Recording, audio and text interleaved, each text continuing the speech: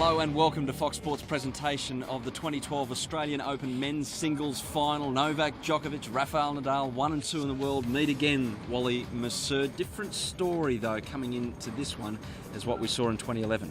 Well, I guess the big question mark is over Novak. We saw him in his last two matches. He looked a little distressed between points against Andy Murray at times. He looked absolutely gone. Now, was he foxing? There was a little bit of showmanship there.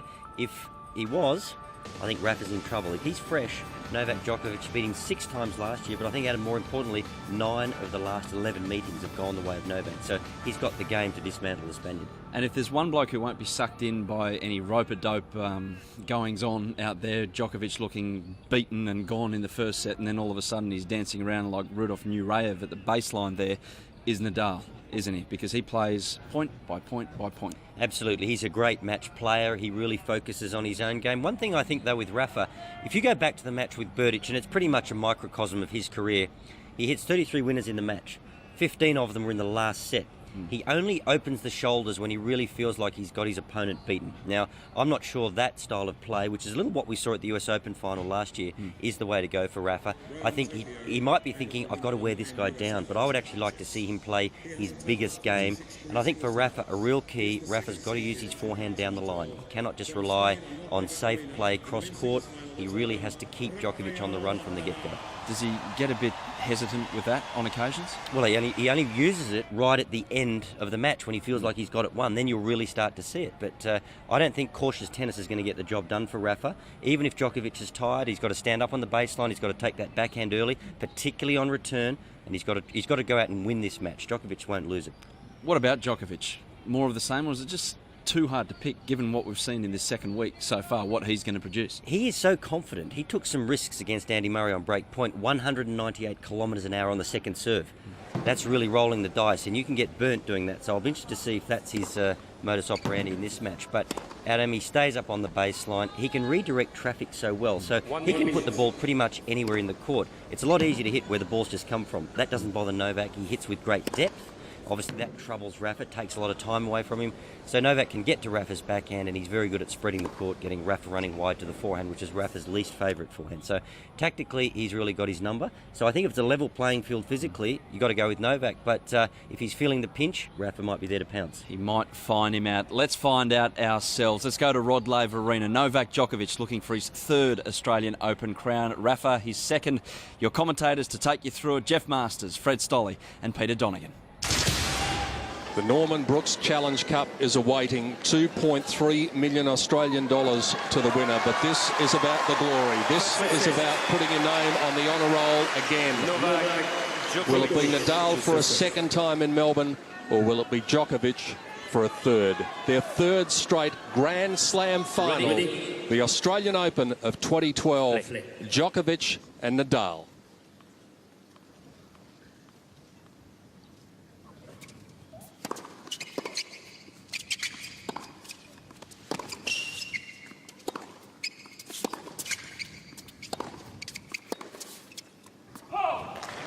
Just reading an interesting fact here, an interesting stat, that Rafael Nadal is bidding to avoid becoming the first man to lose 3 consecutive Grand Slam finals in the Open era. So you know that he wants to get this one in his pocket tonight. Lost 3 in a row, his last 3 finals in Grand Slams. That's unusual for Nadal.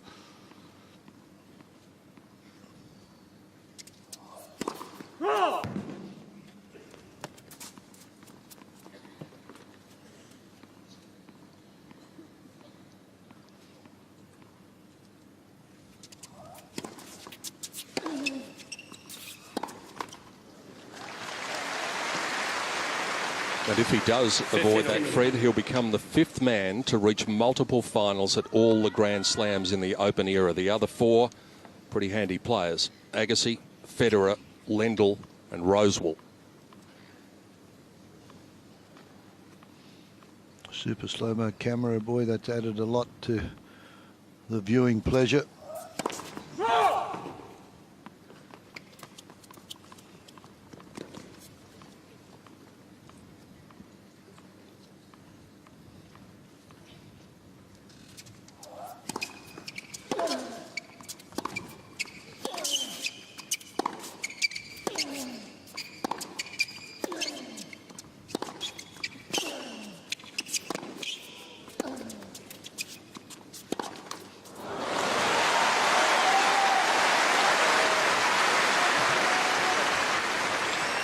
Fred, I'm going to be interested here tonight to see if Nadal, in fact, plays a little closer to the baseline. He's made comments about that in the last few days, that he felt that Djokovic has had the better of him the last few times because Djokovic, has taken a lot of time away from Nadal. So he wants to give back some of that same sort of philosophy. But early stages, we'll keep a close look on whether that transpires or not.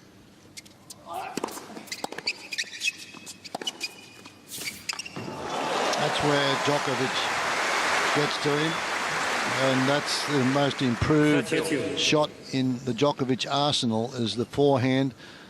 3 years ago it was a shot that made unforced errors, but this one, Nadal's not looking for that pace of shot that he can create into that forehand corner.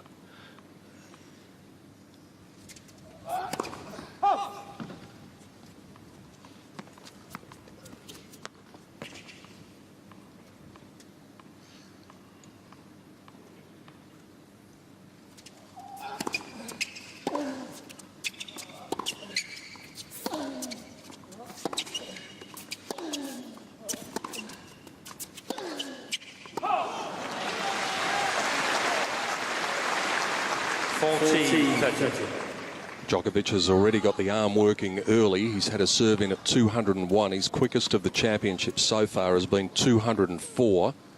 Average serve 187. So for speed, he's actually got it over Rafa.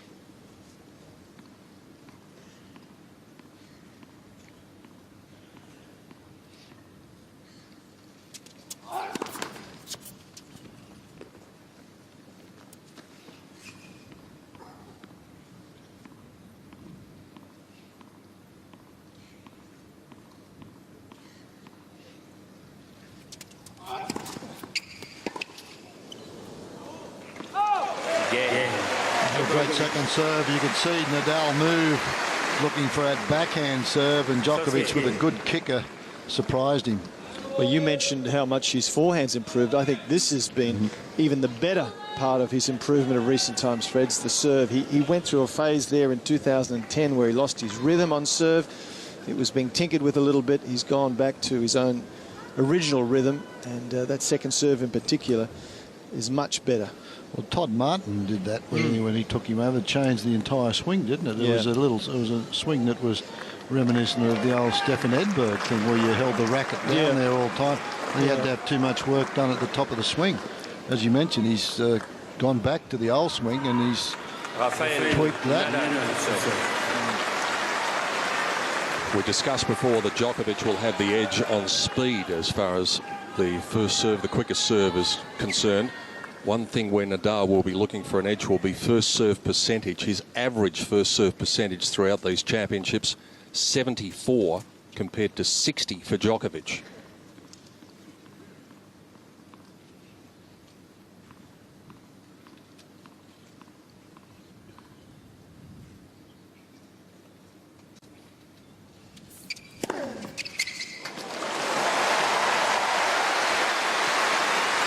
That's another area, Peter, that the first serve we're talking about, that Nadal has decided he wants to work on by adding a little bit more weight to his racket. He feels like he hasn't been getting enough free points, and he may just try and pick up the pace a bit here tonight.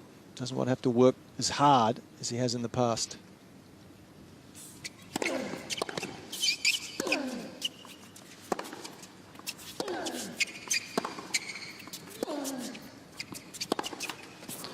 The US Open, he moved the grip around just like about 1/8 of an inch to give him an extra 15k on the serve. And he's always trying to do things, Nadal. That's what you like about him.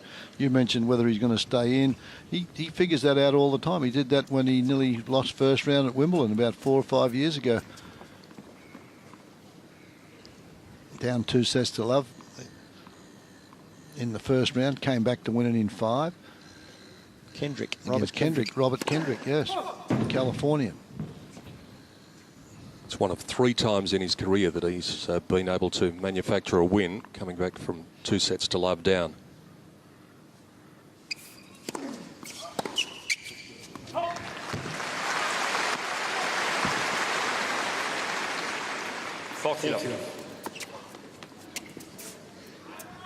He hasn't done it since 2007, come from 2 sets to love down, as we look at the man whose house we're in tonight, Rocket Rod Laver. Hasn't done it since 2007, but he probably hasn't had to do it a lot since 2007. He probably hasn't been down too many times, 2 sets to love since then. Well, that is just the confidence booster that Rafa would have wanted with his opening service game, holding to love. One game. We haven't spoken about the Nadal knee that prior to the tournament seemed to come from nowhere, to the point that before the championship started, he had to go off to hospital and he was in tears thinking he may not be able to play. That's interesting. Djokovic obviously feeling the tension that he's used in the racket to start this match is not what he wanted. Sometimes the conditions, when they get humid, change the flight of the ball. He might have decided that it's humid, a little bit heavier. He wants a racket strung perhaps a little bit looser.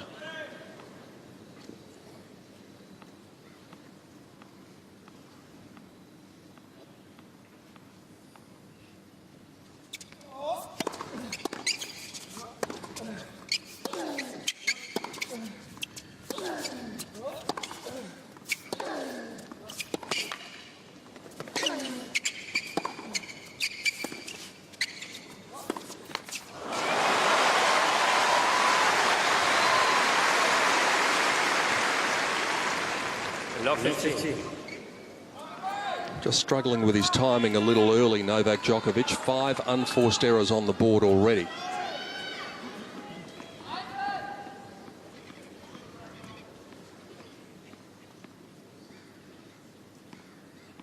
Gives it a bit of effort, doesn't he? Around the top of the head.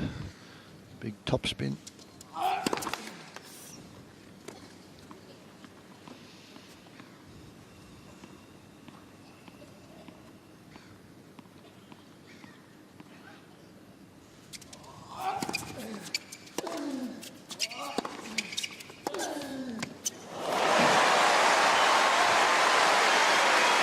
Right there, Djokovic a little ginger on that leg, chasing that one. Did not move for it. See if you can pick it up here.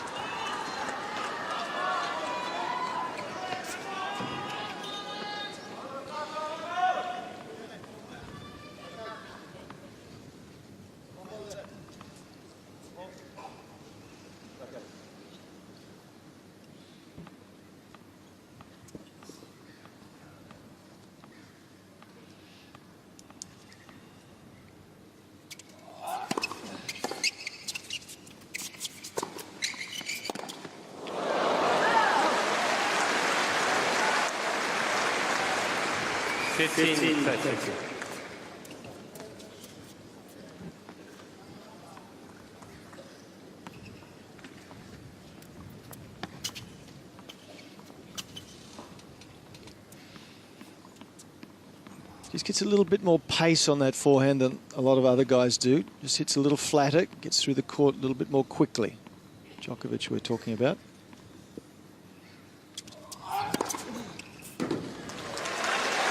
The Djokovic players box. Going to have a look at it. And Marian Vida, Djokovic's coach, sitting down the bottom right-hand corner of the box. Well and truly in. Nadal has 2 challenges remaining. Haven't seen Djokovic's parents. I thought they were here at the start of the tournament. Haven't seen them. I don't think they are, Fred. Yeah. I don't think No, any they of the haven't been there families last here. week. Yeah.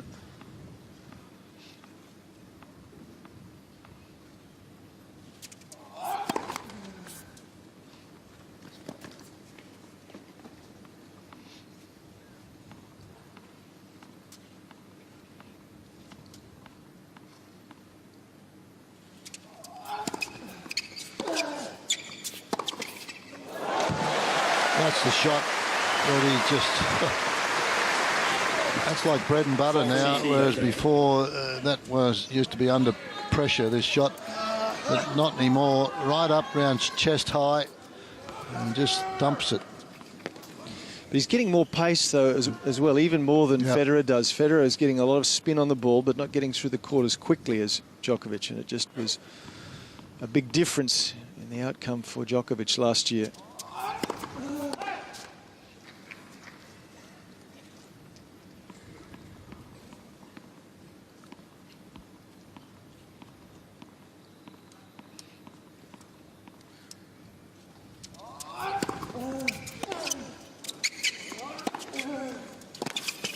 There's that speed again. That's that same shot again into the forehand, though. He's looking for it over the backhand wing. We're on serve early in the final. Djokovic leads by 2-1. It's the Norman Brooks Trophy.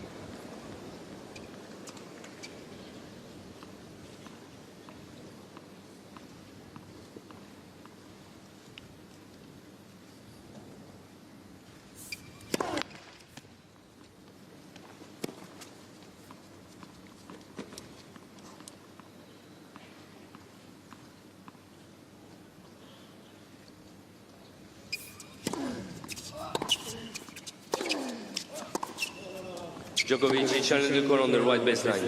Ball was going in. Yeah, I think this is long, unless it's a lot of topspin.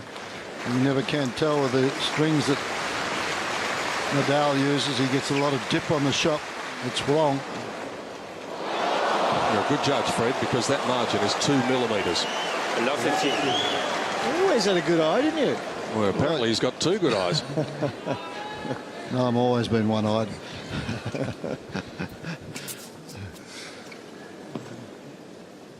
That's a good challenge from Djokovic.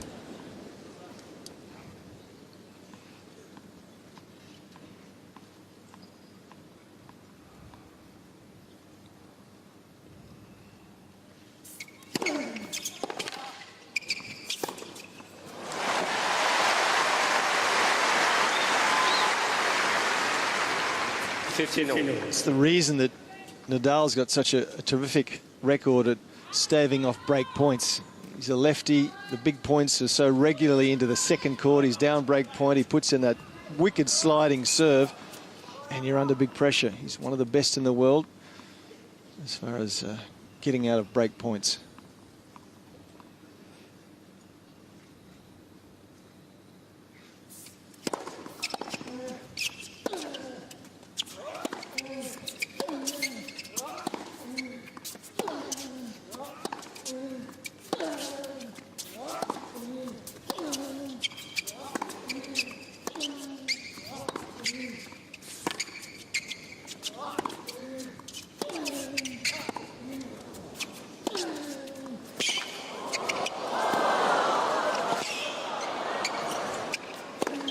What a point. Uh-oh, Djokovic is down. Tweaked the ankle. He'll walk it off, though. 13-15.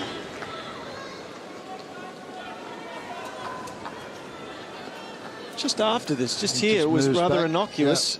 Yeah. Oops. Just there, the right ankle rolled just a little.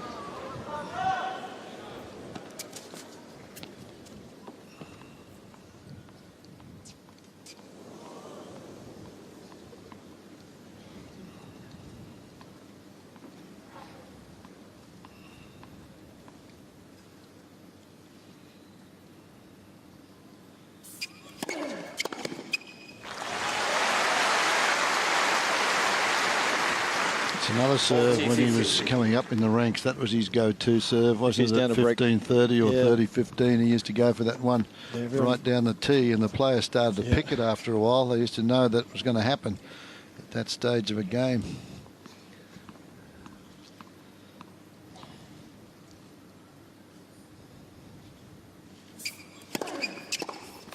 Nadal. He's holding his serve very convincingly at present. Rafael Nadal has just dropped the 1 point. 2 games off. Djokovic just flexing that leg at the other end of the court. There's the women's champion, Victoria Azarenka, in the crowd looking on. And it's one of those ones where you roll an ankle. Gentlemen, you know it. You've probably done it many times out there on the court. When you do it immediately, there's a bit of shock about it, and you think, I hope I haven't done it badly. Doesn't appear to be the case with Djokovic, but he's got it in his head now. Yeah, I think he's going to be okay. He's just loosening it up. It would be more noticeable by now if he'd done some serious injury. Well, he's had to put the weight on that left foot and drag the right one through. That showed you the last one when he drags his toe through. His tennis shoes don't last him too long.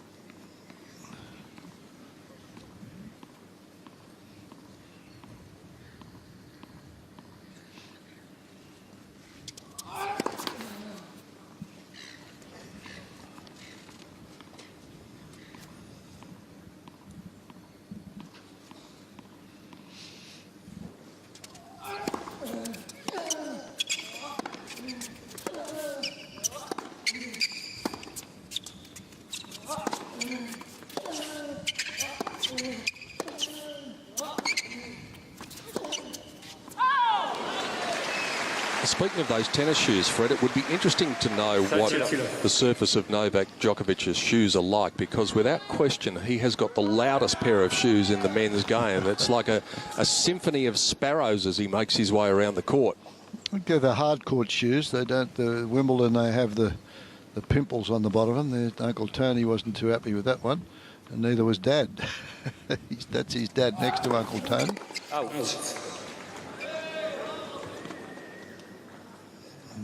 He looked up to the box and it was signalled out.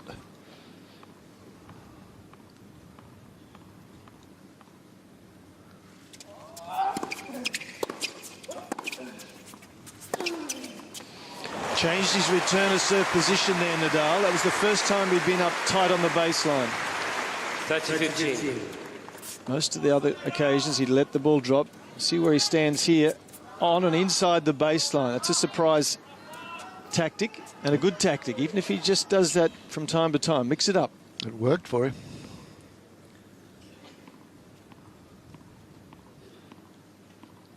See the felt come off the ball and that super slow-mo. Whoops.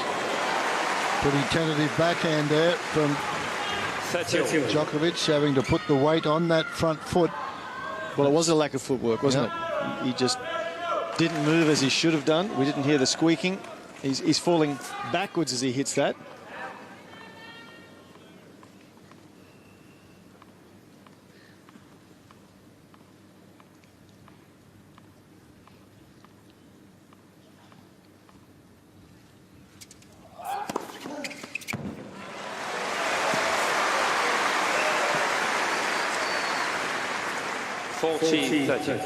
Third ace.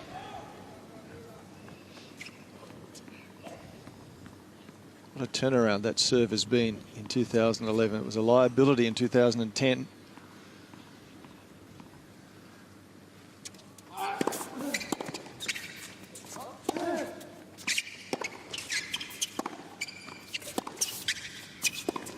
It's out. Djokovic's high ace count in these championships, 15 against Hewitt in the round of 16. He's averaged about 8 aces a match. People coming to clean the court for the bird sheet, please. Thank you. Pascal Maria probably unaware of the fact that we could hear what he was saying, but looking to erase the calling cards from the birds. That's the translation of what he said.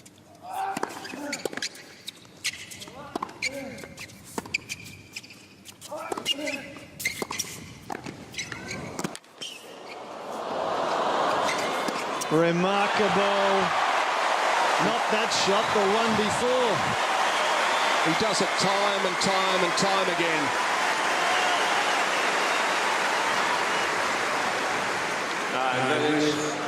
Nadal. Had no business getting that one, and it turned out quite difficult. And when he's got a target, look out.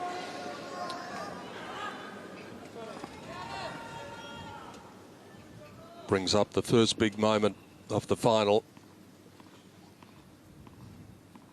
Break point.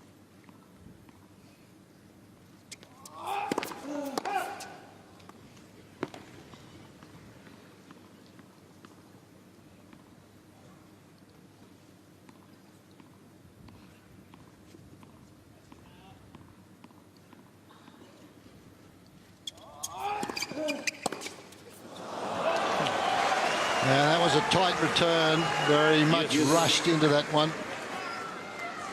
How eager both these men are to get an early break. Goes after it though, Fred, doesn't Yep, he? Look he where he does. is. He started to attack it, but as you said, he didn't really commit to it.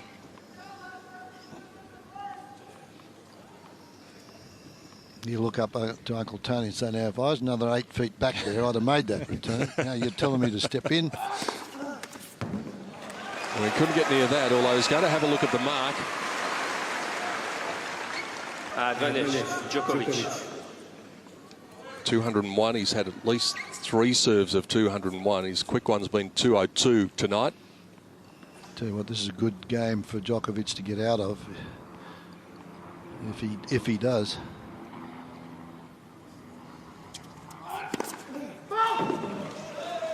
Djokovic channel call on the left hand side. Ball was called out.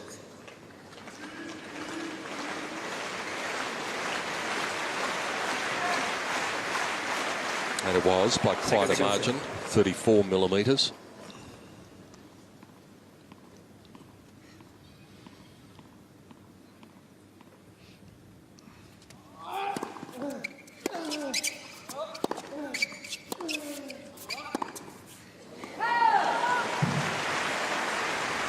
Yes, Djokovic has 2 chances. That's again on that backhand side when he's got to put weight onto that right foot. Well, it's either, you know, it's maybe an ankle issue. I just think for the tournament, he just looked less robust. His footwork hasn't been as good. And last year, when he played so well, he moved exceptionally well, Djokovic. I just don't see it here this tournament.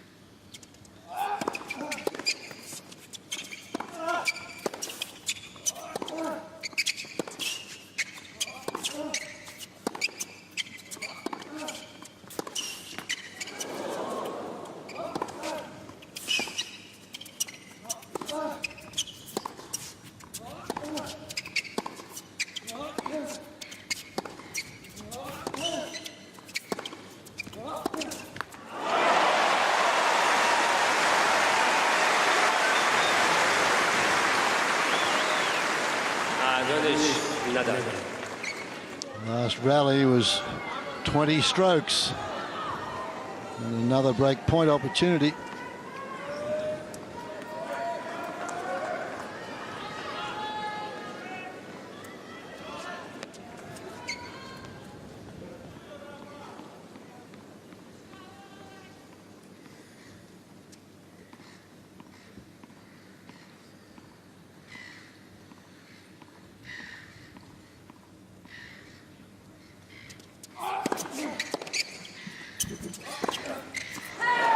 So Nadal making Djokovic dance to the beat of his drum early. The first break comes, it goes the way of the Spaniard, and he leads 3-2 in the first set of the final.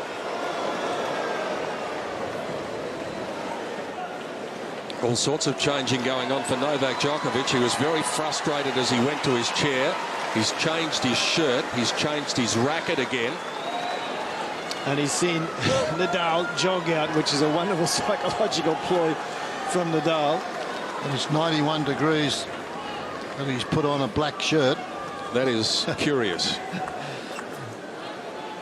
Especially for a man who's looked the way he has in his last 2 matches. And this look that he's got going at the moment has proven to be the onset of that flat patch that he goes through.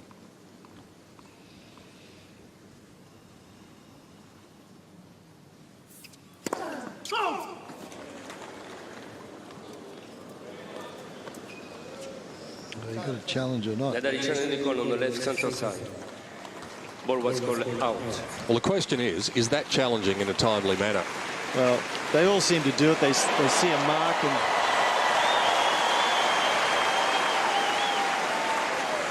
I think it's better than looking at your support box and asking them, though.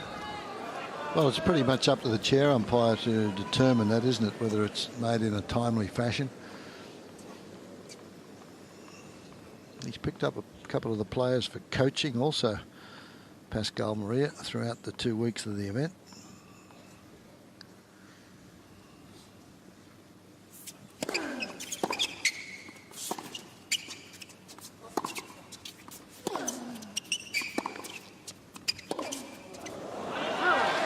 Two players that he picked up were Burditch and his coaching staff, and first round against Tomic when Tomic played Verdasco. Both players questioned him. He said, they're speaking, but I can't understand what they're saying, but the sentences are too long. So they have to be coaching. It can't be just vamos or come on. It's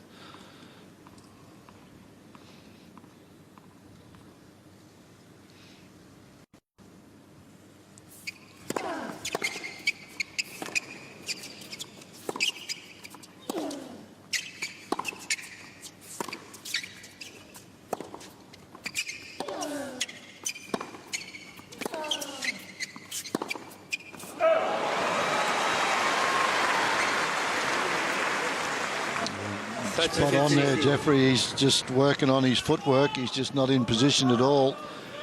Even with that backhand, this forehand, then he questions where he was, the feet.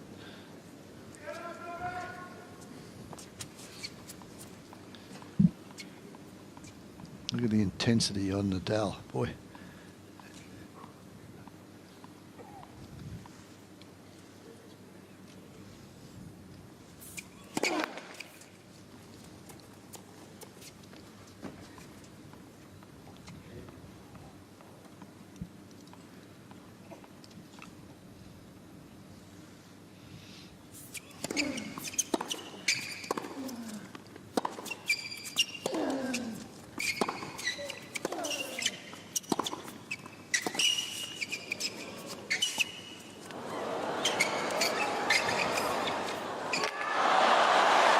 That's good. It's a lot of hard work from Nadal too. A lot of court coverage. 30. He's up for it though, isn't he? Yep. He feels so determined to break this losing streak against Djokovic.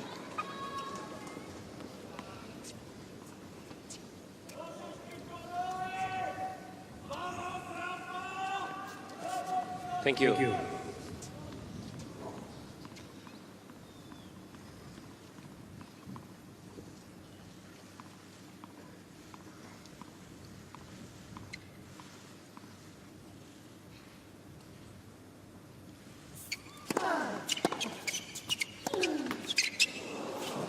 You saw Uncle Tony there grimace and then applaud. It's one thing you must say for him. He loves his tennis, and he really applauds good shots, whether they're against Nadal's opponents or whether they're his man. He just loves the sport. He's robbed on that one. And that gives Djokovic an opportunity to get the break straight back. That's the ideal time to do it.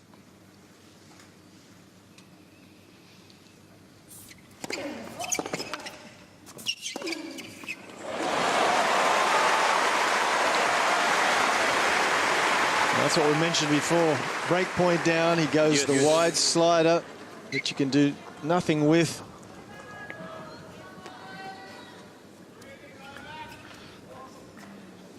Pretty effective forehand there.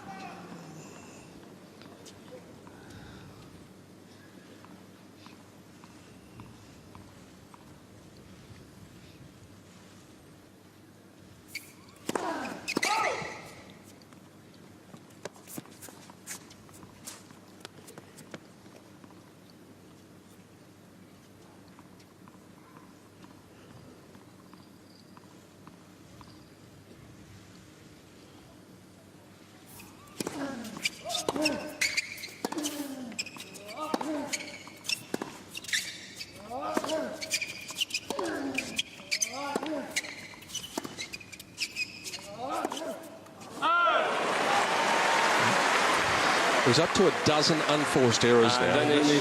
That is a very high count for 6 games.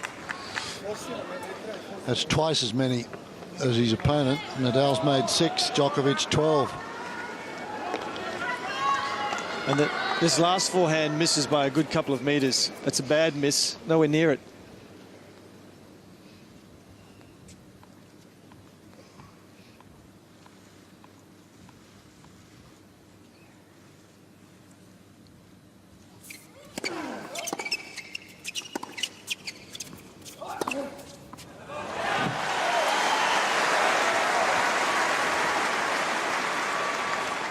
Yes.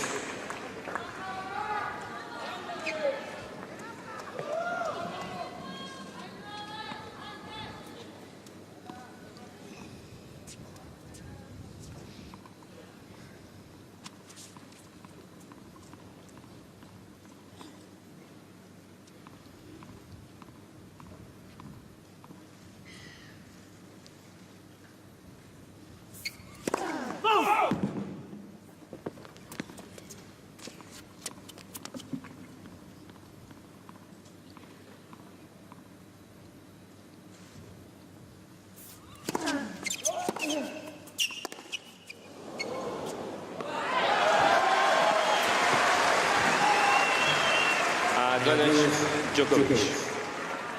He complains about a missed forehand, then he comes up with two very good returns that are very deep and hit firmly.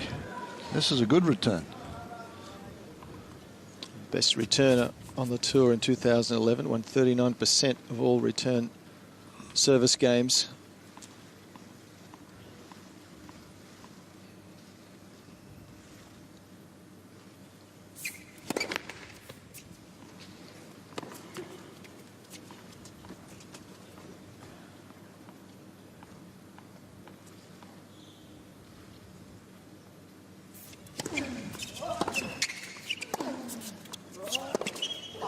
There's another wild one. Well, again, that's just footwork. He wasn't to the ball then. He finished up reaching for it just marginally. He needed an extra little shuffle here. He's just reaching. Look at the difference in the body language of the players. Djokovic walking around, shaking his head, confused. Nadal, all business, as always.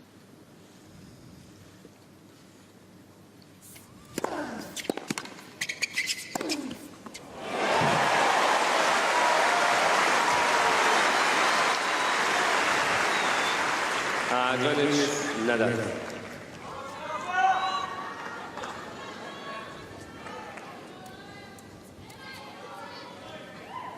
Good serve, just out of reach. Doesn't get enough on it. You can see right up on the top of the frame, barely gets it back into court, and he just doesn't have time to recover for that forehand right into the forehand corner.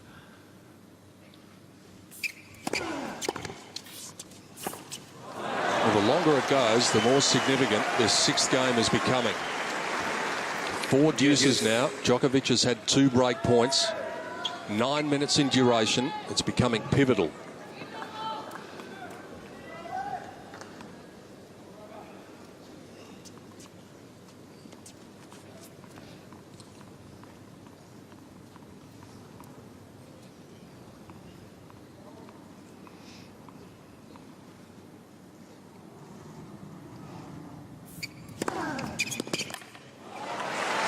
Pinpoint accuracy, that serve's been good.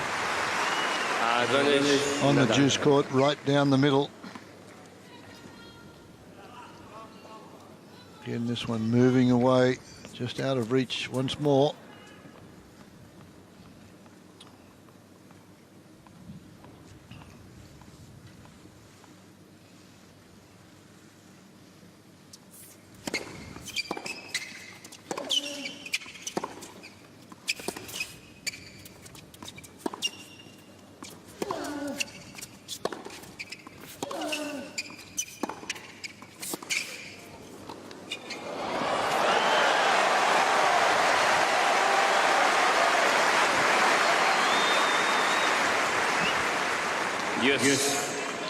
Well, it's still about depth, isn't it? And right throughout this rally, Djokovic keeping really good depth until he finally gets a short one. And again, the approach shot, look at that, 1/2 metre from the baseline with pace. Pretty well executed volley here for somebody that is not known for his volleying expertise. It's improved a lot though, hasn't it, Fred? It used has, to be yep. very ordinary.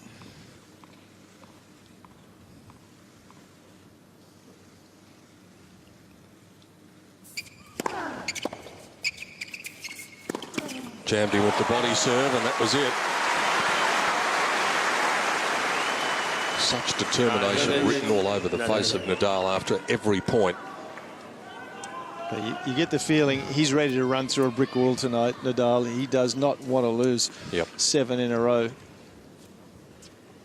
As you mentioned earlier, he's lost 9 of the last 11 matches against Djokovic.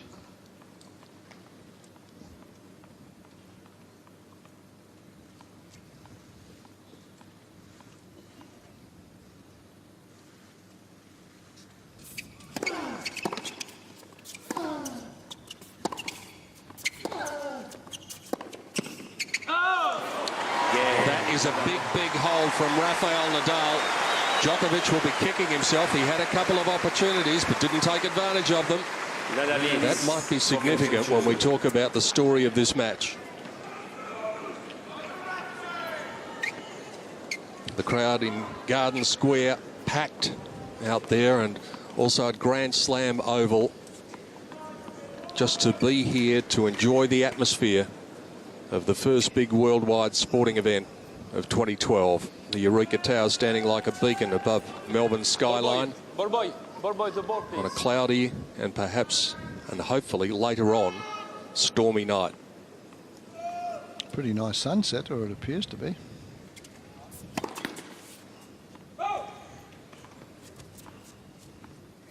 Djokovic facing a storm of his own at present.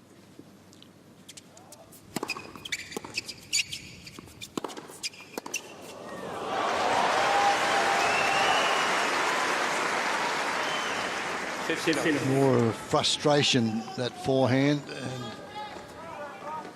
something on the court, I think. It might be the vibration dampener came out of the racket. Yep. Yeah, that's what it is. Uncle Tony's got pretty good eyes. He just saw it fly into the corner.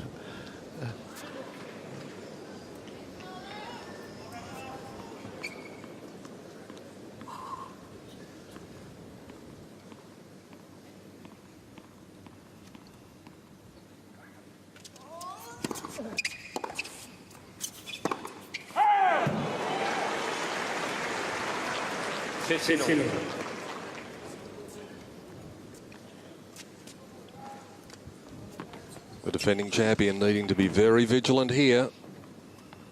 Otherwise, the first set could be gone before he knows it.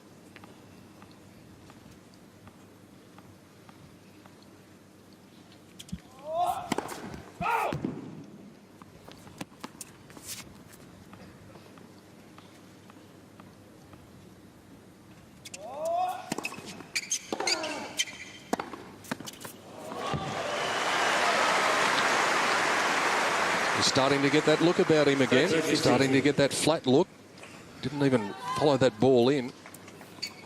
He's been stand and deliver these first 3 points. Yeah. Wants to finish the points quickly. If this is any indication, the first 3 points here.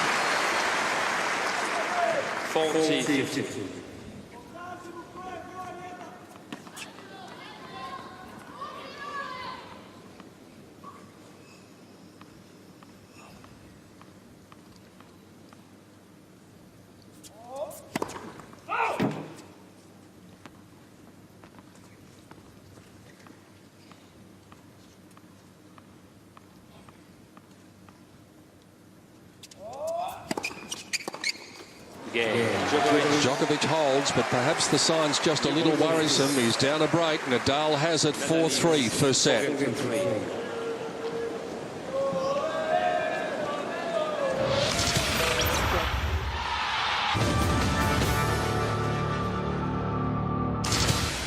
New balls, Nadal with the break, serving at 4-3.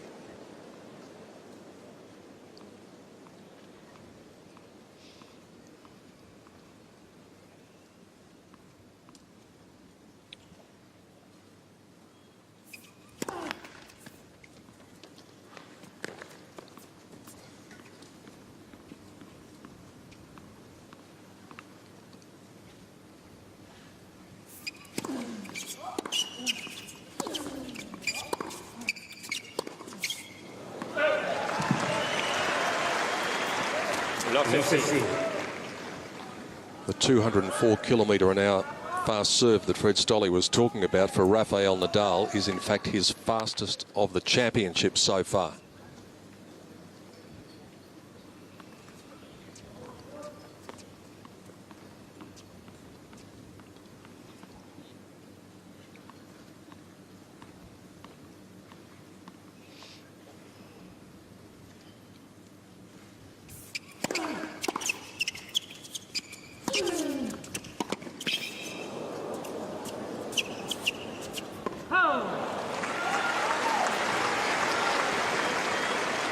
15.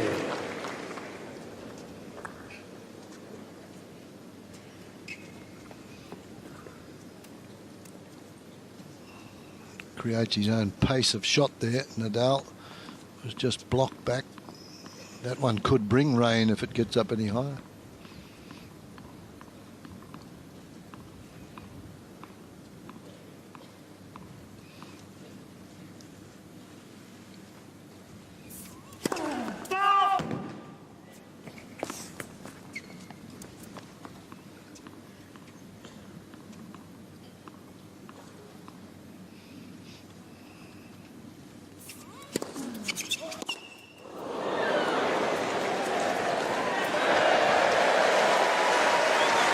Crowd love it when the ball is skied and caught. 13-15. Better get that guy signed up for the Indian cricket team.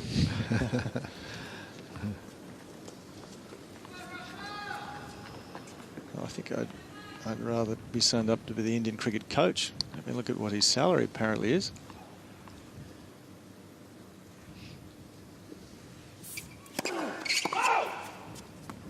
Imagine what the salary is going to be when they start winning. Yeah.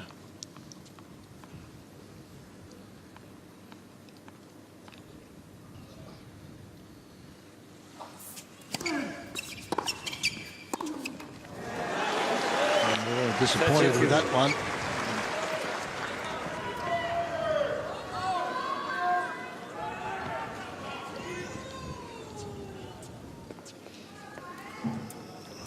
It's all about winning the close games, isn't it? And that's something that Djokovic did so well last year. So far tonight, it's been Nadal that's won the close games.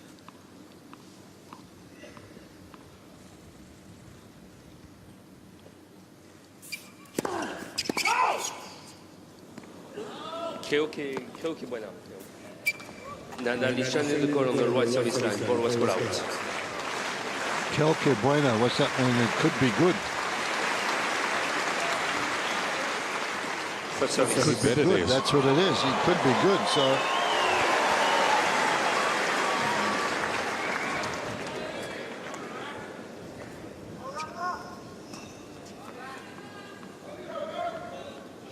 Annoying for Nadal after coming up with such a good serve. Pascal Maria just giving some reinforcement to the line judge who made the error.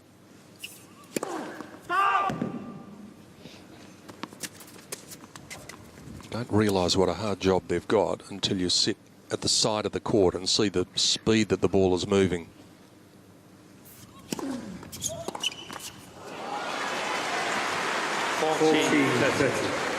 talked about lack of footwork, Jeffrey. It wasn't there at all in that one. That was a second serve. Normally he's very quick to get around this one and hit it down to the forehand line here. Look, hardly moves.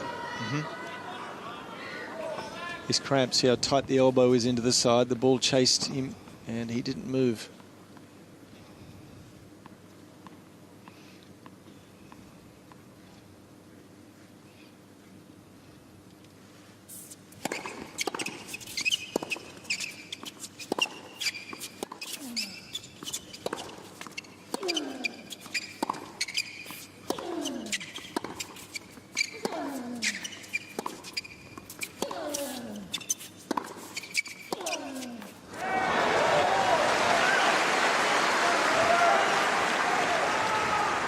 Yes.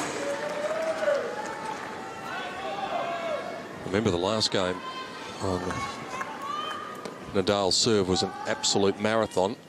Djokovic had two fully blown chances and couldn't take any advantage of it. He's got half a chance here.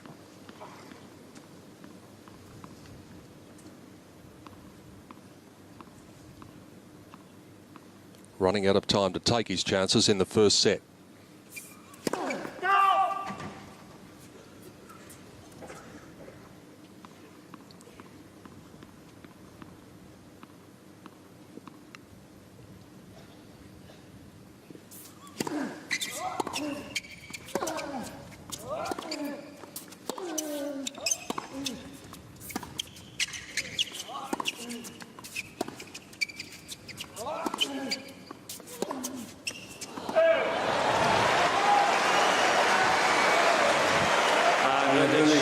Djokovic. This is where the mind games come into play. Nadal looking good here. Looks as though he should go on and win this set. But he knows in the back of his mind that he struggles against Djokovic, and he has played a pretty poor game for Nadal by his standards in this game so far. He's not out of it, just down a break point.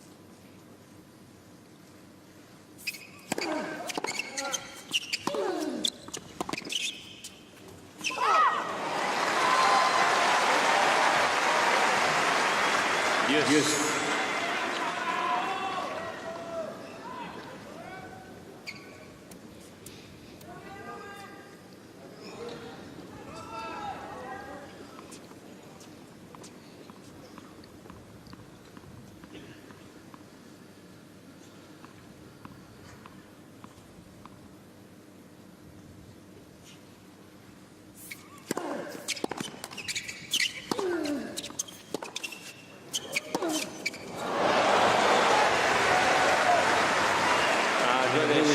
Djokovic. Ladies and gentlemen, please remind to be quiet during the point. Thank you.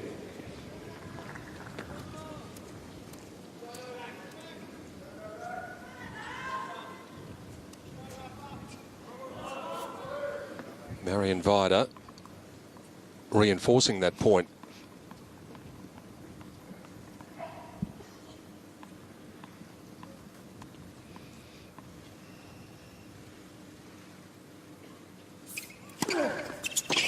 That's a good serve again. That's the one Jeff Masters talking about.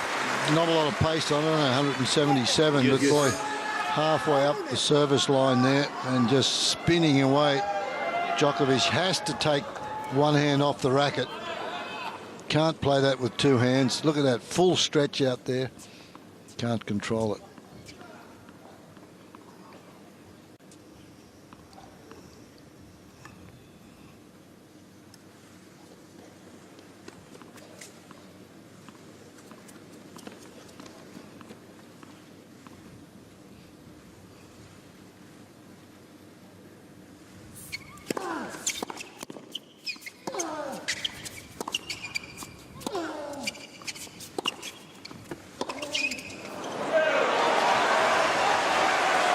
That is the shot when he plays against Djokovic. I mean, against Nadal. Djokovic, that forehand, that is the shot that does the damage.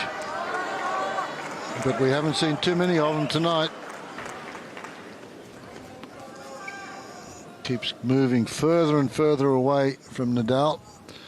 Watch where he gets this on the frame.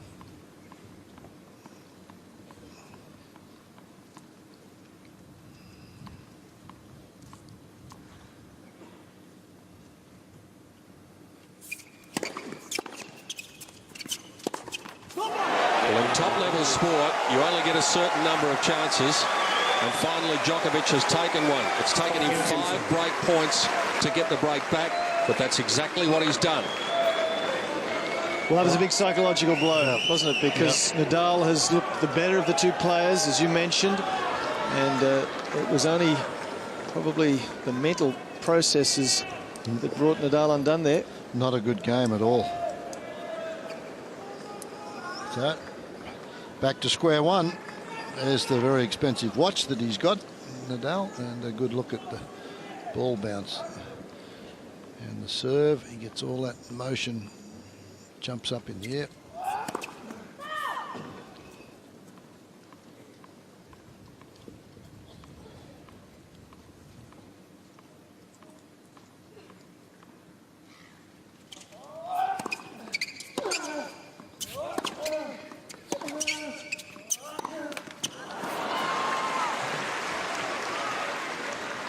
Love 15. Before the match, we talked in the gulf between their average first serves into play, and so it's proving. Nadal operating at 70, very satisfactory. Djokovic needs to raise the bar. He's at 47% of first serves into play.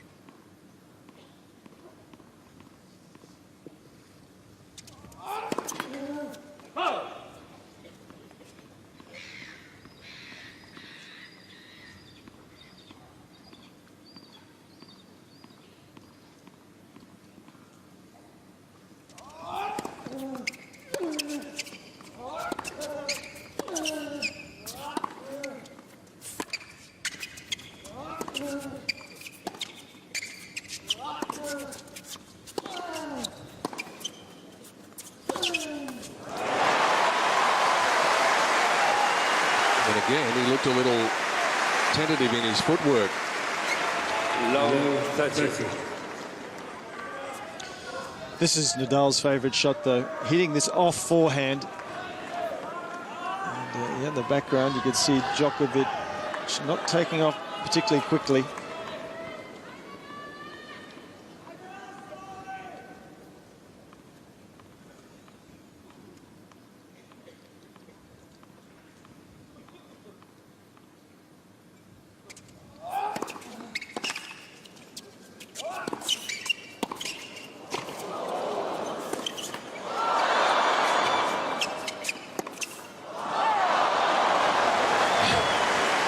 We've got a jail-free card there from Djokovic. 15-30.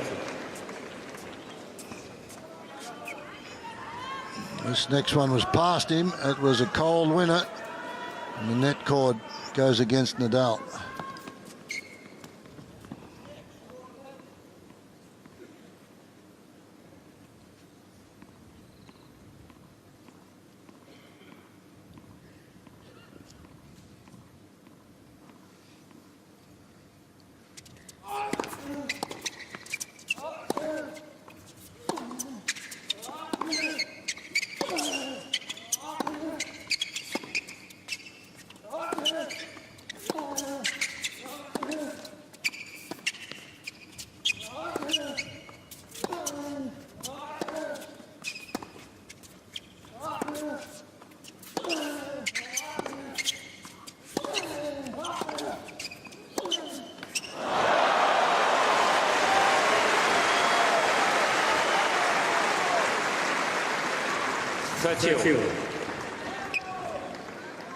It's the ability of Djokovic to absorb the big forehand. This one here of Nadal jumping up at you, and Djokovic takes it on the rise and thumps it back as hard. That's something that one-handed players can't do.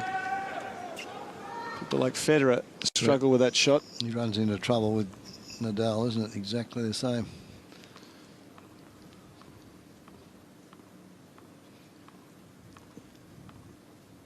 She's always supportive. Yep.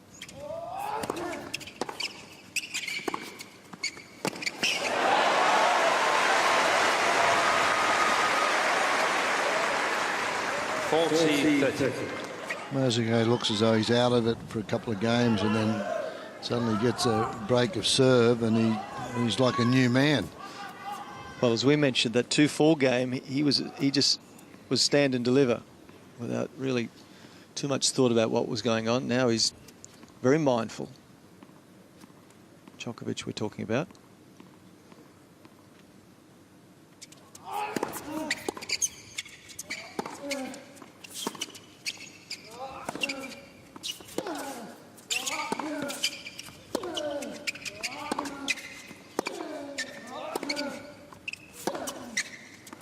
There's been a bit of a surge in the momentum from the defending champion. Novak Djokovic has his nose in front. 5-4 in the opening set. We've been going more than an hour.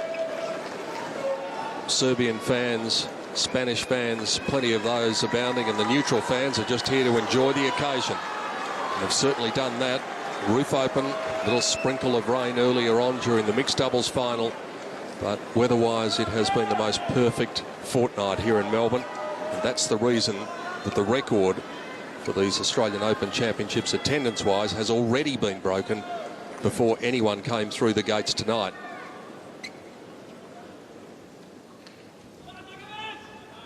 Rafa just needing to find a spark again at 4-5.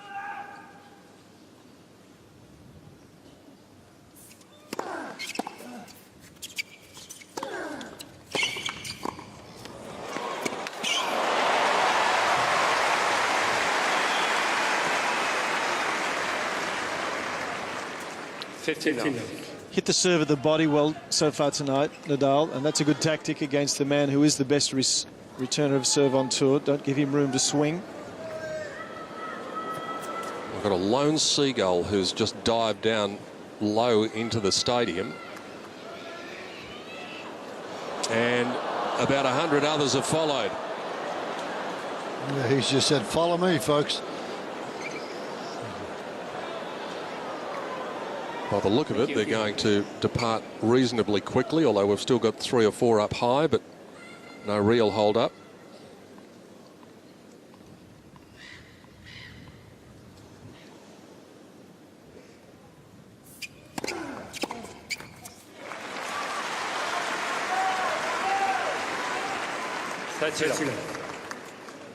Jeffrey, after the other night, I'm not saying anything about seagulls.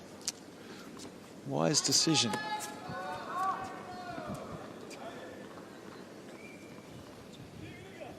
Leave that all to David Attenborough, I think.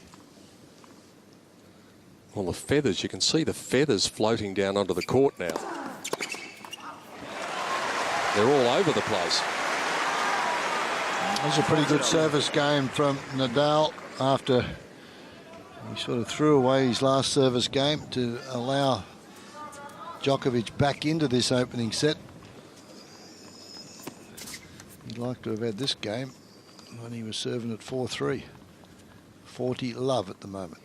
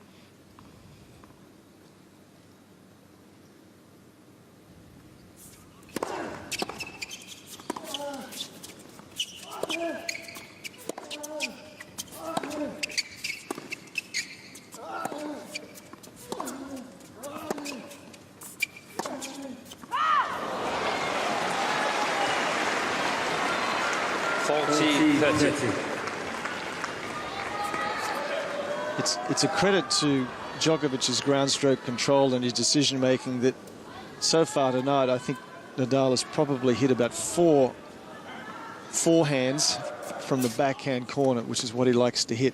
He's just been prevented from running around the backhand and hitting those off forehands by the accuracy of the Djokovic ground strokes.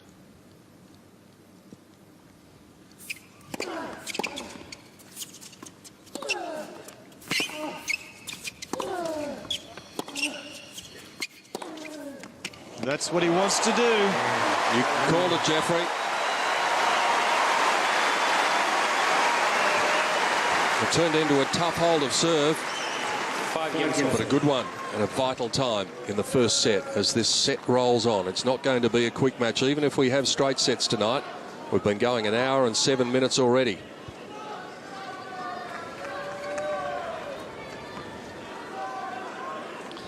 He's a metre or so behind the baseline when he clips this one. You've got to generate a lot of pace to put that away from a man that's got the wingspan and the stretching ability of Djokovic. He gets to most of those.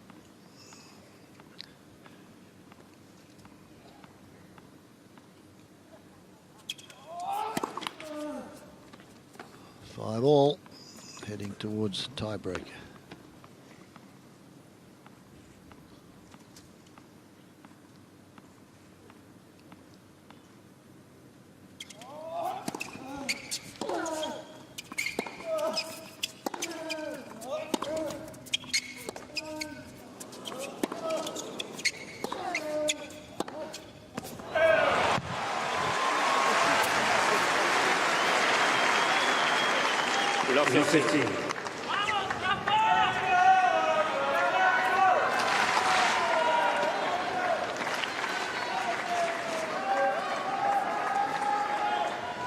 Again, Djokovic actually blaming the restring for this.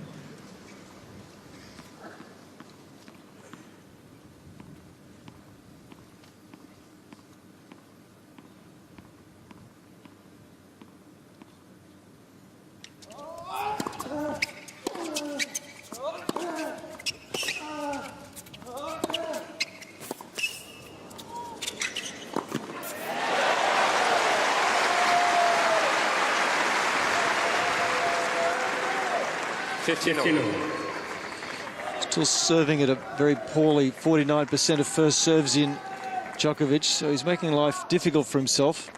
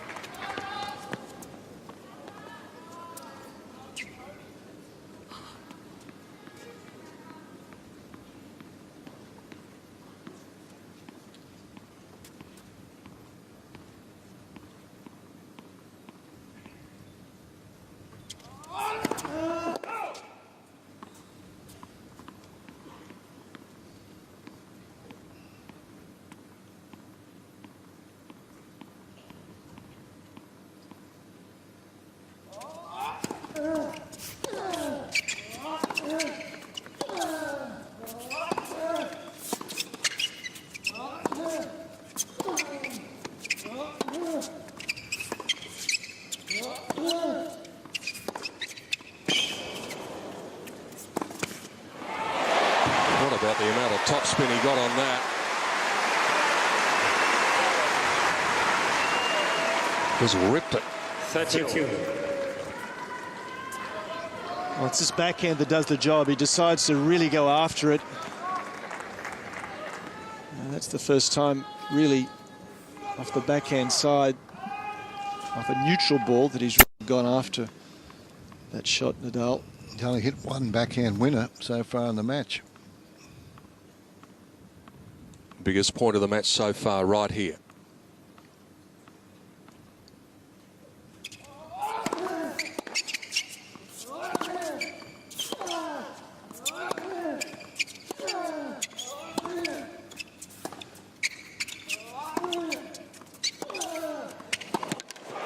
Nadal goes for it, sees the half opening, and the half opening just got bigger. Well, that was Djokovic's problem. He refused to go in after he hit a good first serve, got a short reply, and didn't commit in the early stages of this rally. Then he comes back to this spot, and Nadal burns him with the forehand.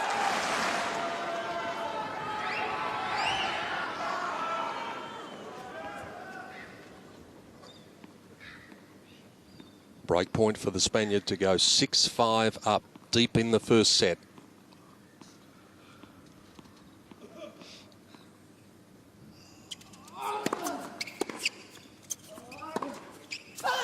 And the break comes at the worst possible moment for Novak Djokovic. Rafael Nadal in a moment will be serving for a 1-set-to-love lead in the final.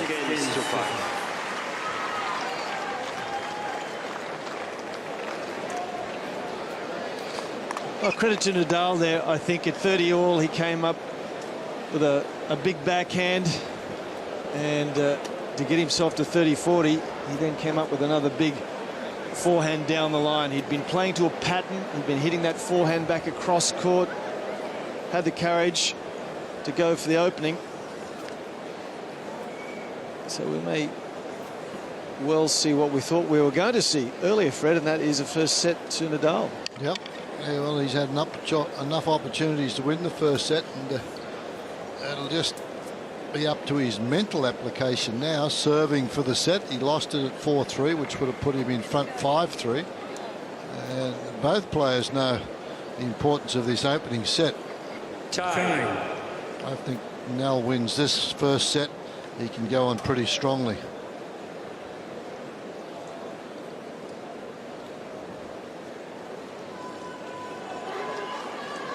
Plenty of stars on that bag already of Rafael Nadal. Is he about to add another one, an 11th?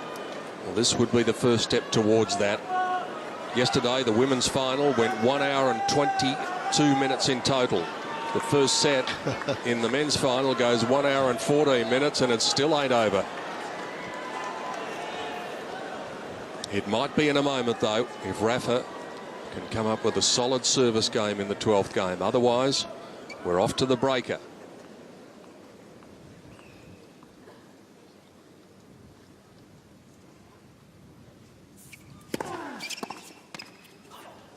Done that serve. He's hit that serve well, as Jeff Masters was saying. Yeah, for an hour and 22 minutes yesterday, $2.3 million to Azarenka, and she deserved it. But the winner of the men's singles probably be out there for maybe 3 or 4 times as long. Gets the same money, $2.3 million.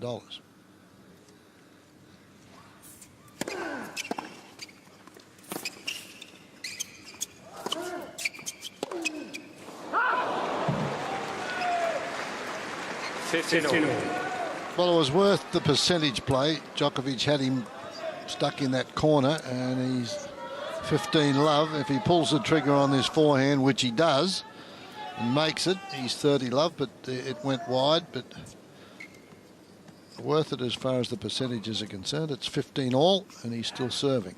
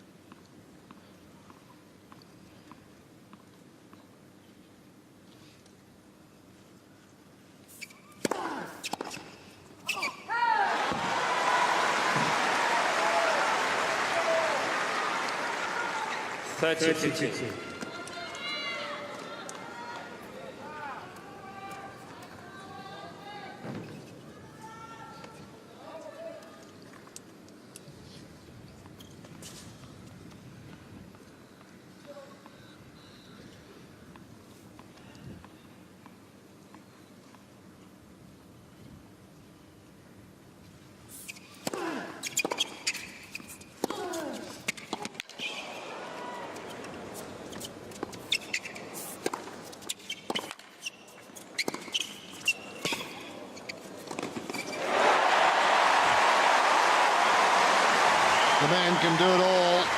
And Rod Laver there. 40-50. Admiring that. Rocket's a left-hander. He knows what it's like. He lets this one bounce. Doesn't overplay it. Then moves in behind the next one. Plays the little sliding volley and plays the angle to take him to set points. Beautifully executed. Moving forward.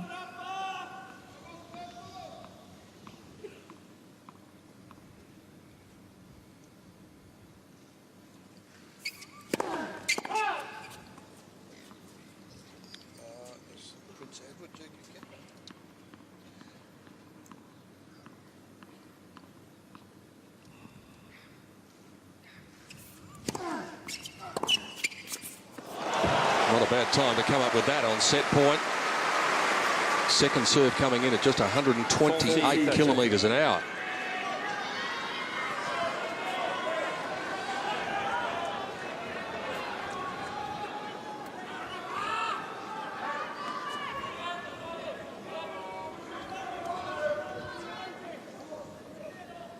One set point remaining, though, for Nadal.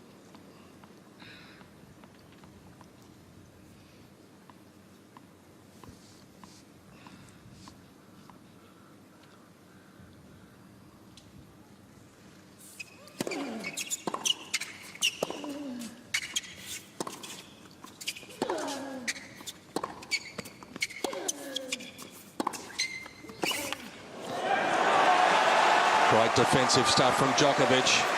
At the psychological moment, his partner is on her feet. Yes.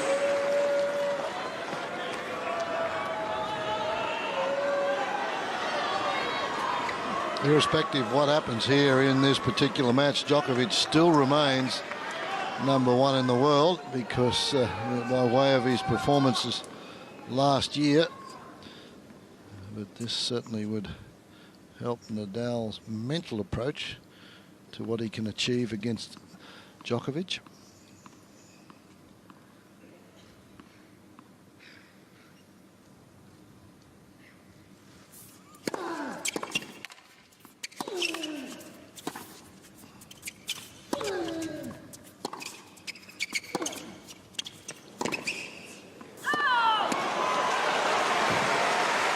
Speaking of number 2 and number 1, Fred, it's interesting to note that when they've met in Grand Slam finals in the modern era, the number 2 seed has a more positive record than the number 1 seed. 20-17. That's the way it may work out tonight. Especially if this next point goes the way of the Spaniard.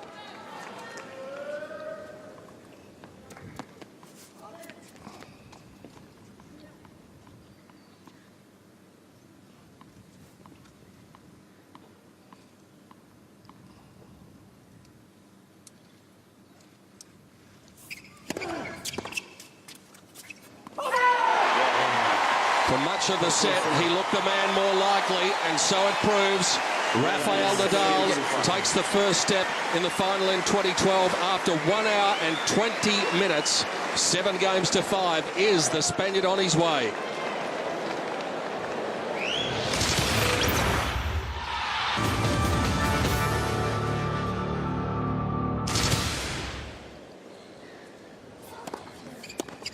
$15.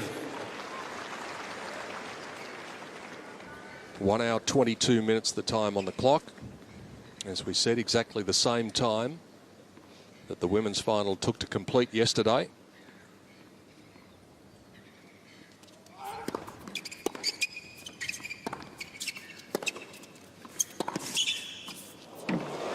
Right on the paint. Not even another look from Nadal. Brilliant shot, this one from Djokovic. Nadal moving to the backhand side. This one comes right back down the line. Spot on the line.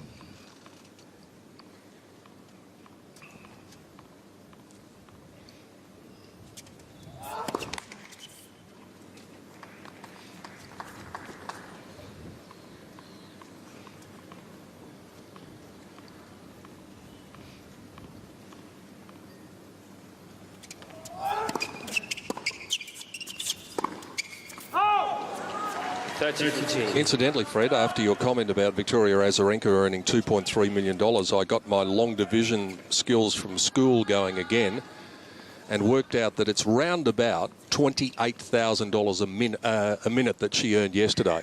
A rate of pay rivalled only by your good self. Oh, I thought you were going to say, well, I won't say who I thought you were going to. I'll get myself into trouble.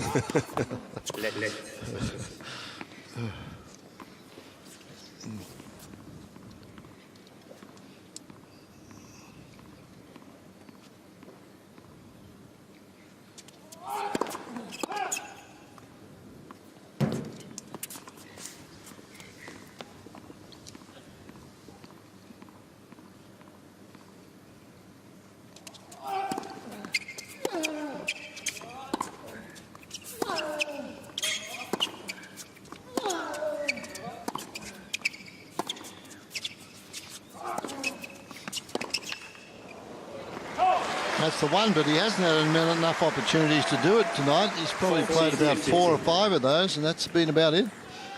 Hasn't been able to get in position. The good news, though, Fred, after that first set, the good news for Djokovic supporters, he just put his head down, walked straight to the chair with a positive frame of mind, no histrionics, as if he's ready to go whatever he needs to go.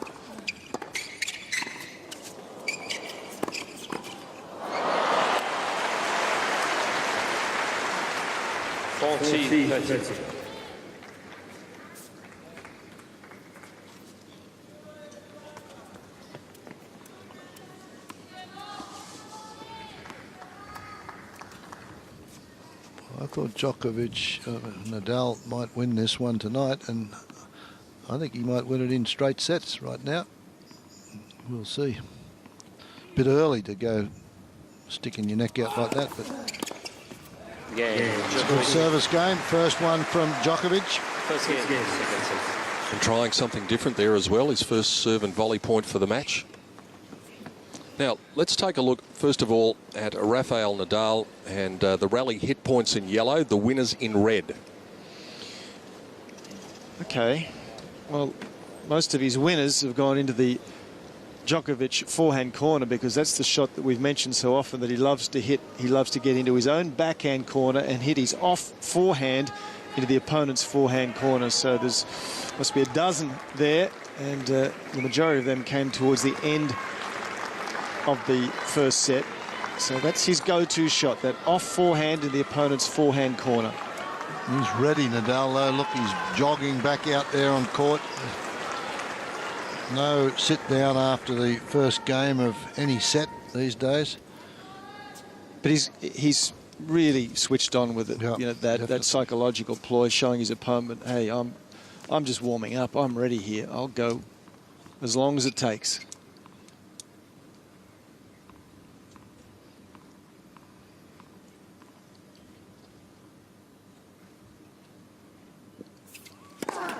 Interestingly enough, it was reported when they had the, saw it on the news, when they had their warm-ups earlier in the day, Djokovic was closed to the public and Nadal let folks in to watch his warm-up. Second service.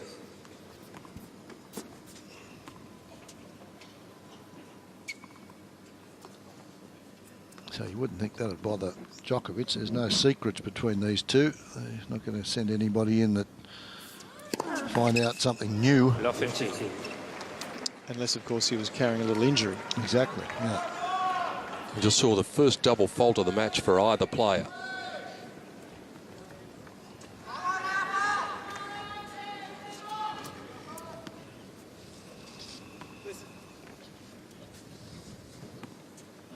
The most double faults Nadal has served in any match of the championship so far this year has been 2.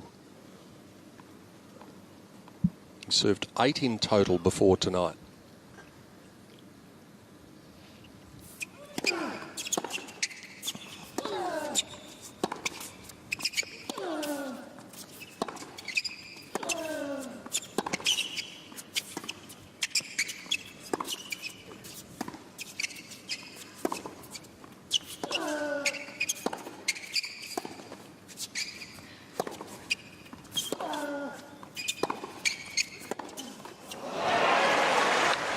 A little more squeak from the shoes of Djokovic throughout that rally. Peter will be happy to hear that. Well, it's a good indicator, isn't it? It is a good indicator. That he's moving. Absolutely. I'm just trying to determine whether he's taken that piece of tape, because I can't see that piece of tape on his left thigh, whether he's taken that off.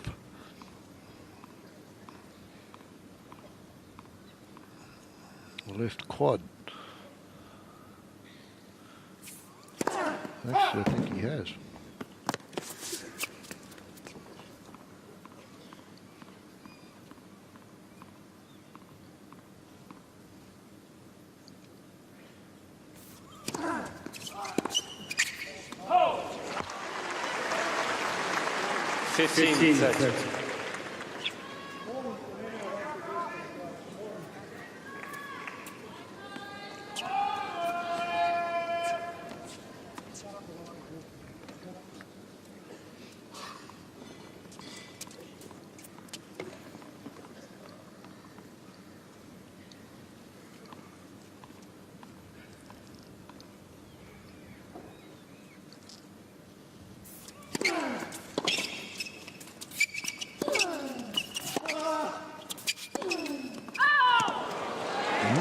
Here we go. 15-14.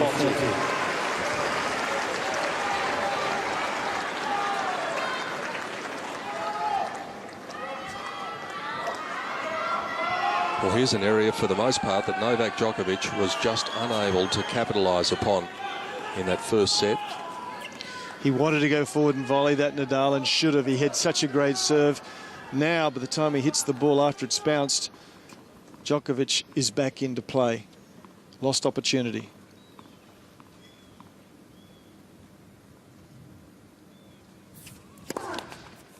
.28 seconds between points with that one, with Nadal. Getting pretty close to the limit.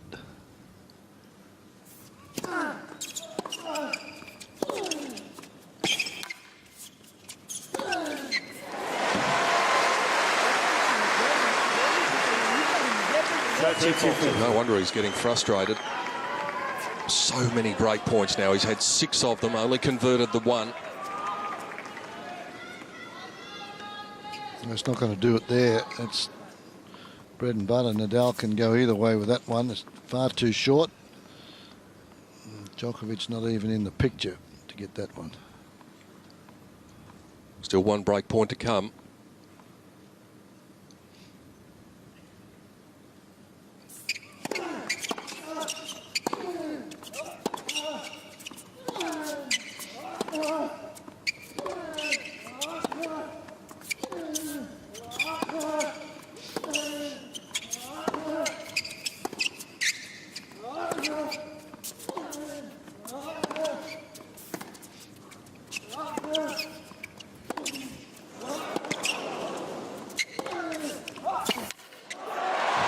Oh, he just manufactured one there. He found himself in the wrong position and was still able to conjure one up.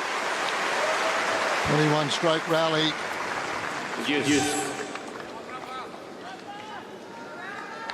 One of the better rallies, probing to try and find a weakness. That one looked as though it might go long. The top spin kept it in, and then that thumping backhand and taking a risk. Travelling some territory. They'll have about 200 60-metre sprints before the night is out.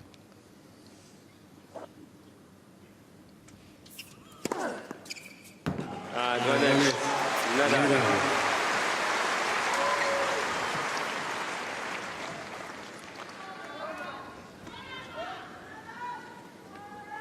Up to 3 aces for the match. He is not a prolific server of aces.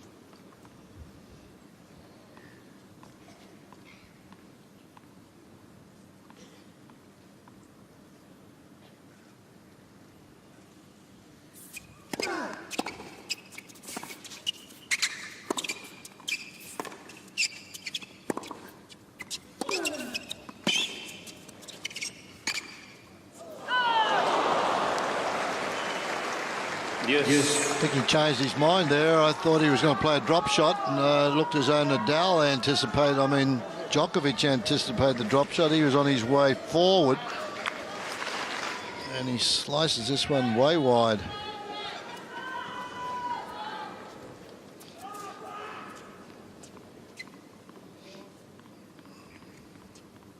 Looked like there could have been just a fairly large gust of wind during that point as well. Can get a bit swirly down there at court level.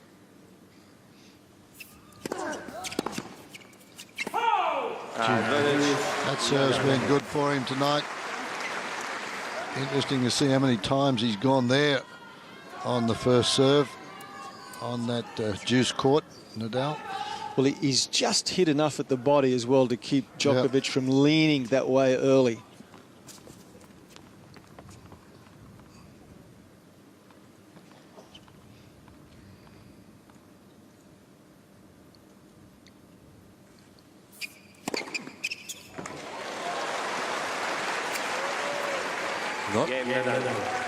That's a very good hold, but it's one that's got away again for Novak Djokovic. Once more, he finds himself in a position where he's got a couple of break points that he doesn't take advantage of.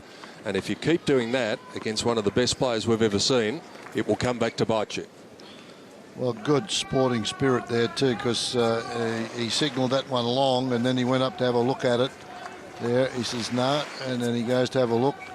As soon as he saw the mark, just turned around and walked. A lot of respect for one another, these boys.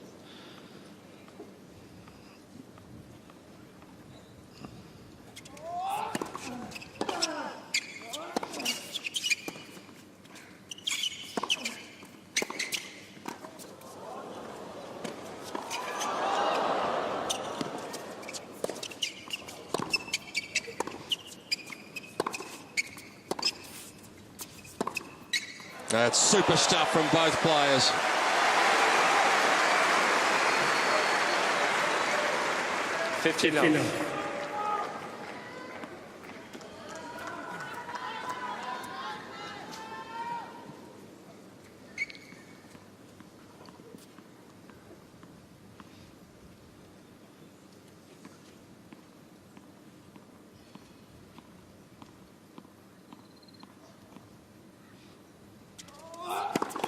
Let.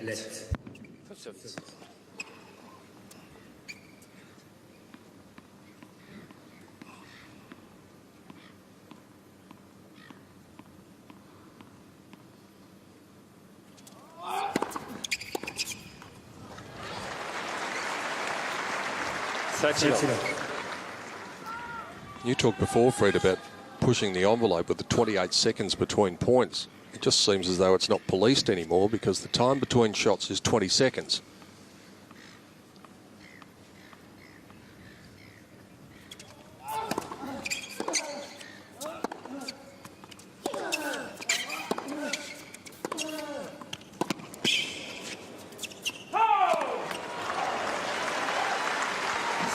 So the great Bjorn Borg used to take precisely between 12 and 14 seconds between every point. He used to play very quickly. On the other side of the coin, and it was a 30-second deal, Ivan Lendl used to take 28. There it is. Going tonight. Lendl used to take, when it was allowed to be 30 seconds, used to 28, 29, by the time he got rid of the sawdust and wiped the grip.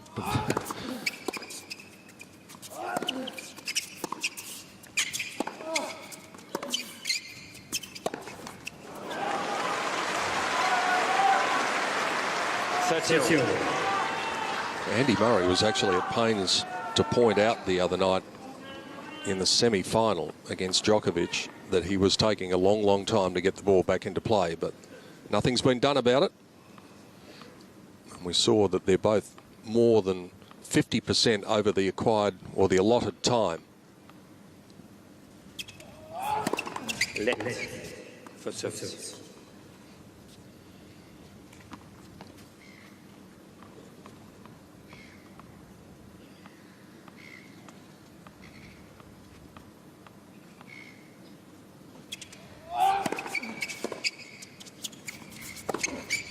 Well, that's a good shot.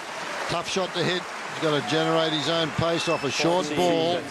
Looks easy, but he's got to hit that off forehand with topspin away from the body.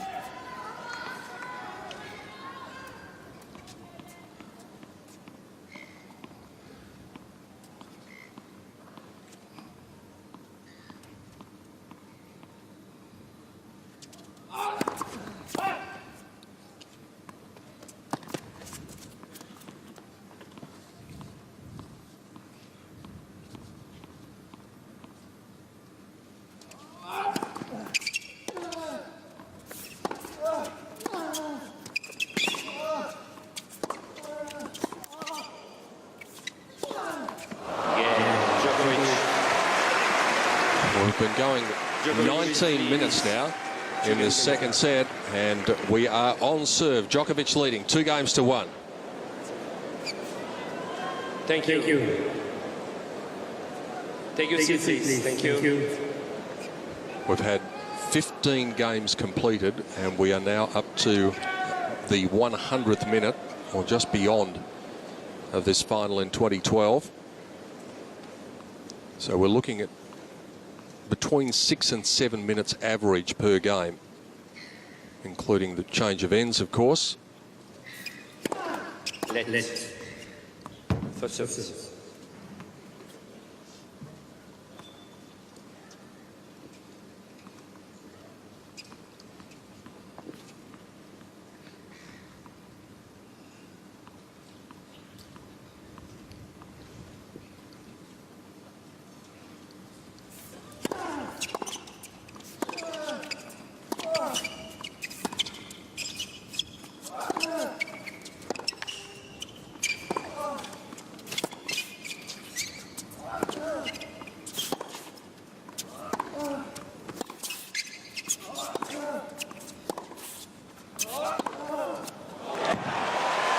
He's found his stride here. That's a beautifully constructed point from Djokovic. Again, look where Nadal is trying to compete here.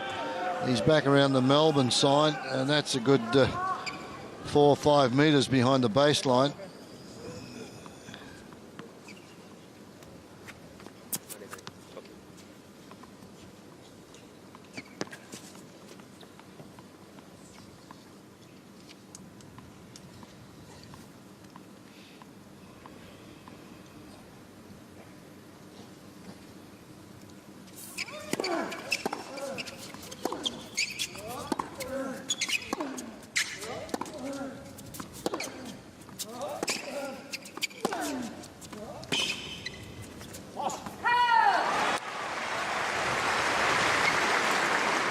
15-0.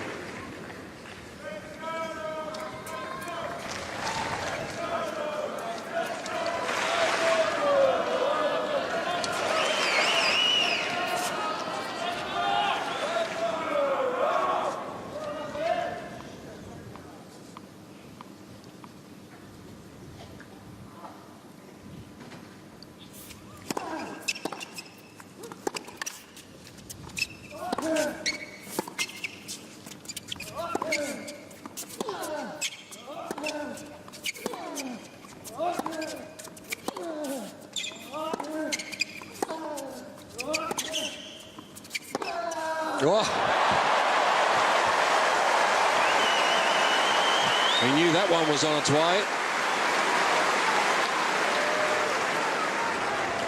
30-15. Should never have got to that third shot of this rally. Djokovic had a very easy backhand to hit down the line and come forward, and he elected not to do so. That was a cracker shot, 157 kilometres an hour. But it just shows you that Djokovic is just loath to come forward. They all have such respect for Nadal's passing shots, but you've still got to come in from time to time when the opportunity is sitting right there for you.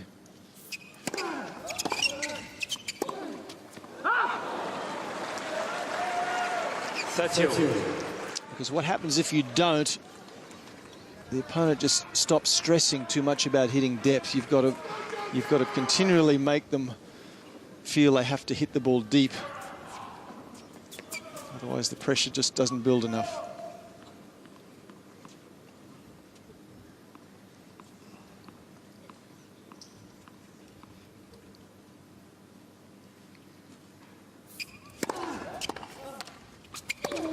Oh, early opportunity now for Djokovic. 30-40. Again.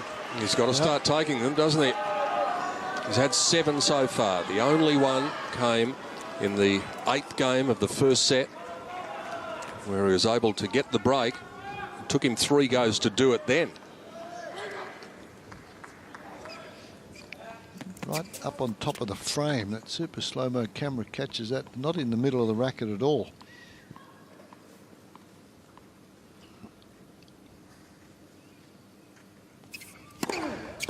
Out. That's Nadal's ball that Pascal Maria is talking about.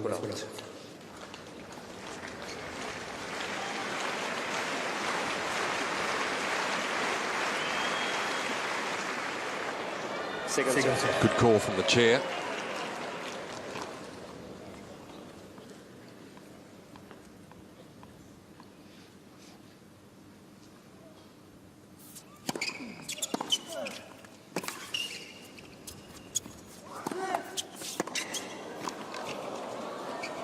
On the line. And this time, he doesn't let an opportunity slip by. Djokovic makes the first significant move of the second set. Quite a remarkable volley there from Djokovic, because Nadal hit the passing shot. This one keeps it very low, but the volley gets down, keeps the head of the racket up and right on the line. Nadal's looking for this one to crack a passing shot, tracking it down, hits the line and zips away. So it got behind him. He couldn't even make a shot at the finish. So much for my predictions. 3-1, Djokovic. It's not in the book yet, No. Fred. Well, you put yourself out there, though. You Yeah. have the courage. I just see that tape. He's still got that blue tape on there, I thought. New balls here for Djokovic. Love 15.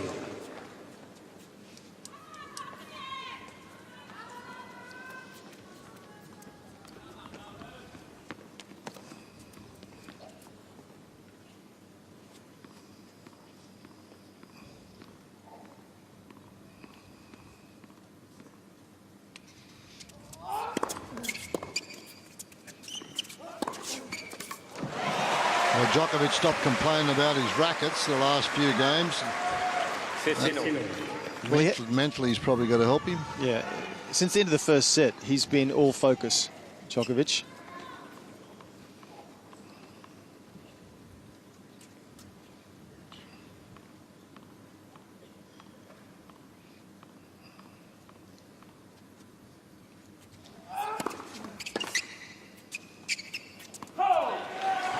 And as well as his focus, Jeff, no real sign of that malaise that we've seen in evidence in the Ferrer and Murray matches. Yeah, absolutely. Save for perhaps the first 2 or 3 games, he was a little leaden-footed perhaps, but certainly the facial expressions haven't displayed any exhaustion.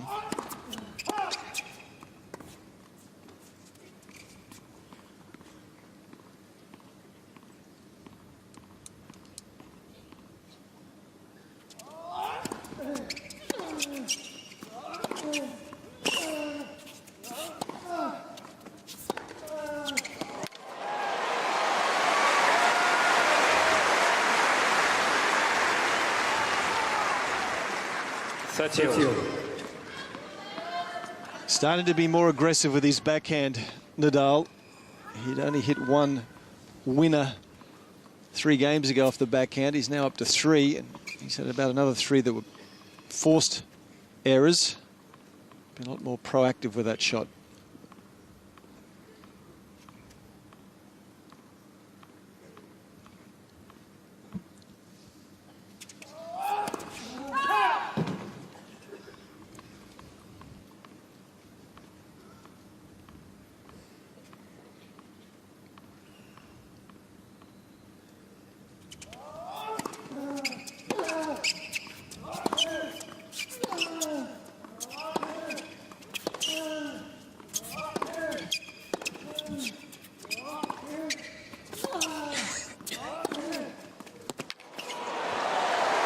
Both players really starting to crack these ground strokes. The final is lifting.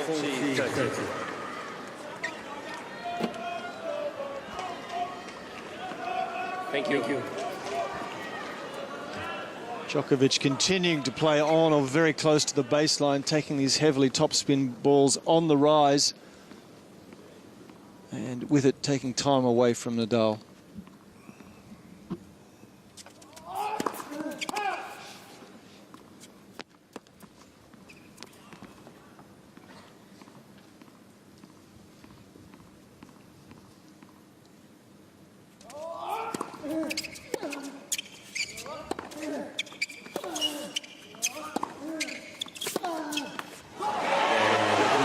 Well, it's been about the most self-assured that Novak Djokovic has looked since the second set against Leighton Hewitt the other night, and he has the second set in his keeping at the moment, 4-1.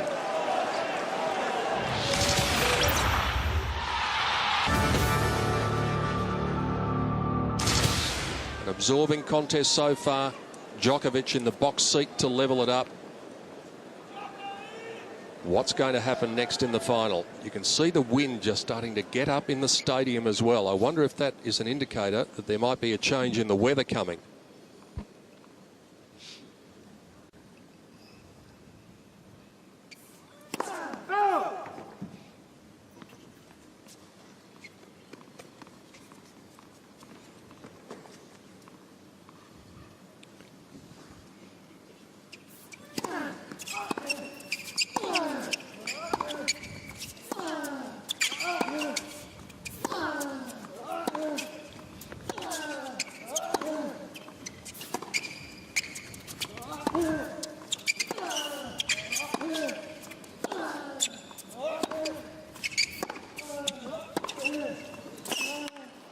This match has come alive, folks.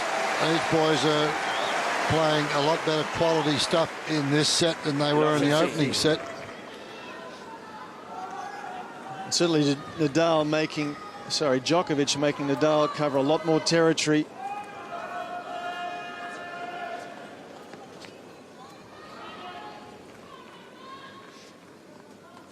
Temperature is still 31 degrees in Melbourne. No real sign of any troublesome weather on the radar at present.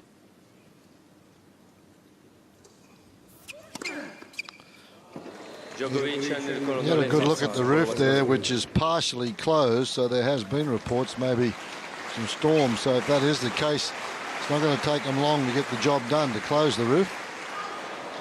Good eye from Djokovic there. 2 millimetres.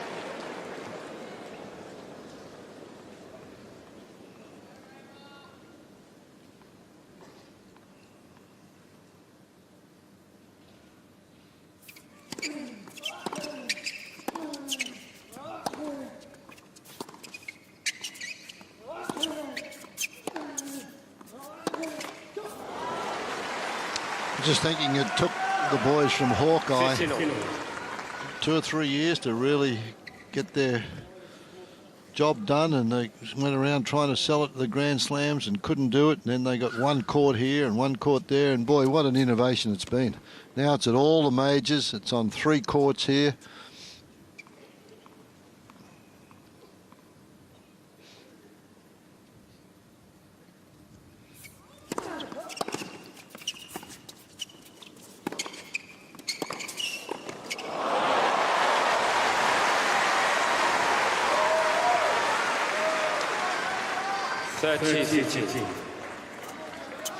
That's why Djokovic hesitates to come forward even when he knows he should, because the Nadal passing shots are outstanding. Nevertheless, that's a volley that should have been made. I was thinking exactly the same thing. Doesn't matter how good this one is. This volley, if you can volley at all, this volley, you've got an open court.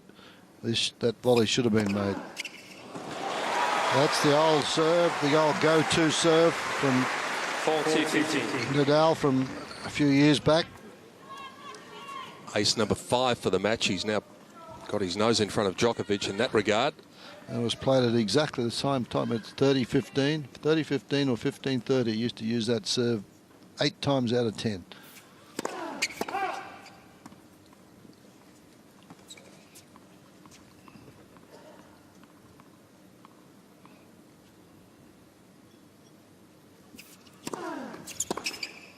A bit of a wild one from Djokovic. Nadal conserves a bit of energy in the 6th game of the 2nd set and prepares for the battle ahead to try and get that break back. He's running out of opportunities.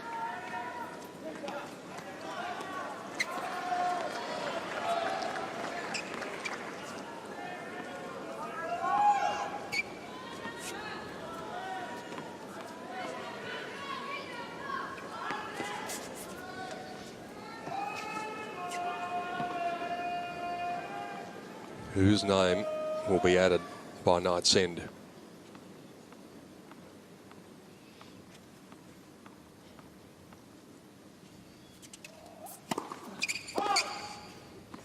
It's very close. Djokovic handled the court on the right service line. Ball was caught out. Well, the chair umpire says very close. That's sort of a code to say that it could be in. There you go. That's the code. It's very close. That said, well, that means they should challenge. It's the unofficial law.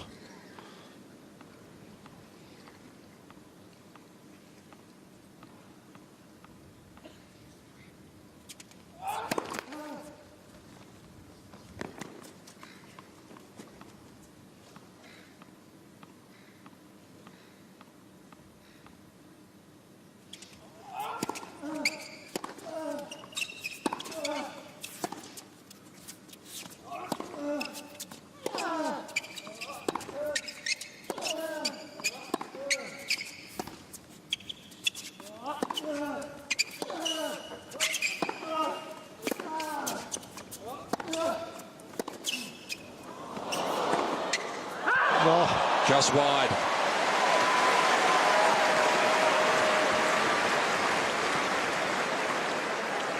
Love 15. Boy, that was a great shot. It missed though, but what a wonderful effort from Djokovic here.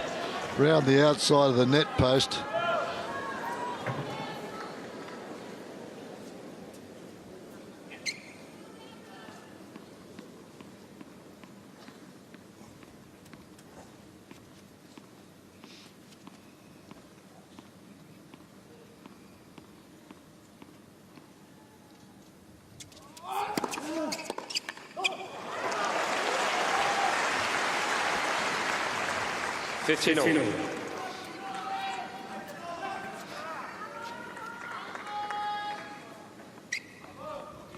His quickest official serve of the night is 202. That was 195 for the wide one, so that wasn't far short of the fastest ball he served.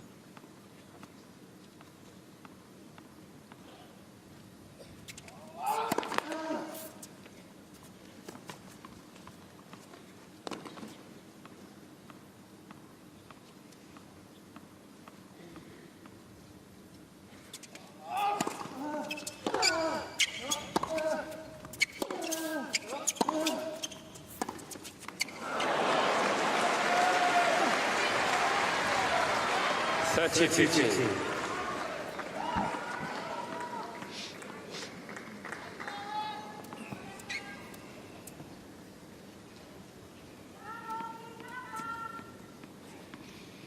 Don't do it, you hurt your knuckles if you go. You're going to do it with the other hand.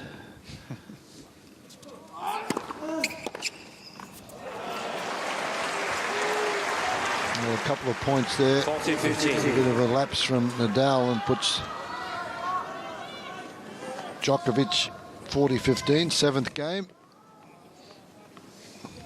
It's got the feeling of a match at the moment that Djokovic has right where he wants it in this second set.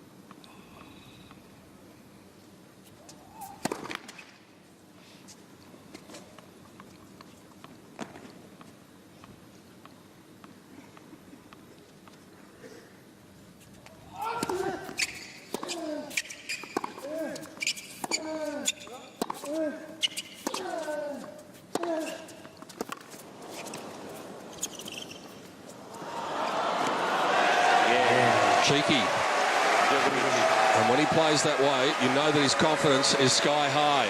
5-2. Djokovic getting closer to levelling the match.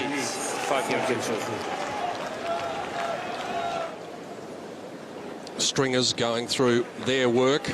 There's been a few sent off to the stringers, especially from Novak Djokovic early in this match. But the stringers seem to have come up with the right tension for the rackets that they've sent back, because he is the man in charge in the second set, with the break coming in the fourth game. Nadal forced to serve now just to keep the set going.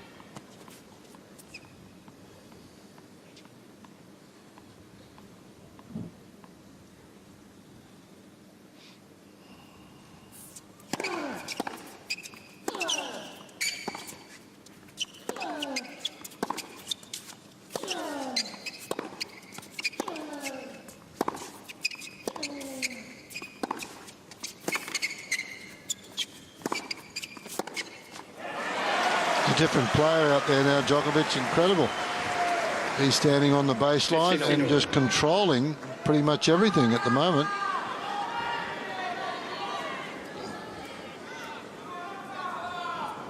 We've now played 138 points in the match, and they've won 69 apiece.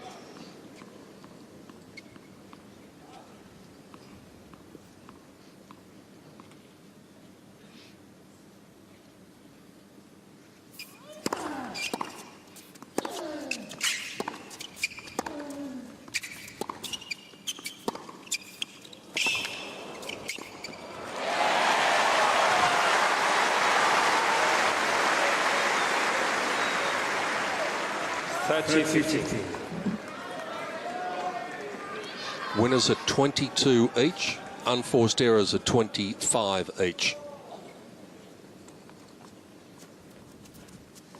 So it's pretty clear cut then. Just toss a coin, and that's the only way. Looks like we're going to be level shortly.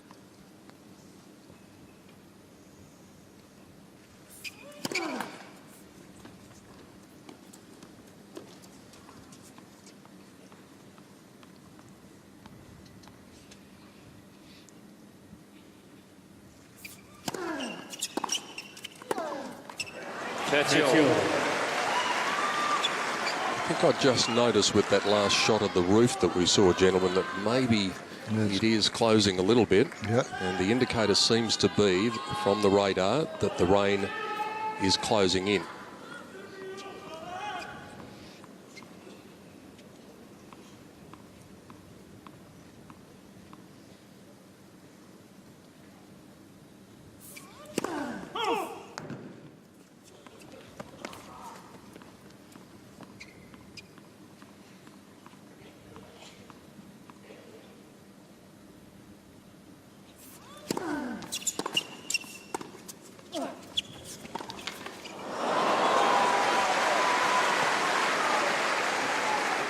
40-30.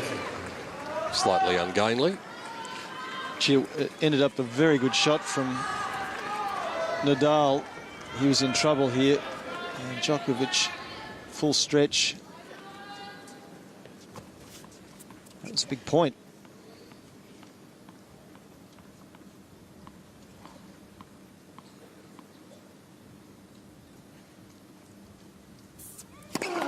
Net. First service.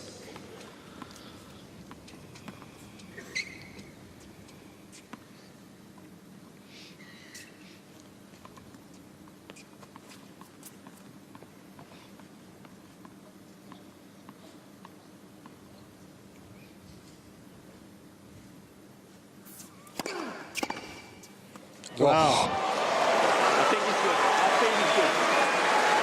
Nadal is changing the ball on the right. Nadal's got to challenge that anyway.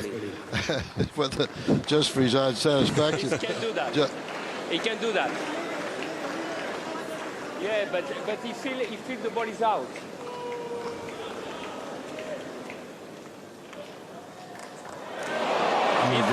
Well, that's... Yes. Nadal has one challenge remaining.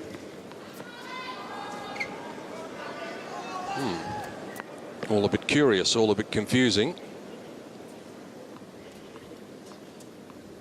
Feels the ball is out.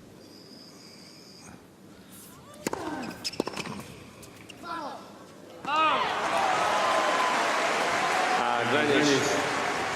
Nadal.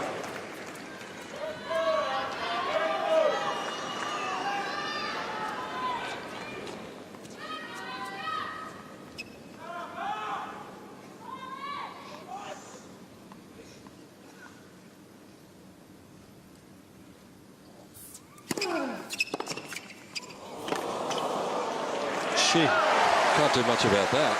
Extraordinary return off a very wide sliding delivery. Yes. Well, the forehand wasn't bad. A couple of points earlier. Yep. I'm glad that Djokovic sees it this way, because it means he's in there and just determined to get back into this.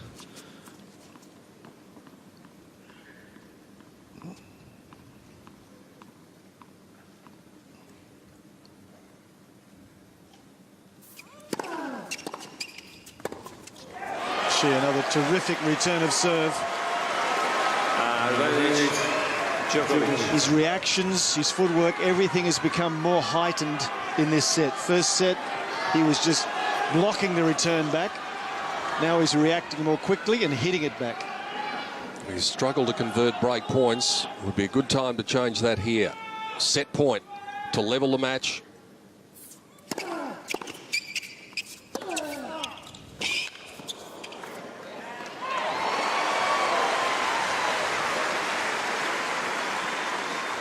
Yes.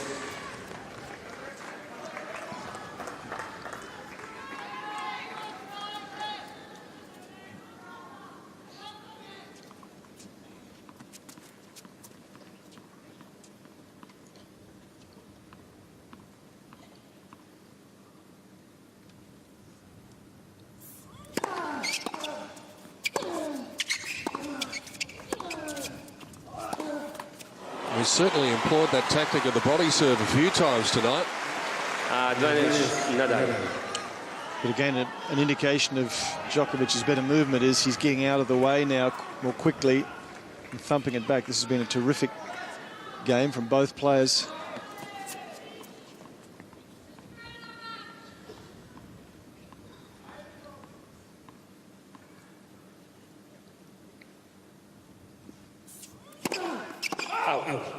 Boy, look at that return again.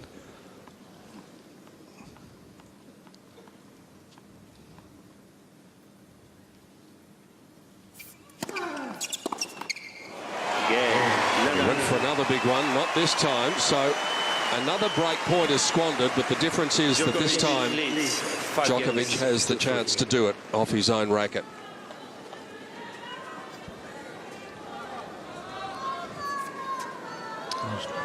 Say it every match, when you get tight like this, you get close.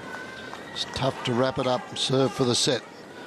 So a bit of pressure here for Djokovic to get this all even.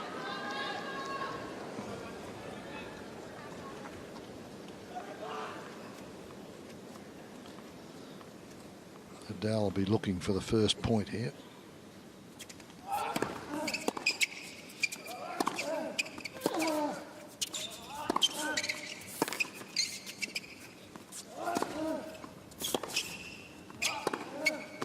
Oh. He's starting to look like the player who won 10 titles last year. 15 up. Takes control of the rally. Look where he is inside the baseline, this time on the baseline. Finds the angle deep into that forehand corner. Great camera work once more. Beautiful follow through.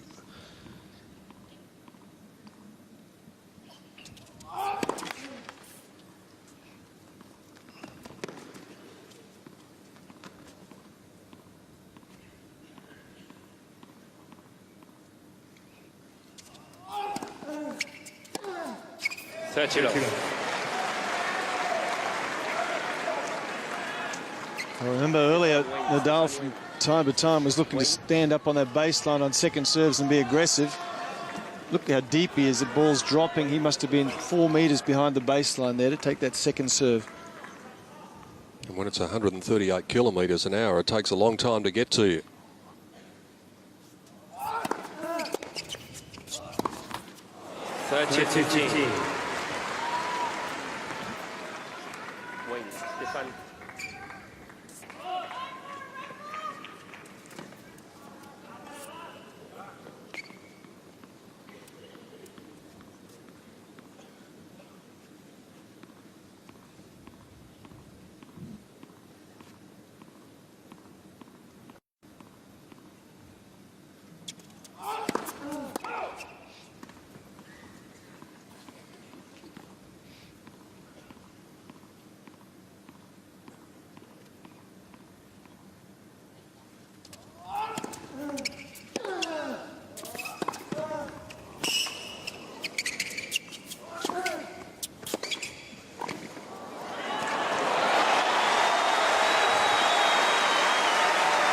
A little pump of the fist from Novak Djokovic indicates just the self-assuredness that he seems to have inherited again in the second set.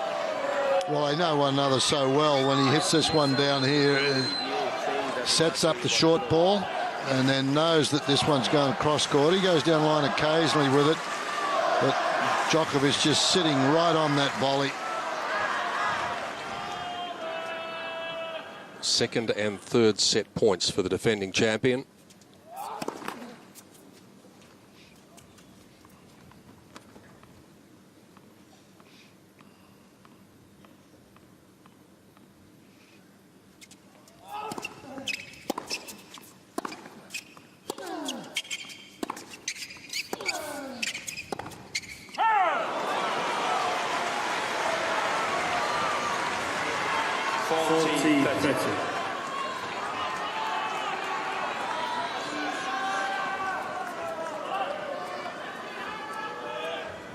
Uncle Tony's seen it all before.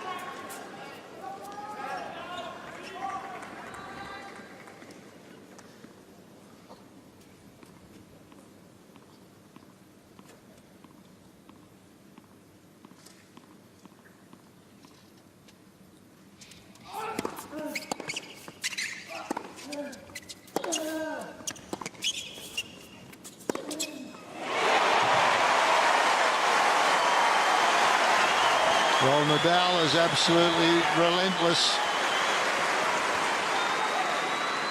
Yes. Not going to give anything away. This is a well-played point again here, and he goes for broke on the forehand on 2 occasions. Favourite shot, that off forehand. We saw how many of those winners he'd hit in that graphic we had earlier into that spot.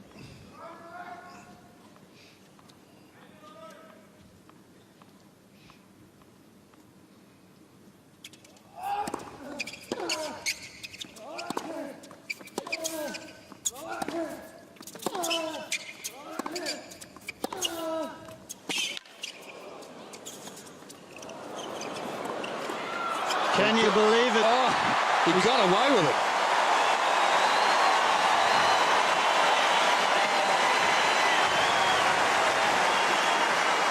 Well, this game is enormous. Terrible drop shot. Djokovic could have hit it anywhere. Nadal's picked it. Well, this would be massive. Saved a couple of set points, Nadal. And now with the execution of the volley, has a break point.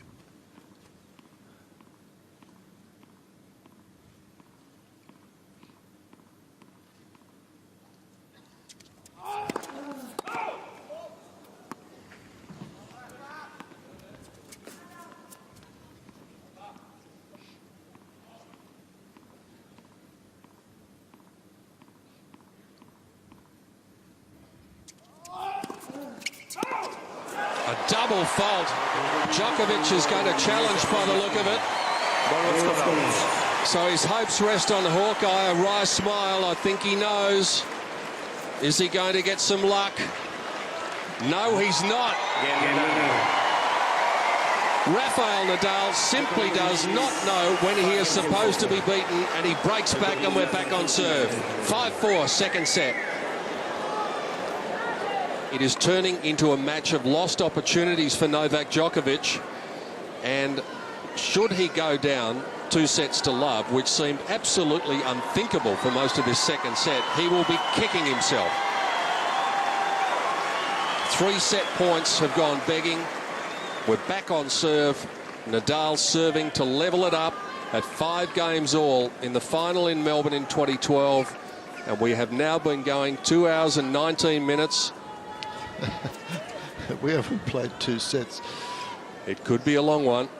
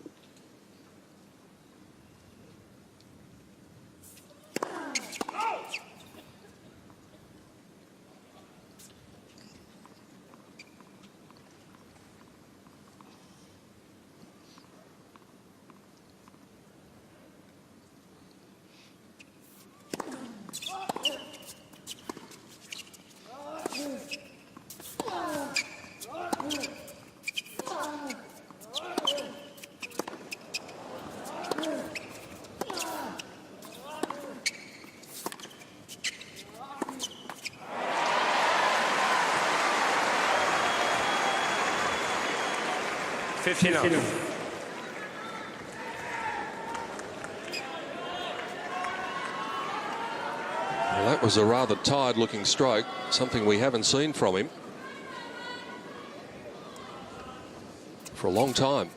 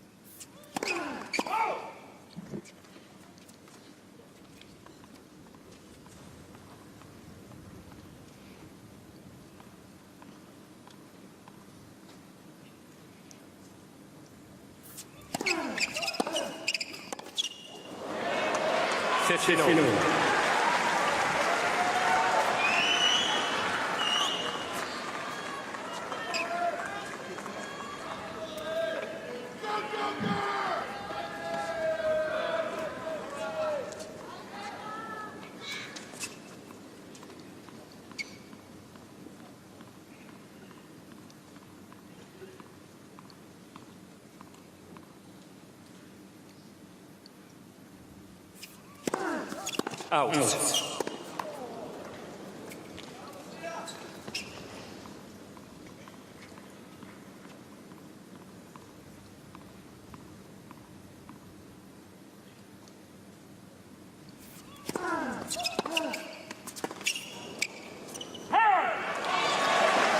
Is there another turn in the tail coming? 13. Well, he's ripping into those second serves now, and that's a good play. I think that's about his only shot this stage to get out of this set.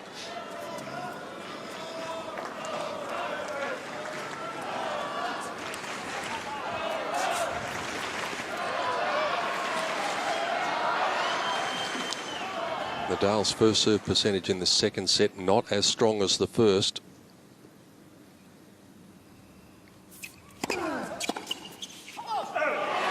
That's what happens when you can land one. 32.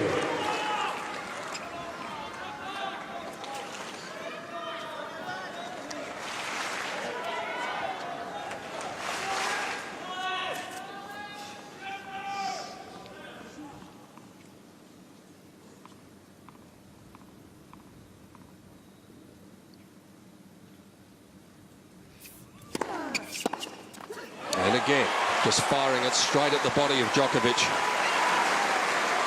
40-30.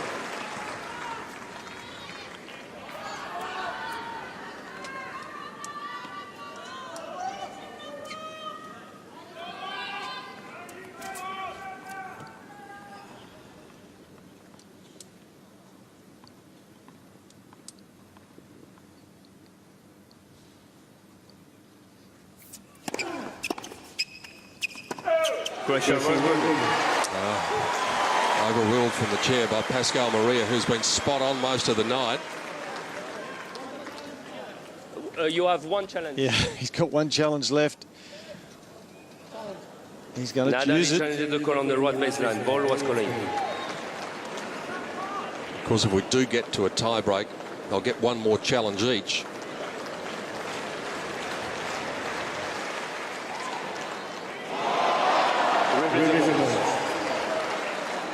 Nadal has no challenges remaining.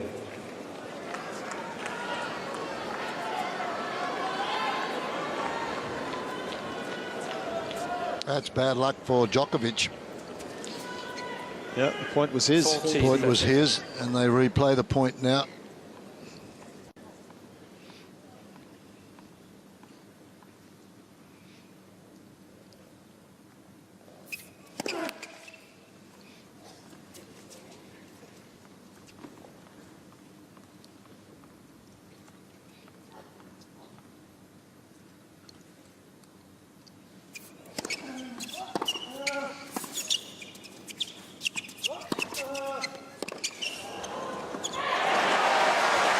Second serve, just 132 from Nadal. Yes. Well, the 3 points that he's won here, Djokovic has been on second serves. This one was a good reply, but there's the forehand. This is the one that does the damage all the time. He gets Nadal way back behind the baseline. But at this stage of the match, it hasn't happened enough for him.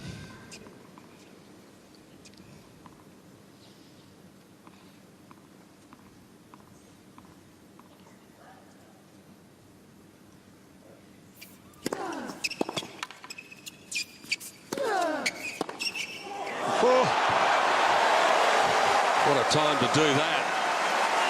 Unbelievable anticipation here. Djokovic. Most of the time as that shot from Nadal goes back the other way, Djokovic is just there, beautifully set. Nadal can't believe it. 142 kilometres an hour. He's got another set point. This will be number 4. You have to take your chances.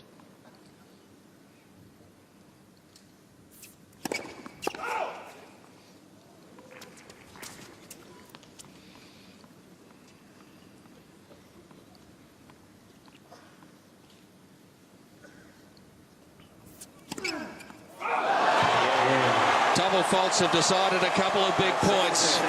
Djokovic levels up the match. He was the favourite before it started. He's probably a slight favourite again. We're a set apiece in the final after 2 hours and 27 minutes.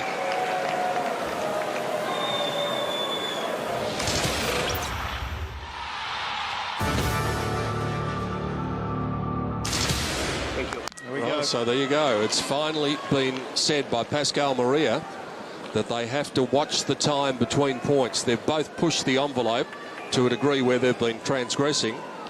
He did mention that he's spoken to Rafa, and so he just didn't tell Djokovic that he was the culprit. Both players have taken their time. Very warm conditions, though, so they give him a little bit of leeway. 30 seconds for Djokovic, 34 for Nadal. A reminder that the time that they are supposed to adhere to is 20 seconds.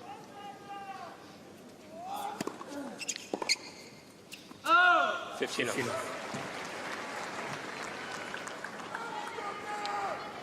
Well, we'll see what happens, because I think Maria has done the right thing and he's warned them both privately. Will someone get a proper warning, a legitimate legal warning at some stage?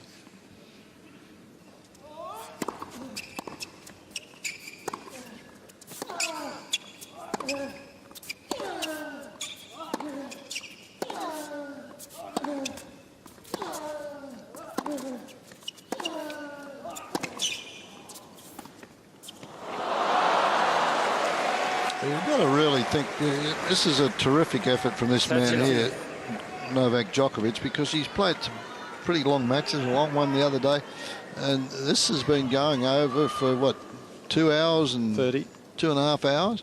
So the physical efforts from both players, or the physical condition from both players, certainly has to come into play in the next 2 hours, one would think, because it'll take 2 hours for the next 2 sets unless something drastic happens. Going into this match, Djokovic had been on court 2 minutes shy of 15 hours, and Nadal had been out there even longer, courtesy of the 4 hours 16 against Berdych and 3:42 against Federer. He'd been 16.5 hours, so about an hour and a half longer than Djokovic.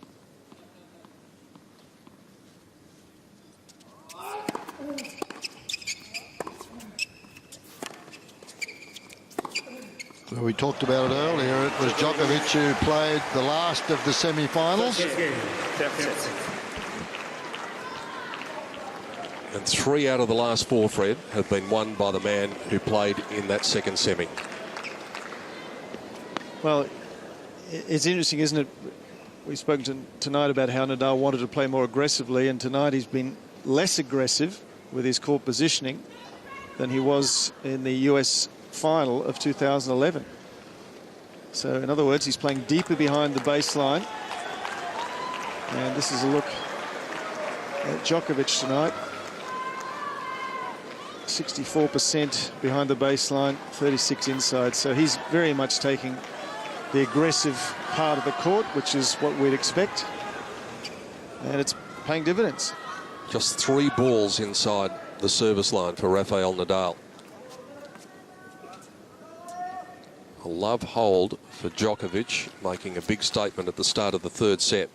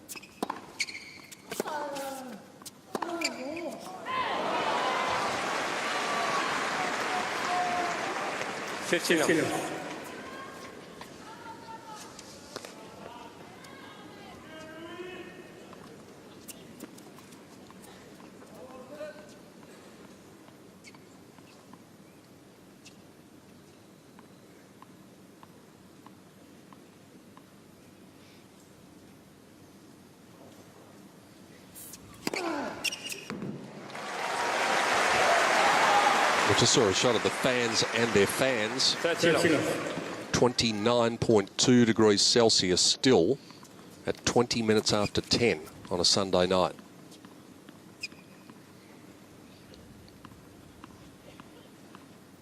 Making this even more grueling physically.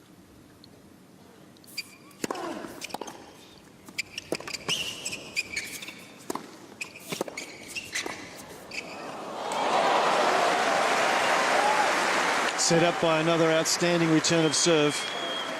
30-50. Should have been at the net behind it, surely, but after the return, he had his man by the throat.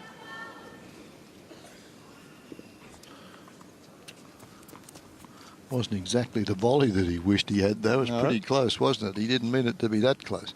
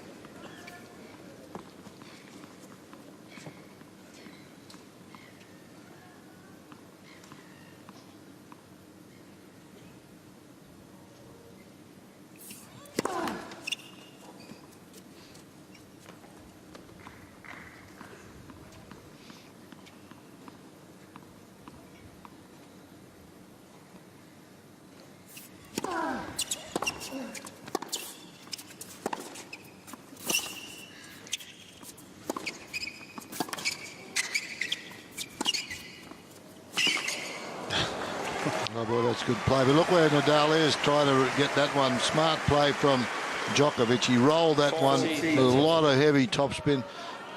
Comes inside. That's the deep one. Now, Nadal retreats. He gets this one. It bounces on the service line there. And look where Nadal is. He's 5 metres behind, trying to track that down.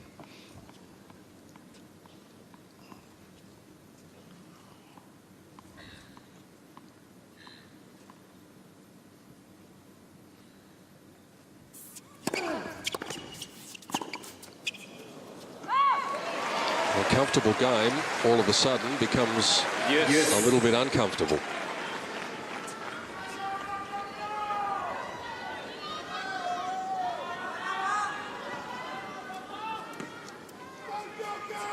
Again, he's just showing us here why he had the best return of serve statistics last year. It's been phenomenal returning the last set, early in this third set.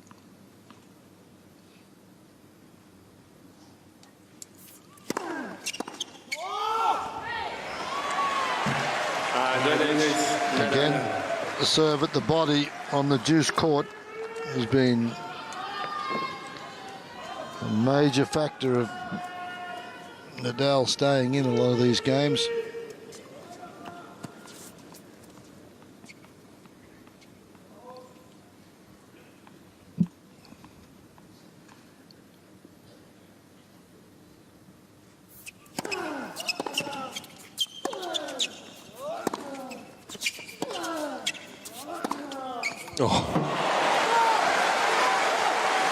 He's starting to rifle those forehands up the line.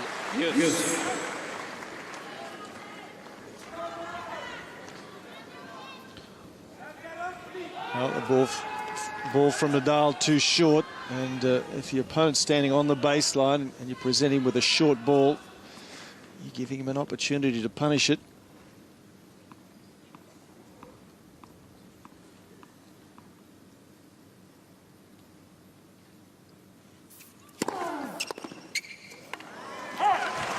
Djokovic dropping the racket in disgust, knows that he's getting close to what would be a crucial break, but he just can't take that next step.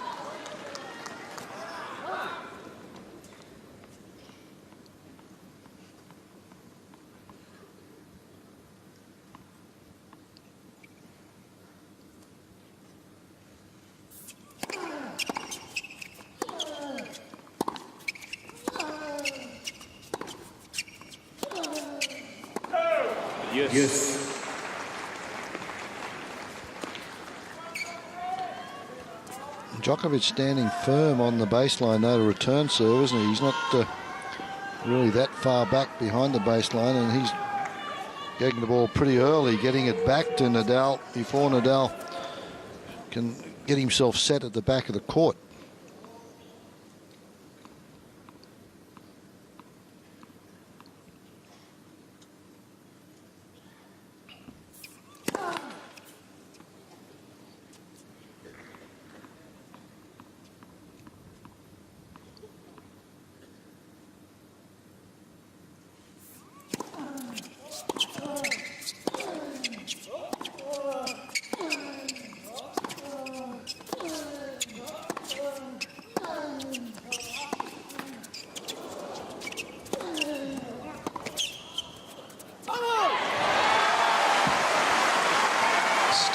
contrast in their opening service games in this third set. Djokovic, of course, holding to love.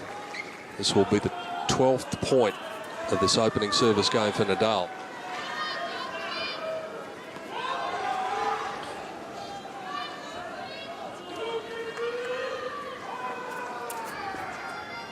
Vamos, says Rafa. Vamos, says Uncle Tony. Uncle Tony's changed his seat. He's gone from the front row to the second row.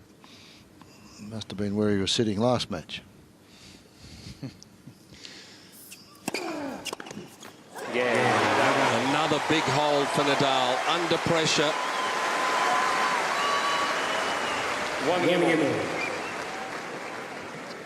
If the pressure keeps coming, though, even a player as brilliant as he might eventually crack.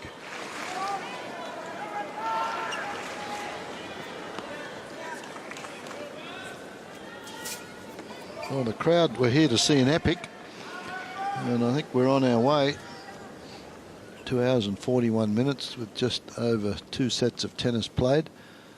A little bit better value this evening.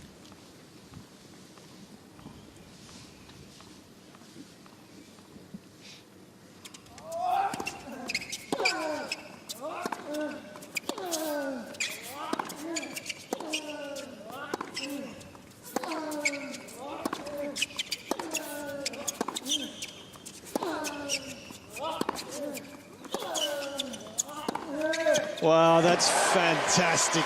Absolutely awesome. 15 love. Toe to toe.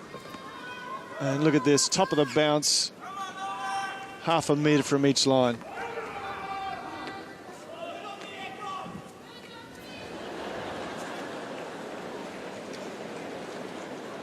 Thank you.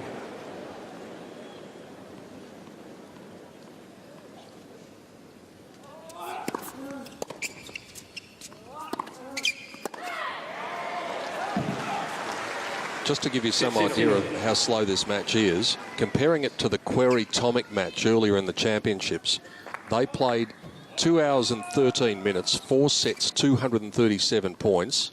This match has been going half an hour longer, and they've played 55 points less.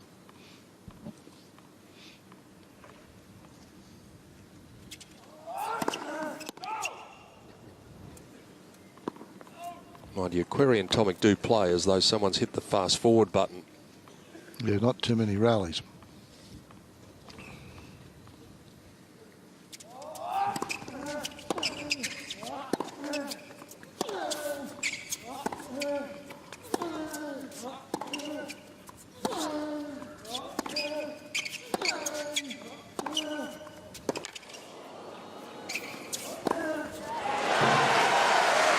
Interesting to see the average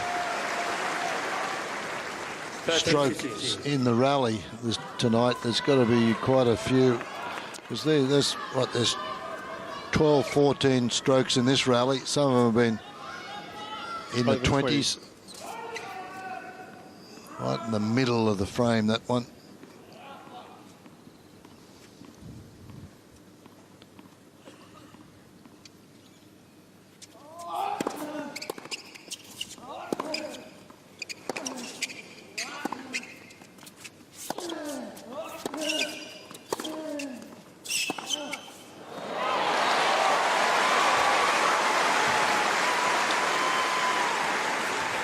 Thank you.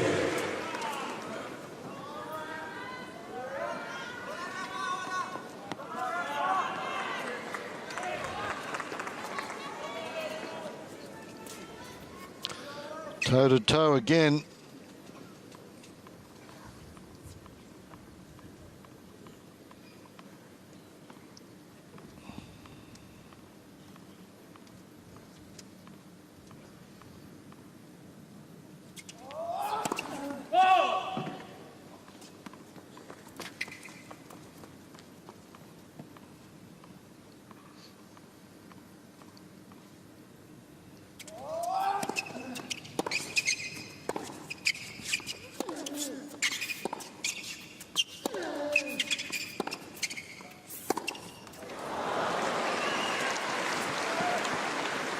40-30.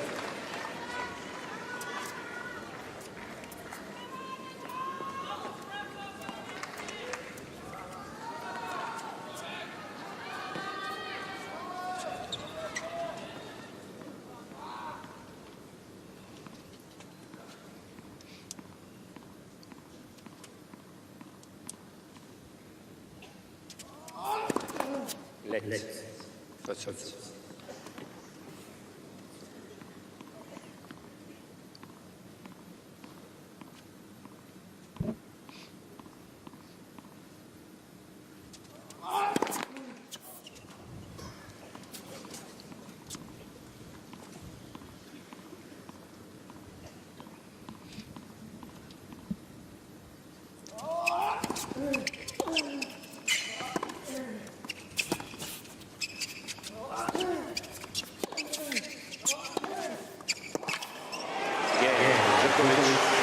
We stay on serve early in the third set. The arm wrestle continues in the final. It's Djokovic, 2-1. Djokovic leads 2-1.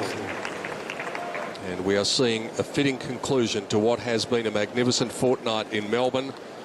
And it's still no clearer who's going to take the men's championship and have his name inscribed on the Norman Brooks Challenge Cup. Rafael Nadal having to play catch-up in this third set. Djokovic on serve leads 2-1. Match has been in progress 2 hours and 48 minutes. Rafael Nadal played in the longest ever singles match here, and that was the semi-final against Fernando Verdasco in 2009, which went in excess of 5¼ hours. We may be on track to break that.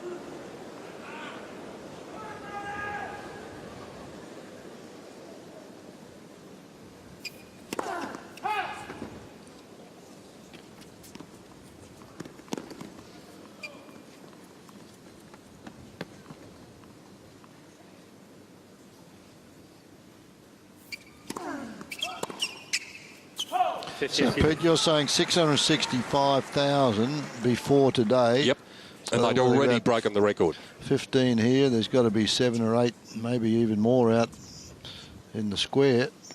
So they're closing in on 700,000 folks then. That's terrific. Very close. The Sunday record is just over 22,000, and it'll be close to that today.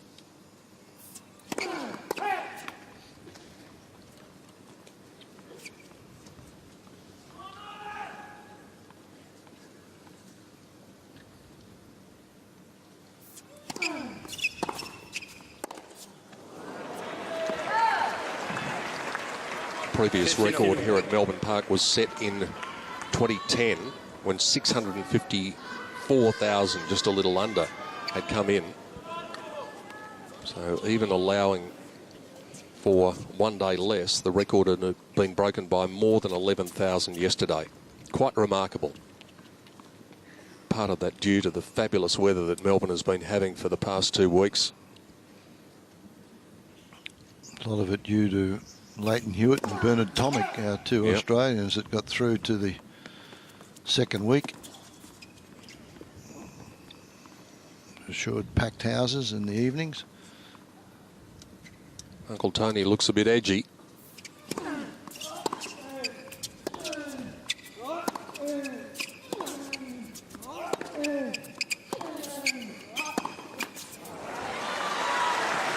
It's got the feeling, Jeff, at the moment, as we spoke about in the change of ends, that the man who slips up first here is really going to have the task on his hands. The one who makes the first decisive move is going to be an overwhelming favourite at that point. Yeah, and I don't think Nadal is going to slip. Djokovic is going to have to play the highest quality all the way to the end tonight.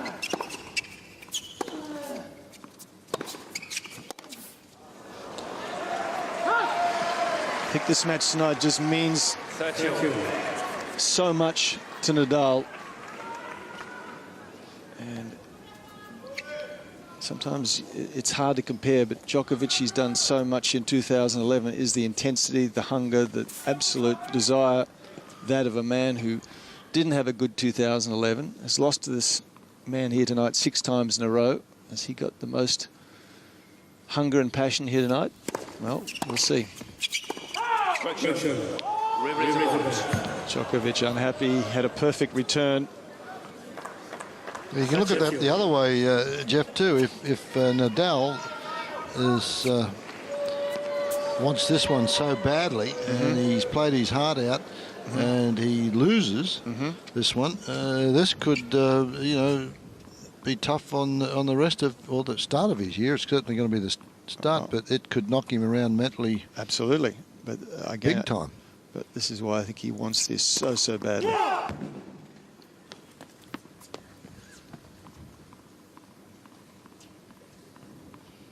It was a bad call, that last one. That ball was nearly inside the baseline.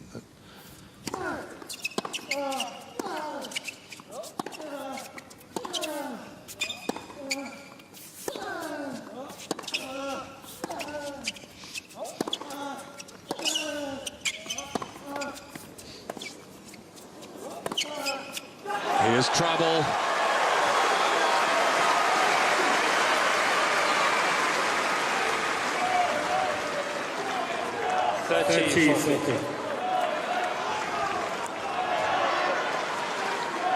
Boy, he was quick to jump onto that one. You talk about footwork. Was a bit sloppy in the first set, but as soon as that slice got short there, Djokovic, 5 or 6 very quick little steps, and there's the reaction. Break point number 11 for the match for Djokovic.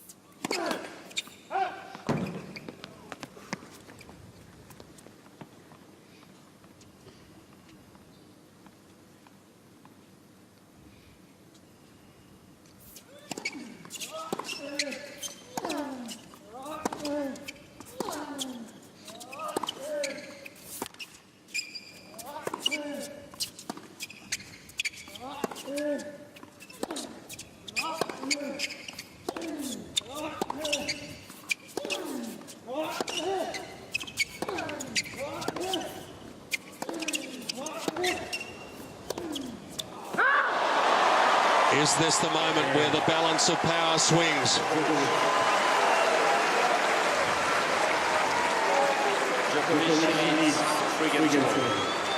No question, the momentum in the second set switched marginally. Now it's gotten a little bit bigger. Yeah, this is just toe-to-toe. This is just unbelievable play from both ends of the court, going at it. And 20 strokes in the rally. Serbian fans are dancing again out in Garden Square. But that is not accounting for the fighting qualities of the man at the other end. He is going to have to display them all. Uncle Tony gives Rafa a nod, but it's Novak who looks confident. There's the average rally length, 5.4 shots. Now, it doesn't sound a lot, but that is quite a big number. The experts who know about these things will tell you that it's generally round about 3.5, 4 tops. I reckon in the last 3 or 4 games it's been more than that.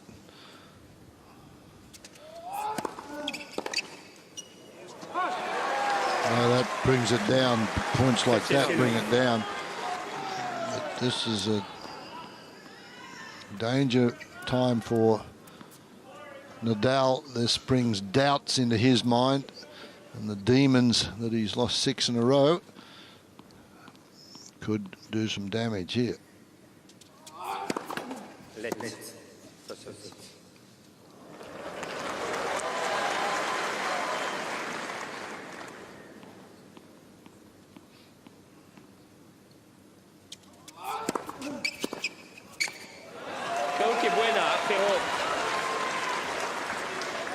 Nadal is challenging the call on the right service line. Ball was calling. Turkey Bueno, I think it was good. Yep. That's it. Nadal has 2 chances away. Hasn't been too good with the challenges tonight, Nadal. He's missed a few pretty close ones.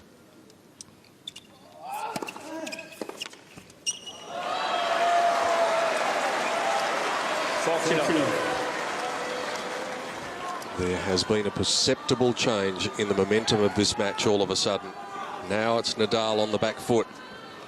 Sometimes when his back is to the wall, that's when he comes up with his best stuff.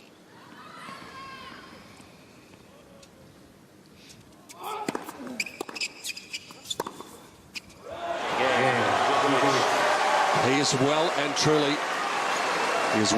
truly in control. Djokovic 4-1 with the break in the third set.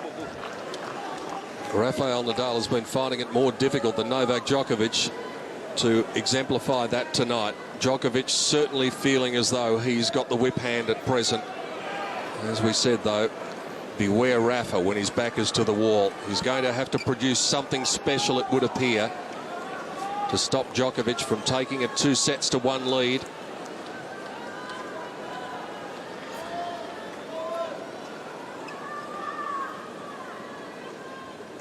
(1-4). It looks more than one break of serve, but that's what it is.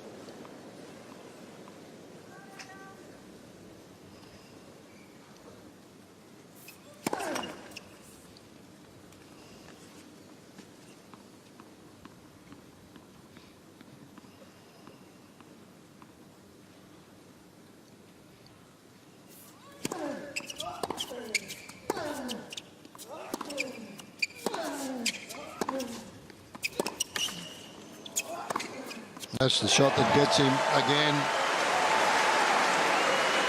Opens up the court, and boy, he's improved that now tonight. He was missing them early. This one here.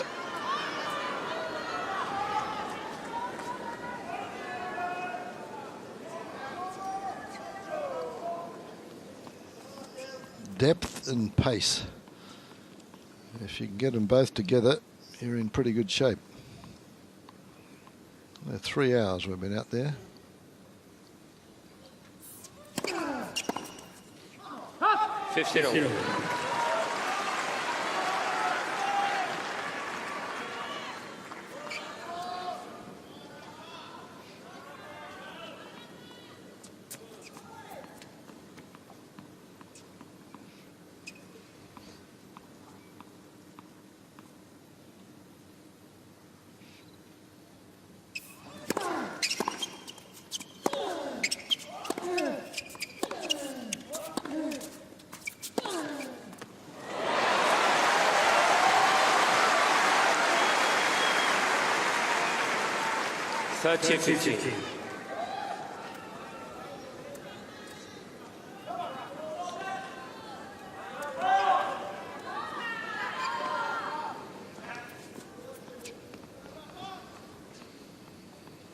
Match played in a great spirit between these two men who have so much respect for each other, both on and off the court.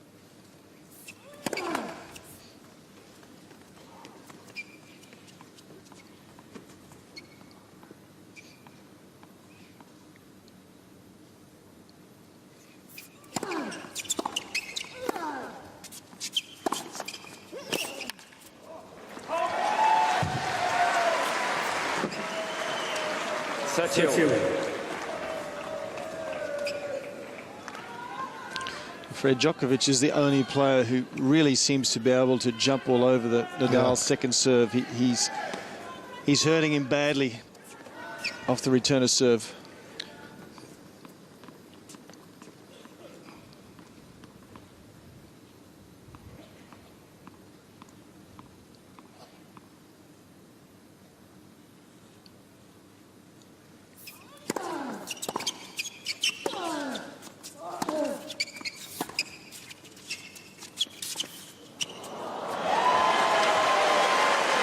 Well, that's a sign of confidence.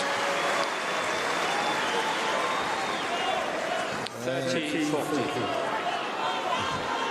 Well, again, it's off the return. Look at the return there. He's pushed Nadal back, and from there on, he's in control of the point. Great disguise with that drop shot. Nadal doesn't even blink. He's a metre behind the baseline. Well, 5 metres behind the baseline. He's behind the Melbourne sign.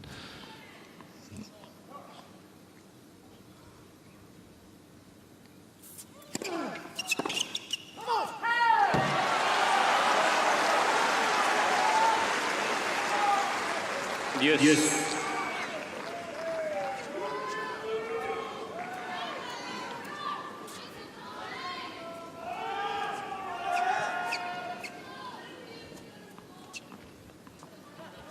Body language from Djokovic at the moment so much better than it has been in the quarterfinal and the semi-final. He's been up on his toes, he's been bouncing.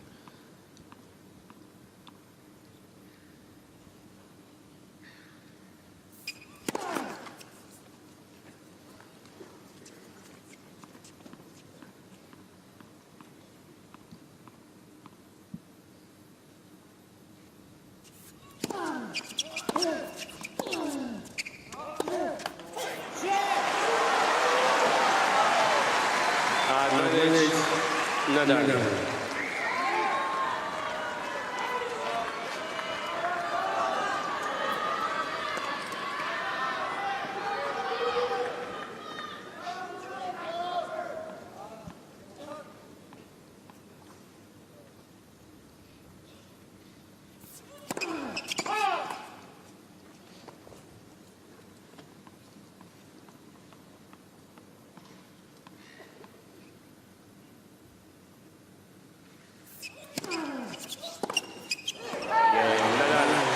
Another break point goes begging.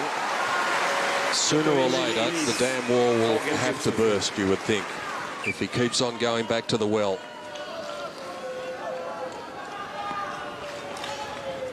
Well, an opportunity now is as small as it is for Nadal. He's just down that one service break. He survived a break point there. He could have been out of this third set at 5-2.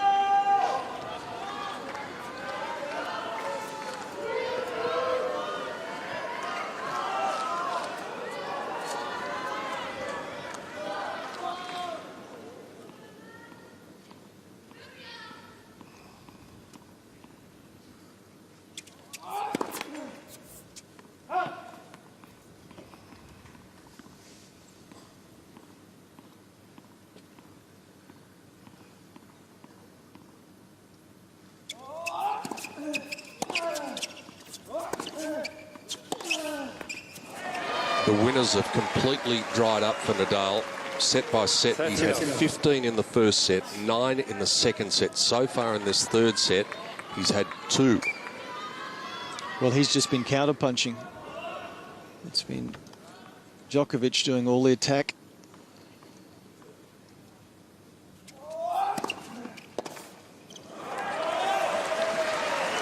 Use that serve well now.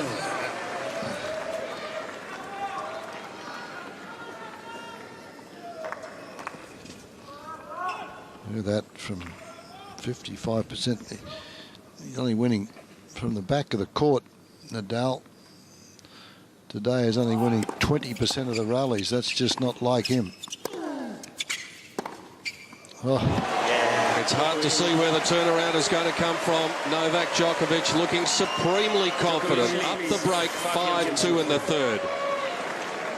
The final twist is going the way of the defending champion and the #1 seed, the man who won 10 times in 2011, the man who beat Rafael Nadal in 6 finals, well and truly on the way to adding to that list. Long way to go, but the signs, if you're a supporter of this man, are very encouraging. Nadal serving to keep the third set going. 3 hours and 8 minutes. All the Spaniards' fighting qualities are going to need to be called upon tonight.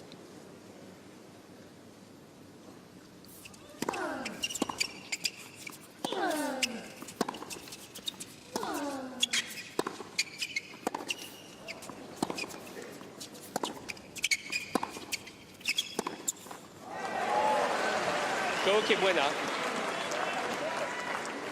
Love 15.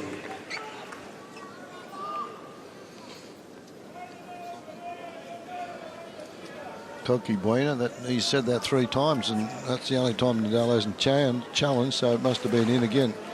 Sorry?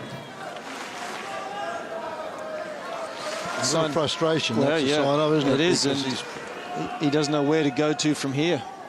And it's not something we see from him a lot.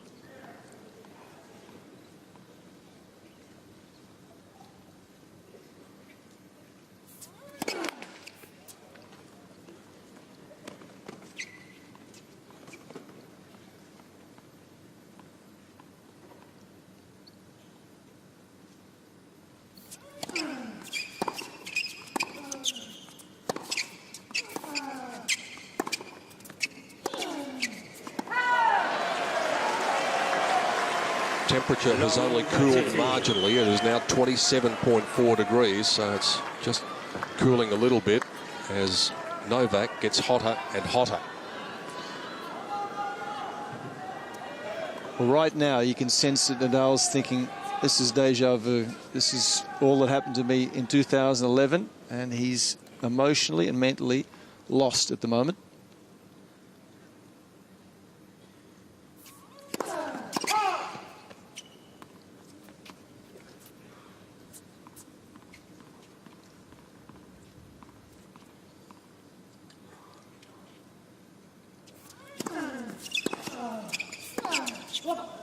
Totally lost, doesn't know what to do. he's starting to press now, isn't he, and starting to panic. Well, the panic button must be right beside him here, because it is 3 set points. It's hard to believe that he could fight off more. He's fought off 8 break points in this match so far.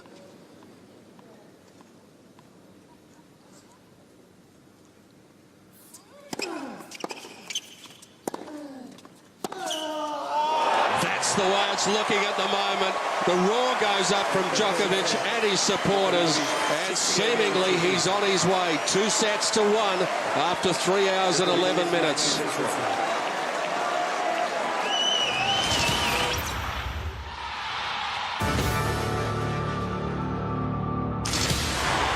The crowd urging Nadal on.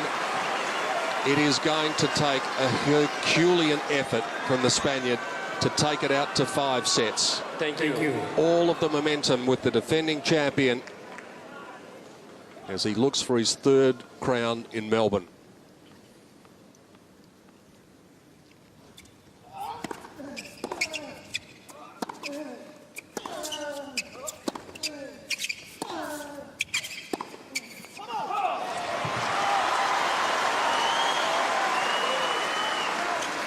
Love 15. Well, that come on that came from Nadal is as much for his opponent as for himself, letting the opponent know, hey, I'm not going anywhere. Don't think you've got me beaten.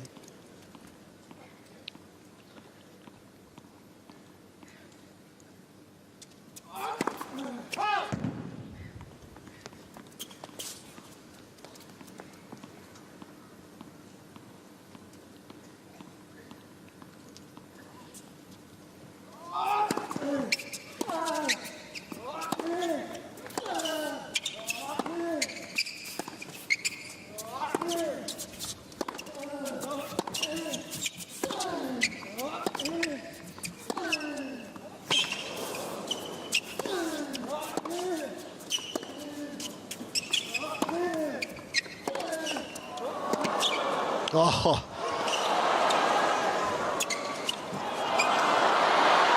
Remarkable. unbelievable stuff. How good is that?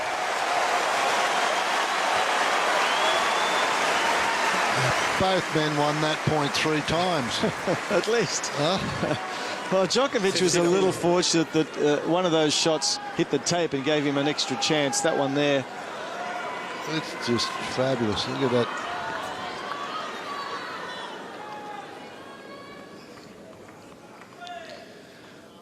Every rally like this, though, that's the extra distance Nadal is running, an extra 10-15% because he's playing deeper behind the baseline, so he's covering more of the court.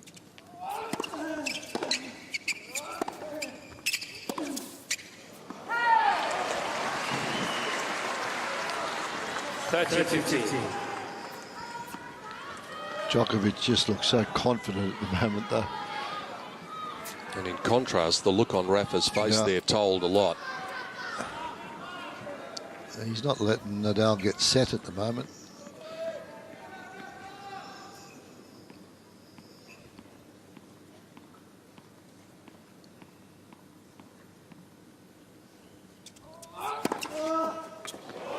Well, he was next to the ball and couldn't do anything about it. 199 with the wide one. Well, the first serve percentage is just continued upward since the first set. 50% first set, 58, 72.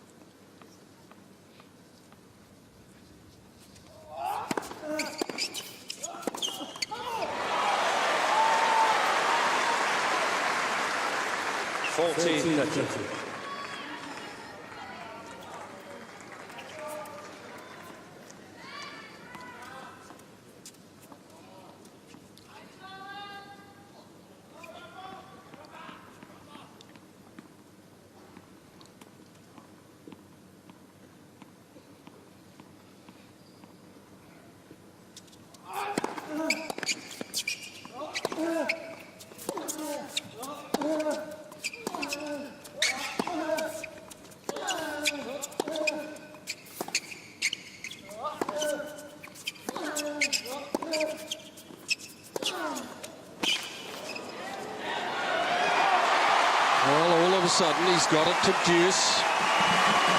Well, that rally, he was around the baseline, Nadal. I was just thinking he doesn't really look that comfortable around the baseline, but that's where he has to play if he's to stay in the points.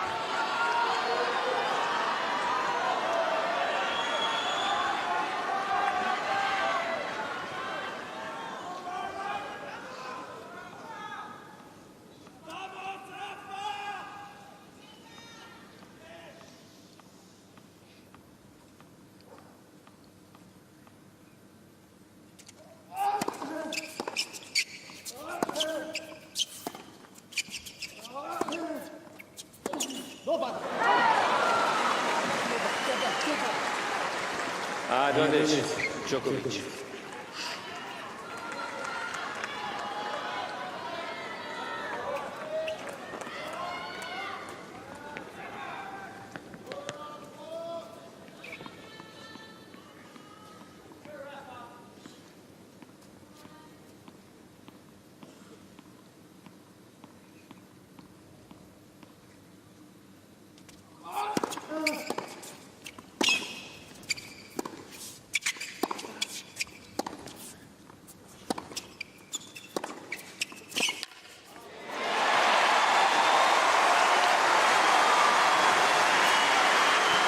Trying to be a little bit more aggressive this game, Nadal.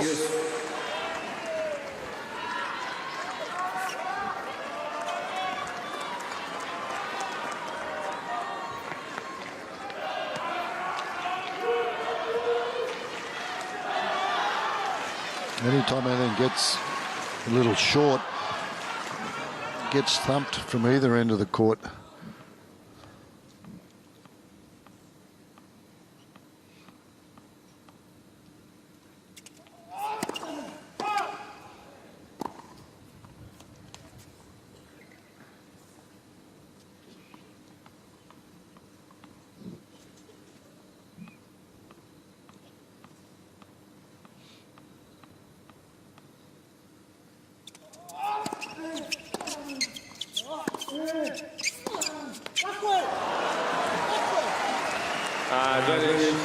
You can see how badly both players want this first game. Just to get a lead in the set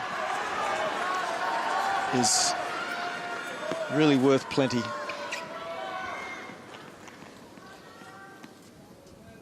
Especially for Nadal if it comes with a break of serve.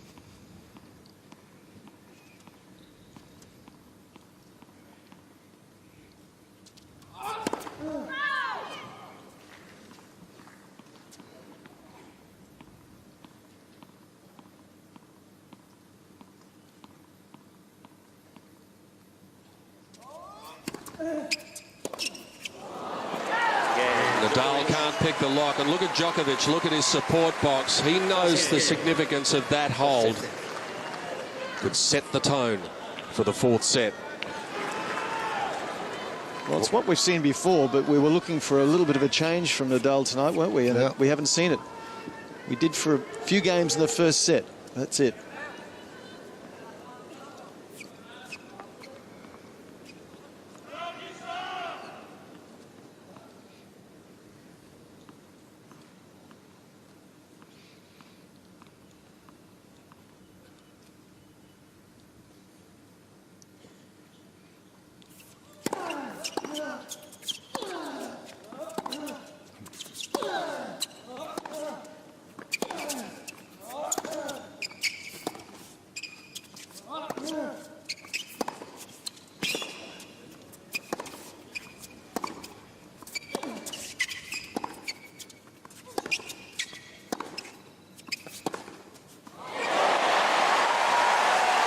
He's going to roll the dice. He has to. 15 love. Yeah, he's definitely trying to play more aggressively, Nadal. It's not the game style that he likes, but he knows he's got no option but to attempt to do so.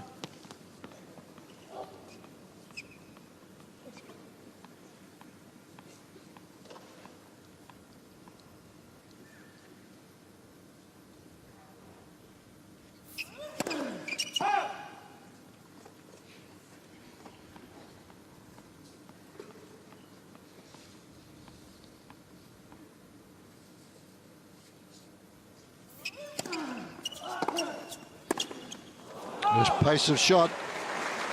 And that's exactly what you were mentioning, Fred, how on this ad court he moves in to cut the angle of that serve off Djokovic, and we saw it in that last graphic.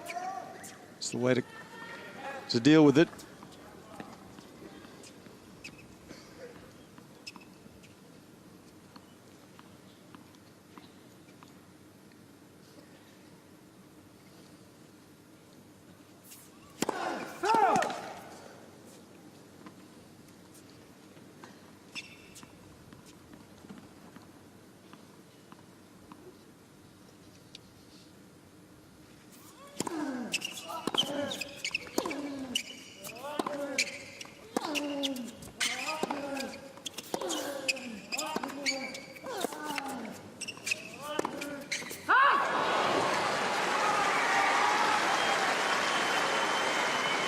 He lost the point, Djokovic, but he made a statement. It wasn't far away, was it? No, and he'd really just, he's just standing here dictating traffic. Look, he's got Nadal running left, right and centre, and Nadal knows he was lucky. There's a quick look at the other end of the court. Look at that.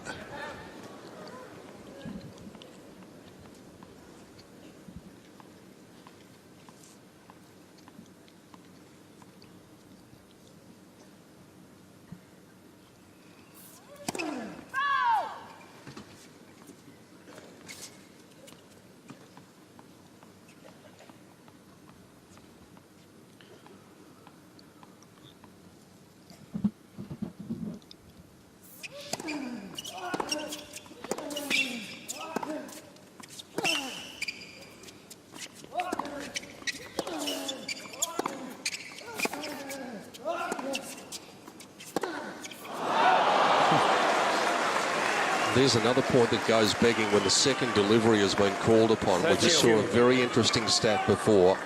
Second serve points won. Djokovic 66%, Nadal now 43. He went in with an average of 56, so he's being thumped in that regard.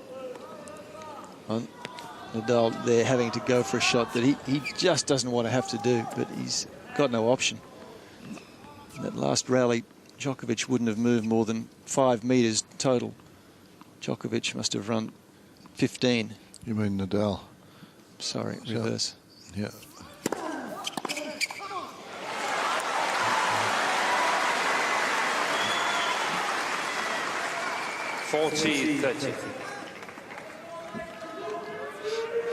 That's a better serve, but boy, He's not getting too many cheap points, is he?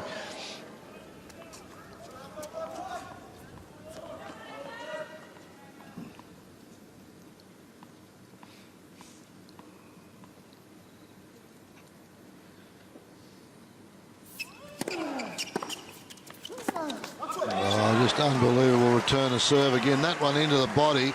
Yes.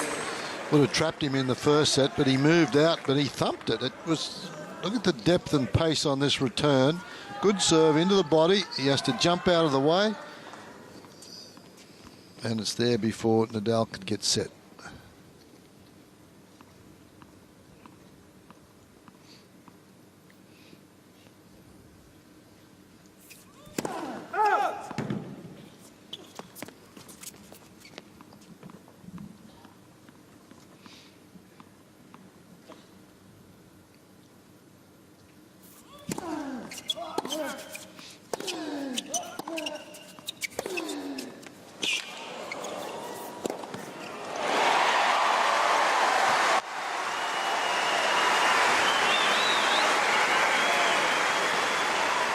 Advantage, Nadal.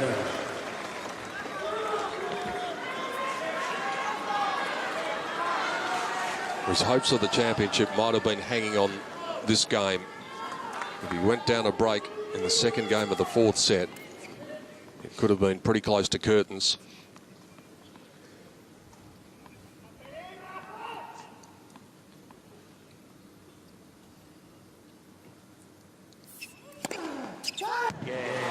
That is another fighting effort by the Spaniard.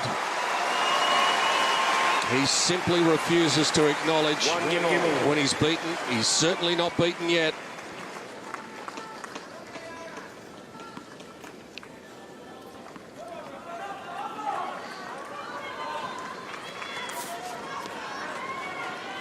This is the big serve to go to down the tee.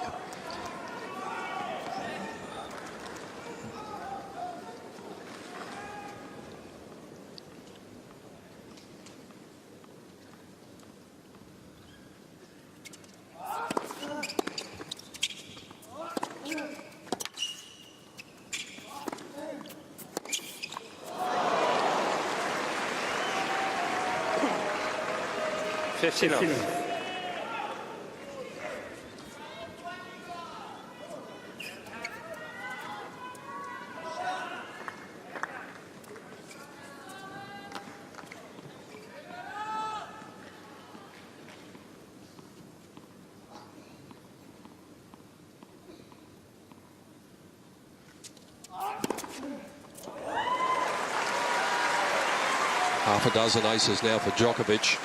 30. Serve is certainly coming good at the right time.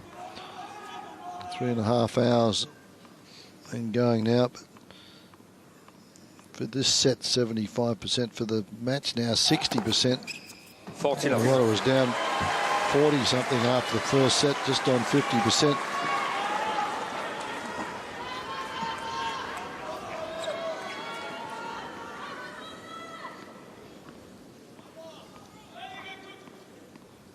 Uncle Tony's come back into the front row. So.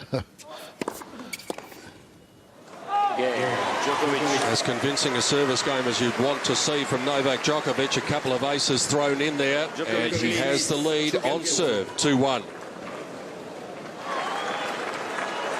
Around about 21,000 people more.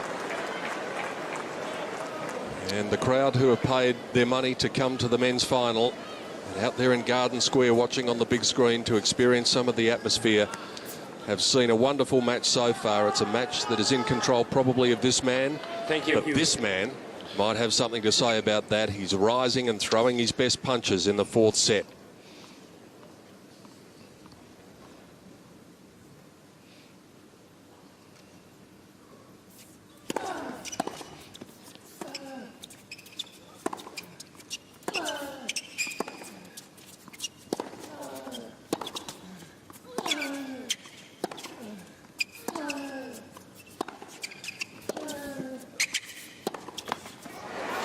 Well, Garden Square's all grounds passes, aren't they? That's what, about $40 a seat or something out there. That's the best ticket of the lot. It's like going on Henman Hill at Wimbledon. It's like a picnic atmosphere. Come on, Fred. It's now called Murray's Mound. Murray's Mound now. And the great thing about the ground pass too, Fred, in the first week is that it gets you admittance to all the other courts, the show courts, and you get to see the best in the world in action out there. It's the best value ticket in sport, I think.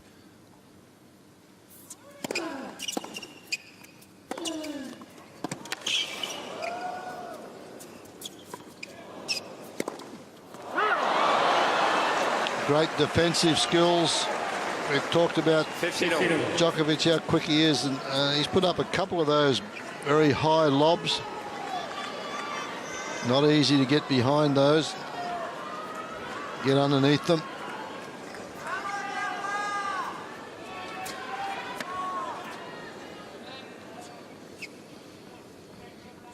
Novak's partner seemingly on pretty good terms with the way things are going.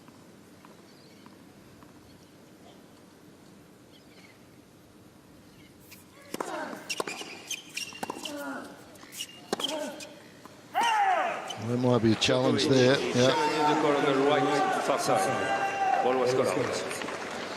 Djokovic thinks he's got this one. He's pretty annoyed.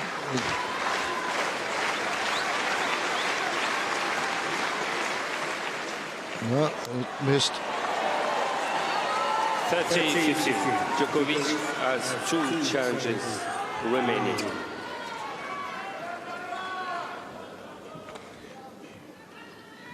The line judge was correct on that occasion.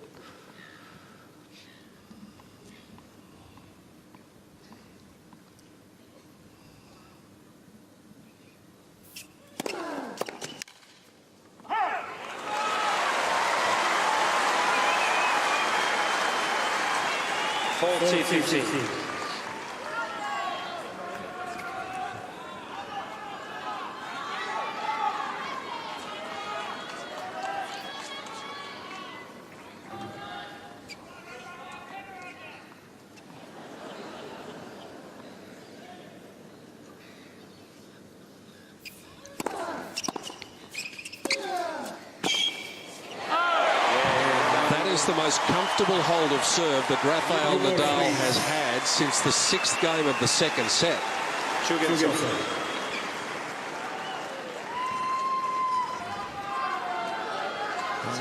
Nadal is as fit as any athlete out there, and I don't think he's going anywhere just yet. Going to go and change rackets. Must be a change of balls coming. Yep, there is.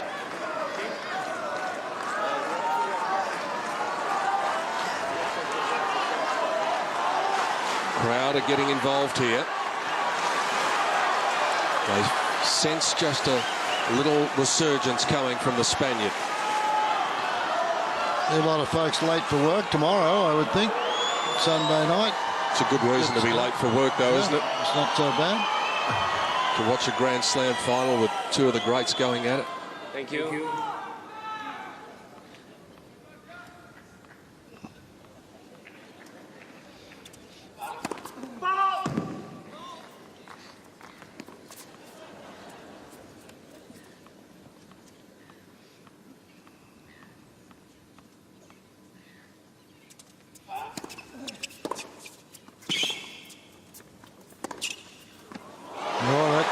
It wasn't in until it bounced. But how about the return, Fred? He was on the baseline and went after it. Haven't seen that since the first set. Just a bit of pep in his step at present, Rafa, the way he's moving around the court, a bit more energised. Well, he's now got a plan. He's trying to play more aggressively. At the end of the 3rd set, he was lost. At least now he's got a plan. Let's. First service.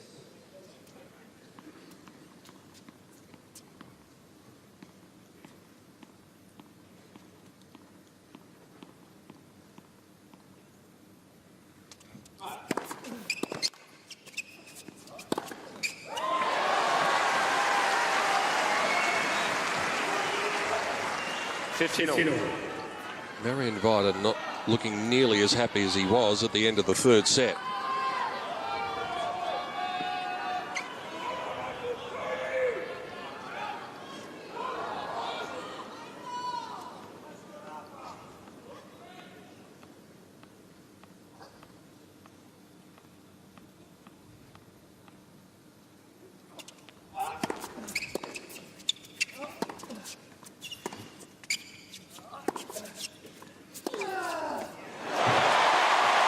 He's taking the bull by the horns now.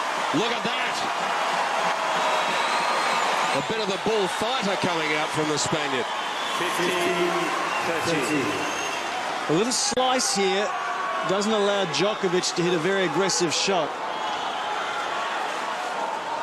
because the slice stays lower, so Djokovic just has to loop the ball back, gives Nadal time to run around at 160 km/h forehand. That's big. That is big, isn't it? That's, some of the serves haven't been that.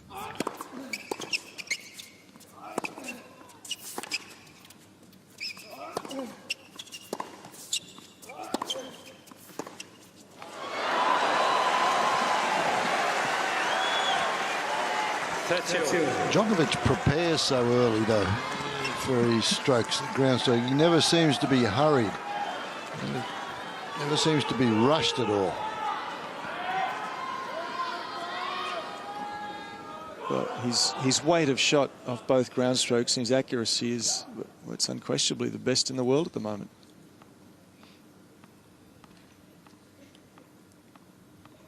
Huge point coming up here. And what a time to come up with the good serve as well.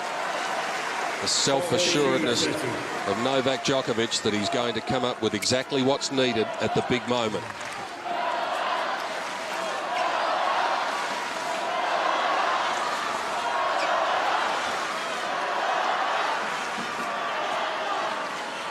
And a real rise in the volume level and the energy level of the 15,000 spectators in this fourth set.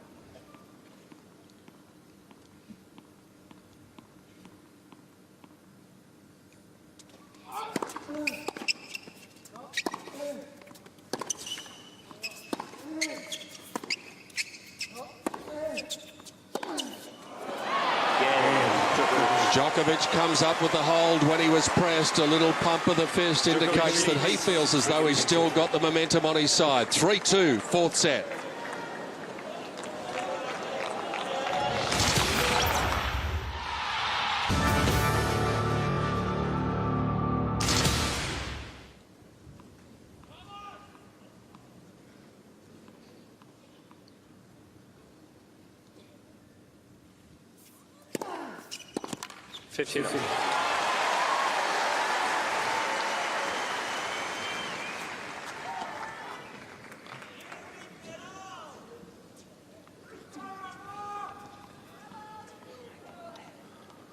Bookies earlier today had Djokovic at $4 to win in 4 sets.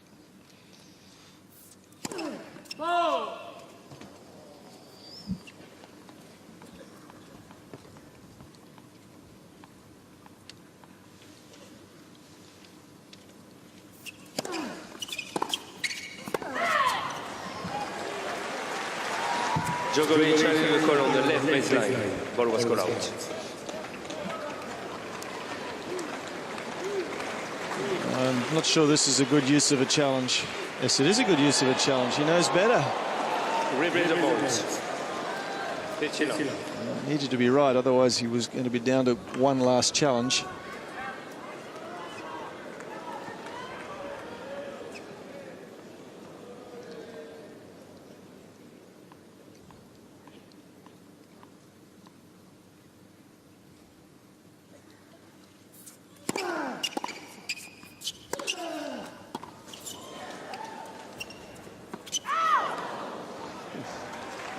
You talked about those bookmakers, Fred. I think that we were probably sharing the opinion that they might have got the odds wrong, the way they'd framed the market with Djokovic the favourite. But they're right again, which clearly indicates, well, they're coming to sporting events in Mercedes and we're still coming on the tram. Exactly right. How'd you get home last night on your push bike? Was that a good trip? Took a while. It was warm, though, so it was probably just as well.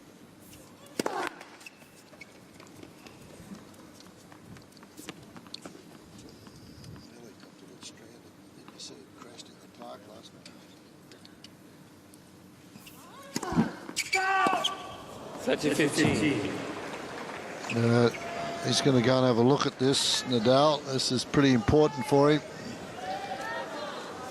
But he can't waste too many here.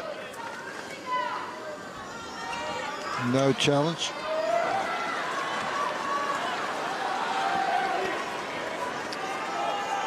That's why I didn't bother.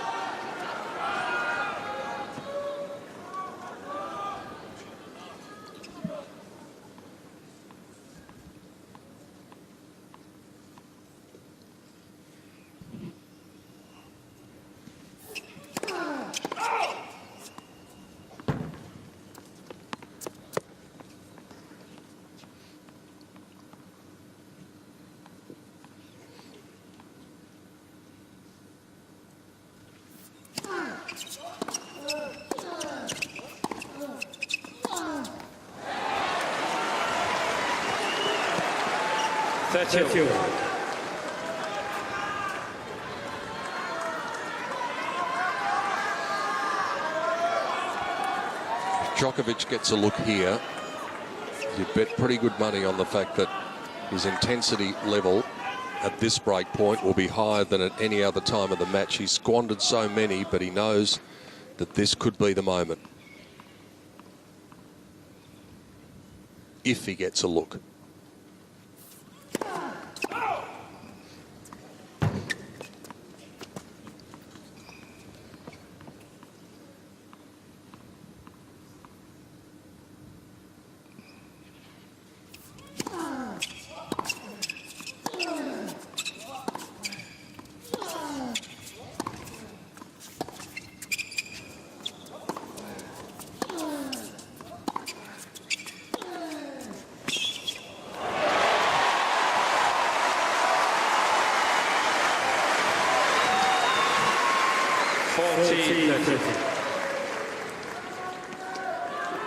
That's his favourite shot, but it still wasn't that easy. He's behind the baseline, backing away, and he's hit a very good off-forehand Nadal at a critical stage.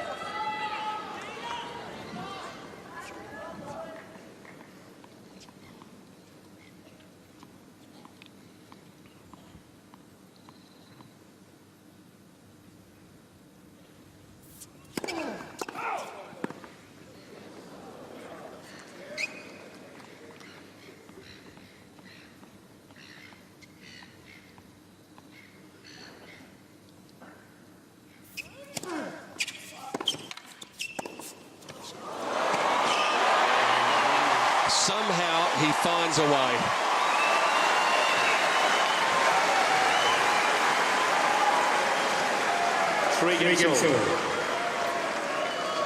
And surely the further this match goes, the edge physically will come off Djokovic. You'd have to think so. He's had that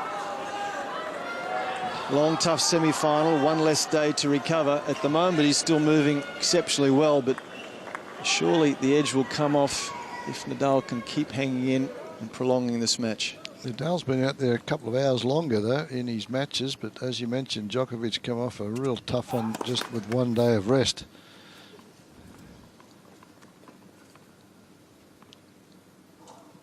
Three all.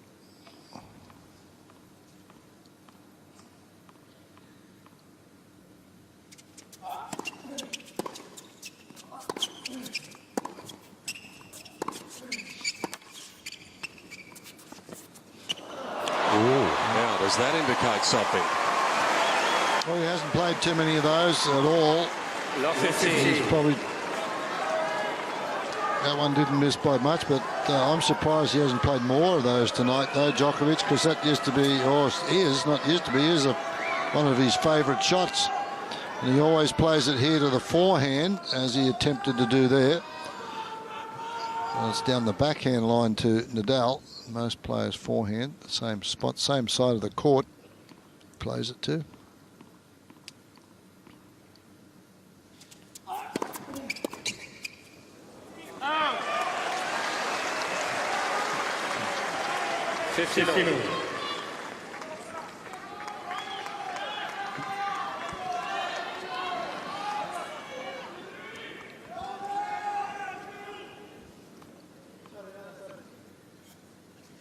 Djokovic, 3 service games here in this set. He's serving at 77%.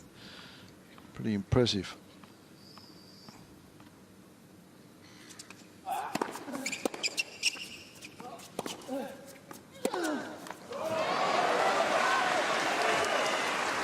30-15.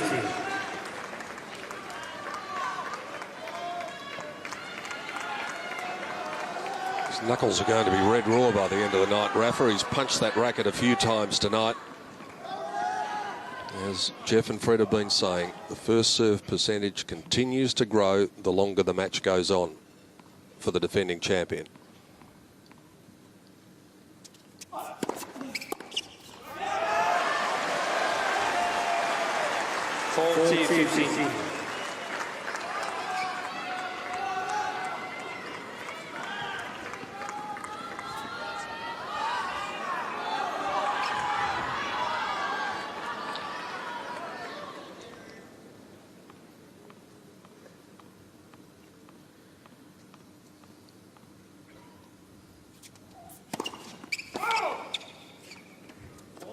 Yes, I think so.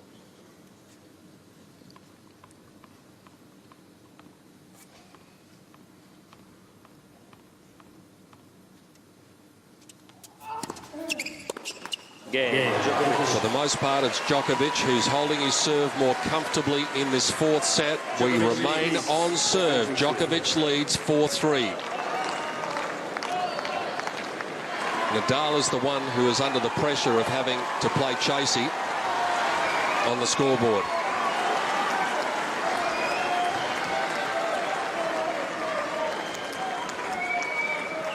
Just past 25 minutes to midnight on Sunday night in Melbourne. Nobody's gone anywhere.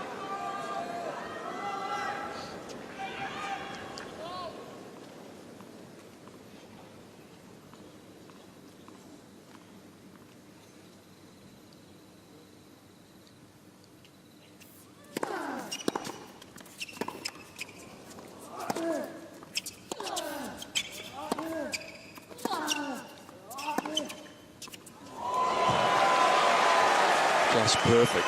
And how many times do you want to put the return of serve on the baseline? Yeah, another sensational return.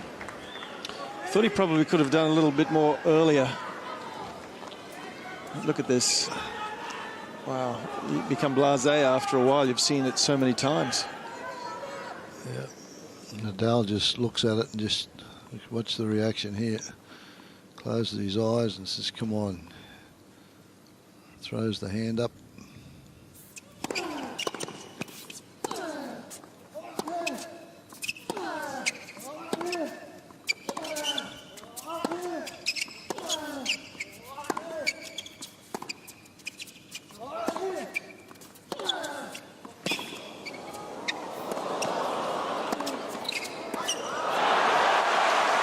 He's pressing hard. He can almost sense it.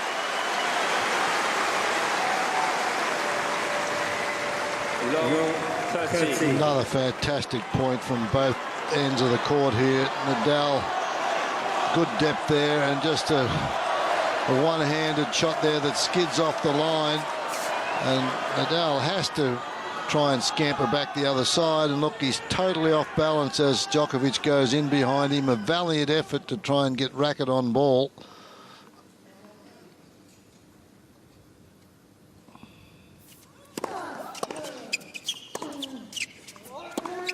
Too good.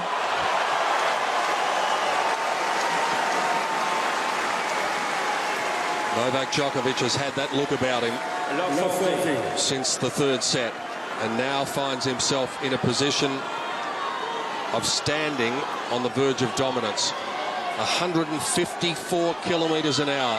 This is pretty similar to the forehand he won the third set with, when he just teed off on it and gave it a big grunt, and it just rocketed for the winner.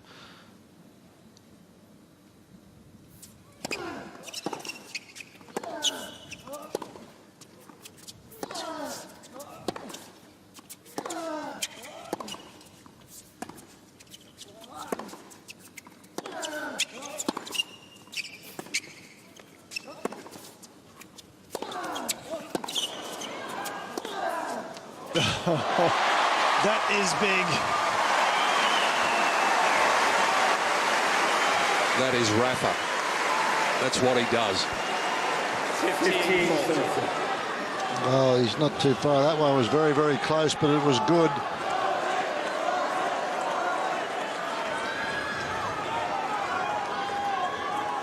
154 kilometres an hour. We've seen one around 160. I think it's been the quickest ground stroke. That's the same pace as the one before from Djokovic, wasn't it? Yeah.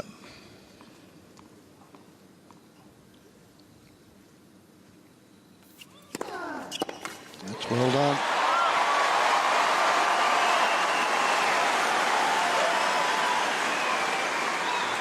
That is now 15 break points that Djokovic has had throughout this match and has capitalised on 5 of them. Importantly, another one coming for 5-3 in the 4th.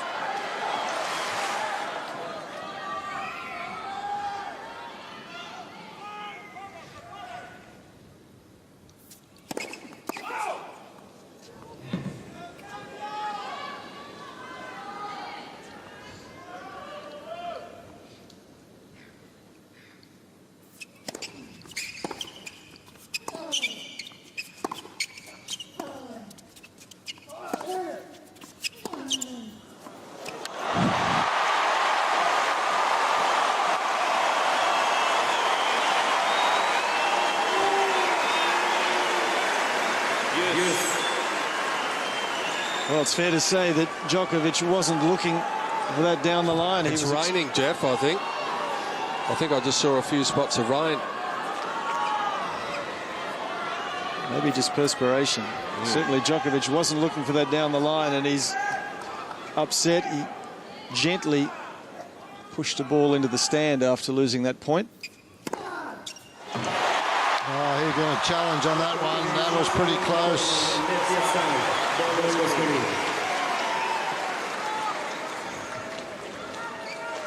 This one I think missed. Ah, it's good. Right in. What an effort from Nadal. Relentless even if he's down and out on the canvas.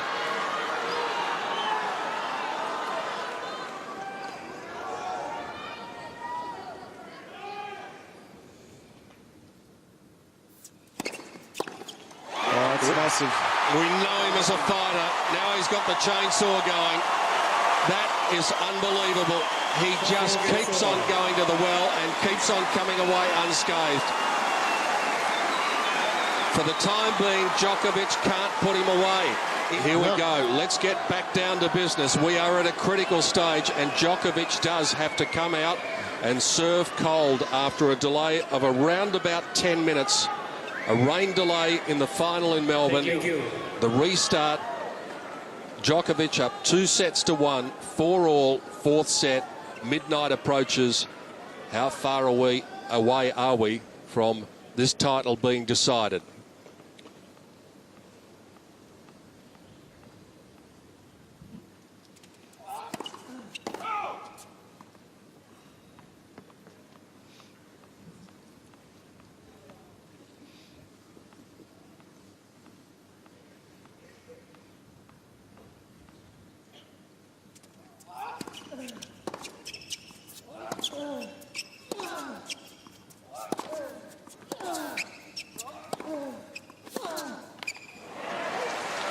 Fred, we saw an illustration the other night of how tough it is to come out cold when they had the Australia Day fireworks. Yes. And it came in the match between Rafa and Roger Federer. Federer came out and served afterwards and didn't serve very well in that game at all. I think he lost 14 of the next 16 points or something, didn't he? It's a tough task.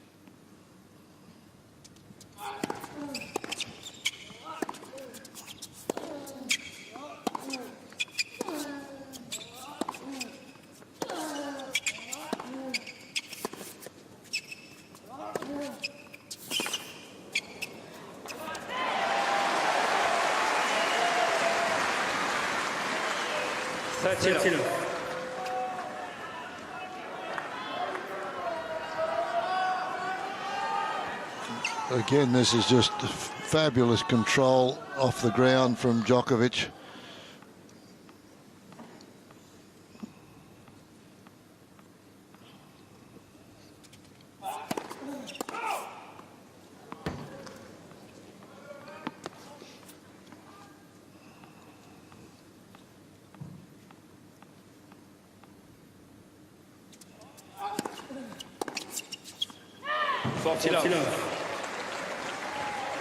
There's one that you like, Jeffy. Yeah, was inside the baseline, had a go at that, but he, as you mentioned, he has to go for that now. Barely missed.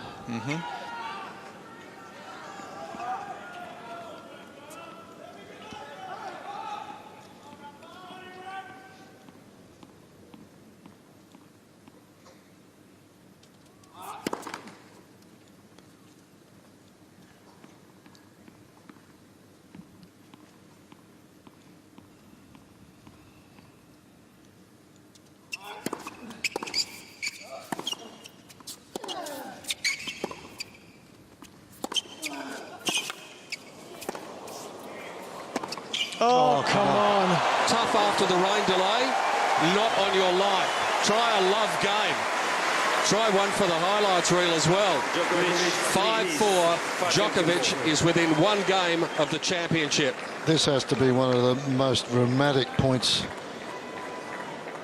Just unbelievable how at full stretch he can control that head still, and one more.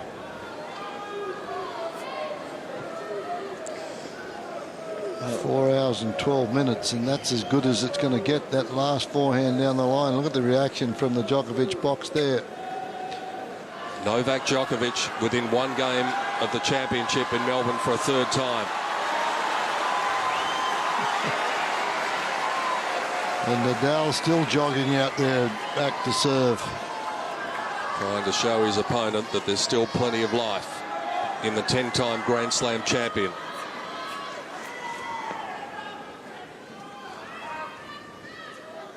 But for him, this service game has to go only one way.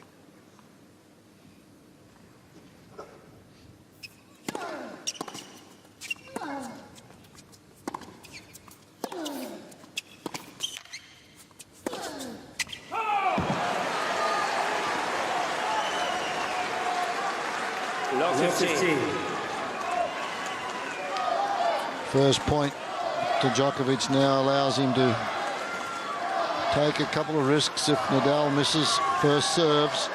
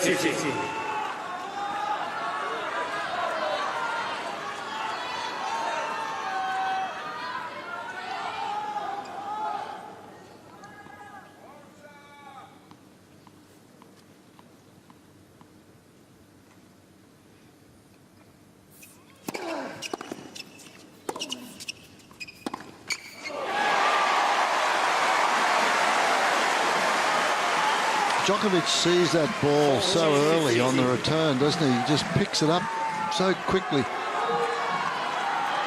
Gets it out in front, but never seems hurried again to make those shots.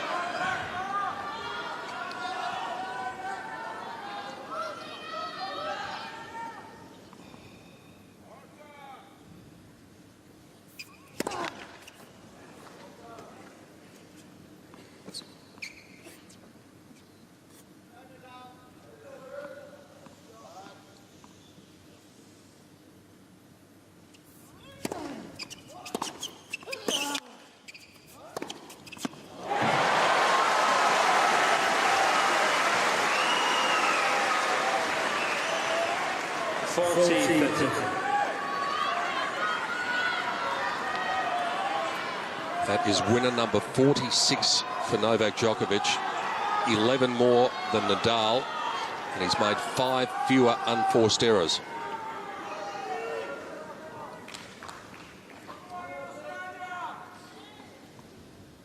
Time for a prayer.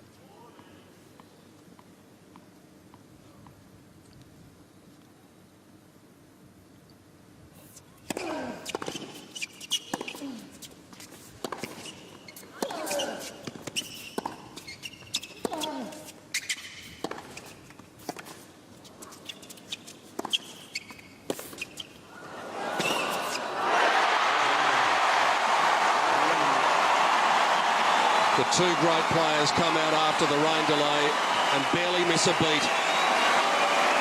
And the battle goes on. 5 games.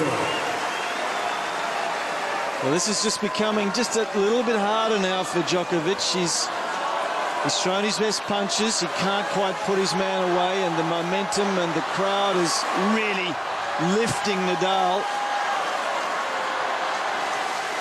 And Nadal's getting them to lift him too. He's working the crowd very, very well. That's Dad.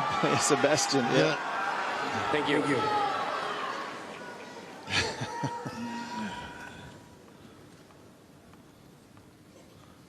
5-all.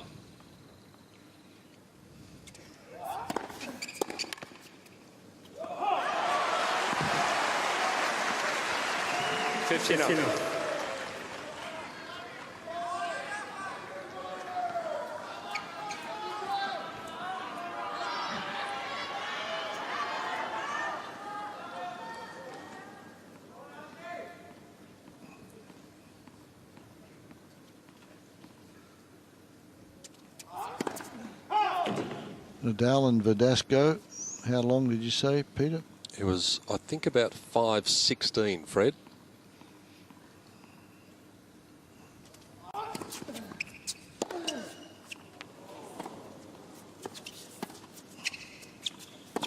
Nope.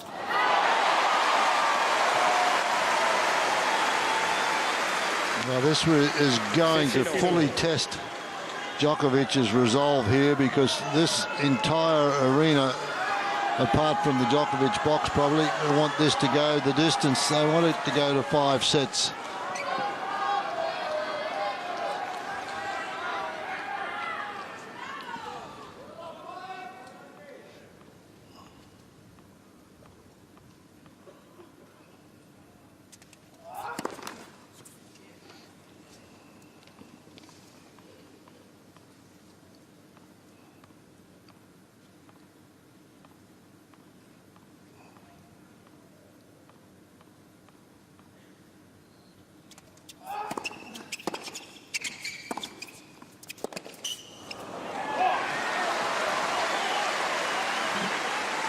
If it was to get to a tie-break, Djokovic has a superior career tie-break record to Nadal, but in Grand Slams, when it really counts, Nadal has an amazing tie-break record in the period since when Djokovic won his first title here in 2008.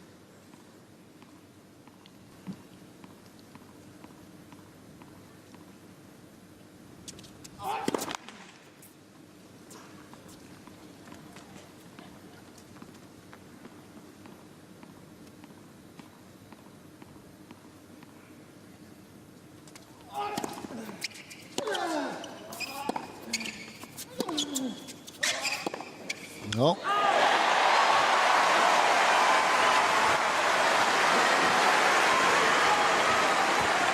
That's you. Just a couple of errors, maybe just a little fatigue, feet not quite there. This one just, you can see, overbalancing as he hit that shot.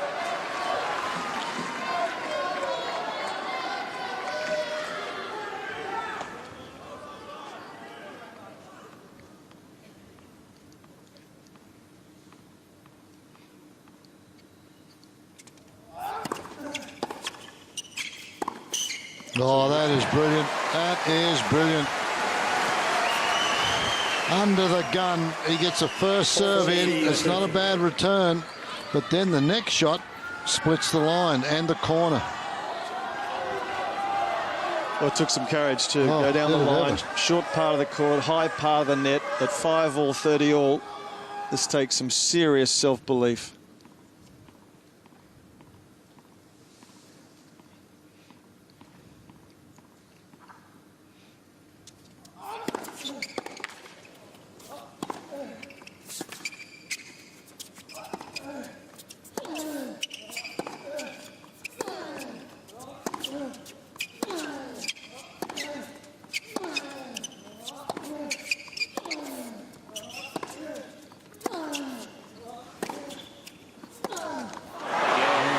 Djokovic is the first to 6, and that means the pressure goes back to the arm of Rafael Nadal again in the fourth set, 6-5. 6 games to 5. It's been a magnificent final. It exemplifies the skill of both players, the fighting quality in particular of Rafael Nadal, who's looked miles away from that trophy at times, but he continues to hang in there.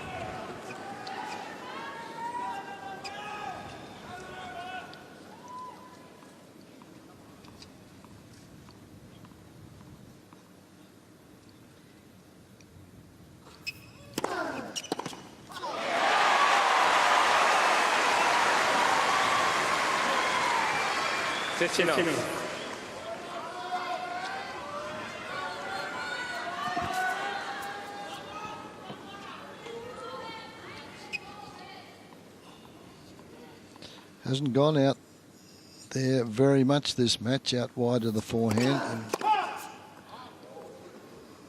And the last time we looked at it was about 11%.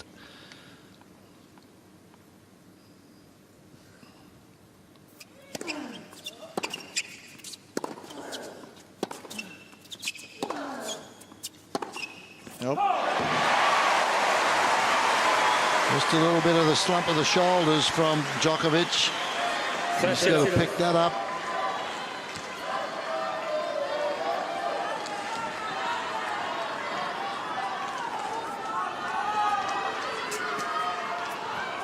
Especially when you know that this man at the other end is never going to drop his shoulders until the very last point of the game and the match.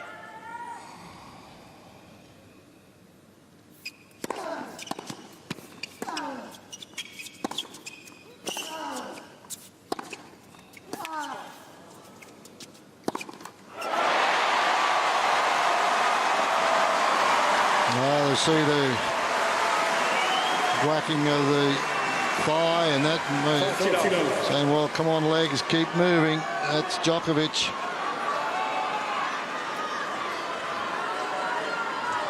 Got to pick it up for the tiebreaker. And that's middle of the net.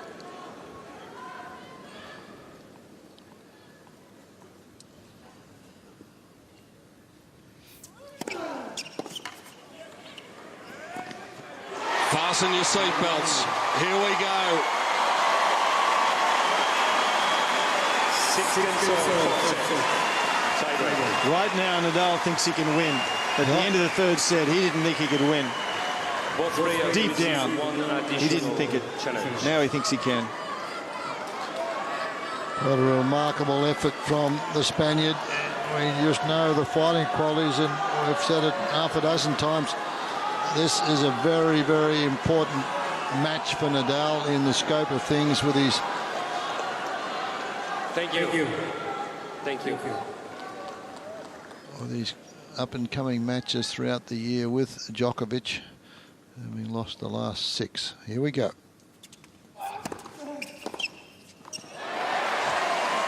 I was talking about the respective record in Grand Slam tiebreaks since Djokovic won his title here in 2008. Since then, Djokovic is 19-19. Nadal is 33-11 in tiebreaks.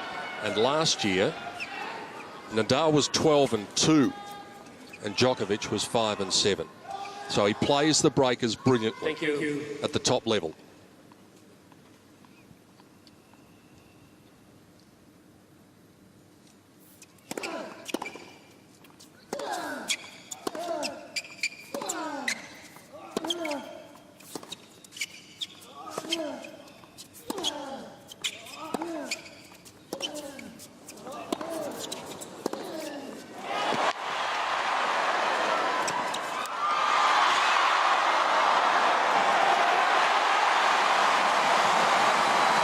crowd are starting to stand. They're behind this man, and why not? Well, unbelievable effort from both players there. Djokovic knows that he's got to try and put this man away in this tiebreaker. Otherwise, this crowd's going to turn. And they're all for Nadal here. And Djokovic is fighting Nadal and the crowd. And fatigue, Freddie. And fatigue, exactly. Yep. So he would love to get this one done and dusted right here in this tiebreak. Thank you. He's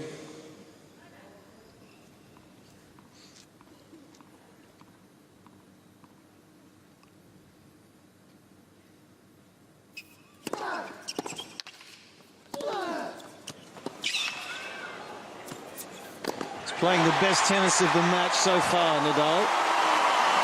Well, he's got the adrenaline going. He's got the crowd behind him. He's pumping the crowd up. 2-1. Tough couple of points coming up now for Djokovic. Down 1-2. Not deep enough. Nadal bounces this one into the cheap seats, or the expensive seats here.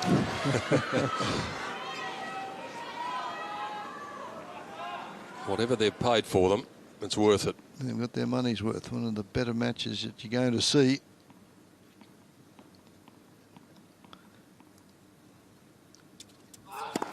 This has to rank up there with a lot of the top ones, and it's not over yet.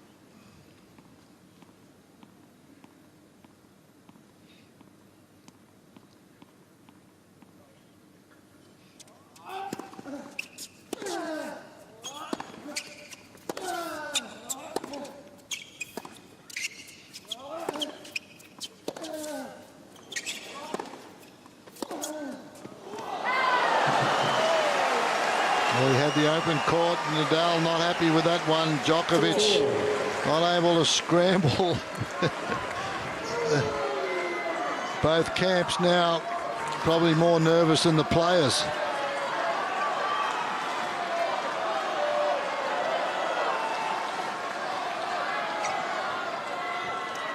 At least the two men out there are in control of their own destiny.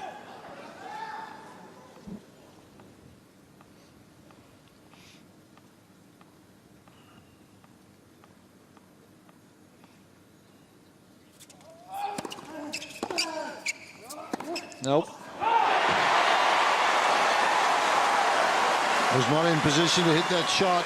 No, and he steered. Side feet, and he didn't go. He didn't make any commitment.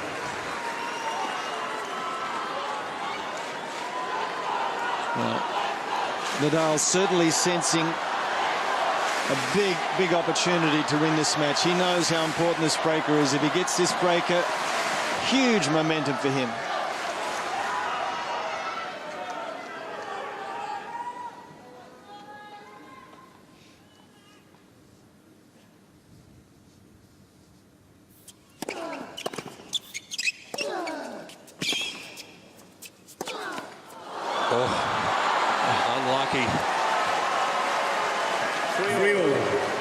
That's a great point again, though. Fabulous point from both players.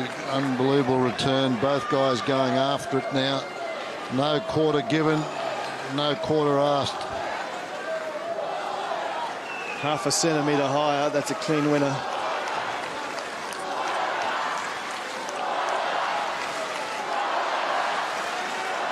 Atmosphere in the stadium quite remarkable after more than 4.5 hours. I think Djokovic knows he's just barely hanging on here. If this set goes against him, yeah, I wouldn't like to back him at all in a fifth. Well, we've seen it before, though, haven't we? Where you think he's down and out, and he comes back.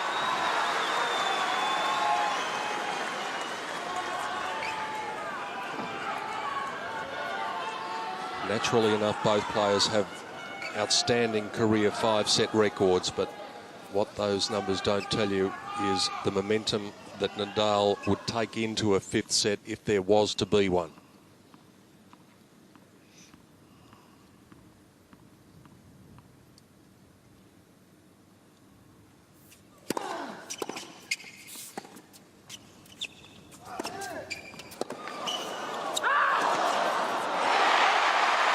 Well, a lot of the crowd hasn't heard the out call. Nadal simply has to challenge the call. Djokovic seemed to be pretty confident that it was out, that it's out. So 4-3. Djokovic, Nadal has 3 challenges remaining. Well, that's big. 2 points against the Nadal serve.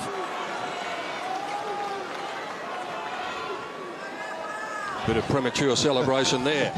Dad told him, sit down, it was out.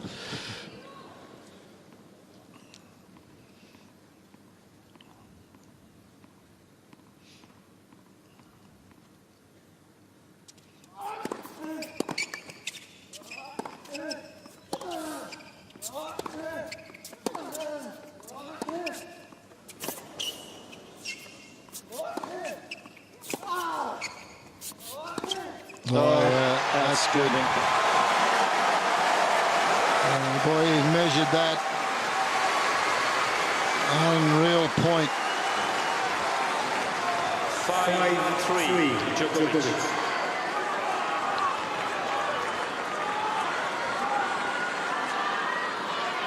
Measures this one back in the corner again.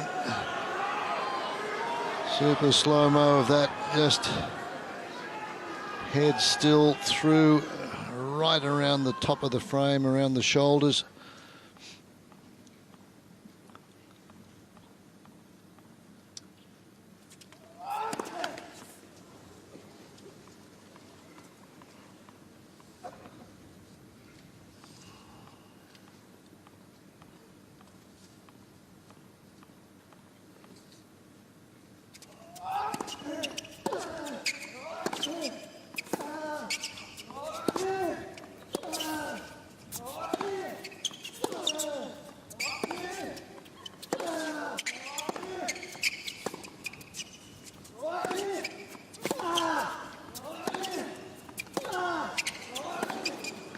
Wide.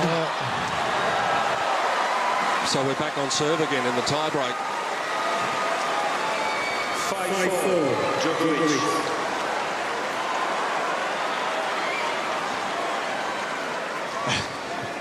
They are throwing body blows. They're just haymakers. They're hitting them so hard.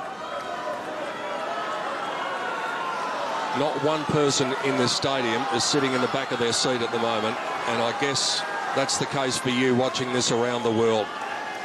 What a battle. It's been waging for 4 hours and 37 minutes. On serve in the tiebreak.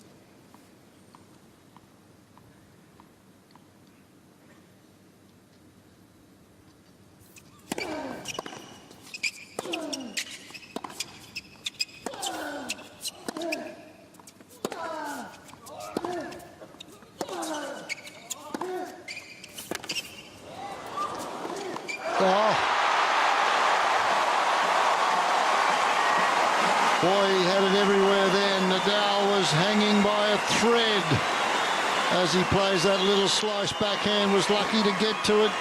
Djokovic didn't bend down, didn't get underneath it. This one really barely gets it back, and you can see him standing straight up, Djokovic, as he misses that forehand.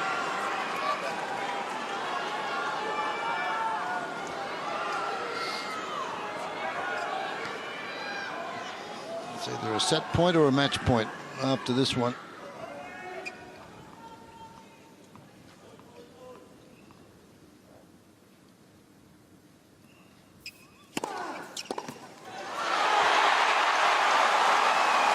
And he hasn't gone out there but a dozen times, Jeff, after that one. He's gone down the middle most of the time.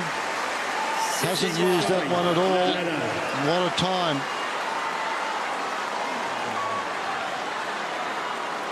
He was involved in an epic, a 5-set epic against Roger Federer when he won the title back in 2009. Are we going to go the distance in Melbourne in 2012? Thank you. Set point to level it.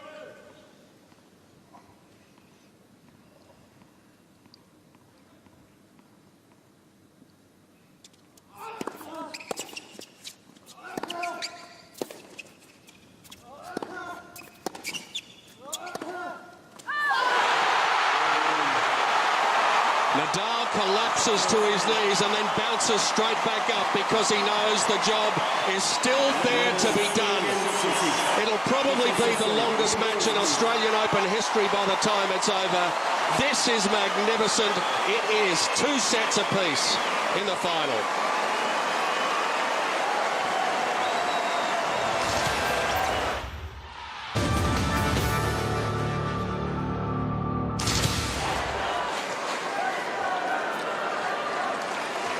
The deciding set for the championship in 2012. Nadal with the advantage of serving first with new balls. Buckle up for the ride. This has been simply magnificent.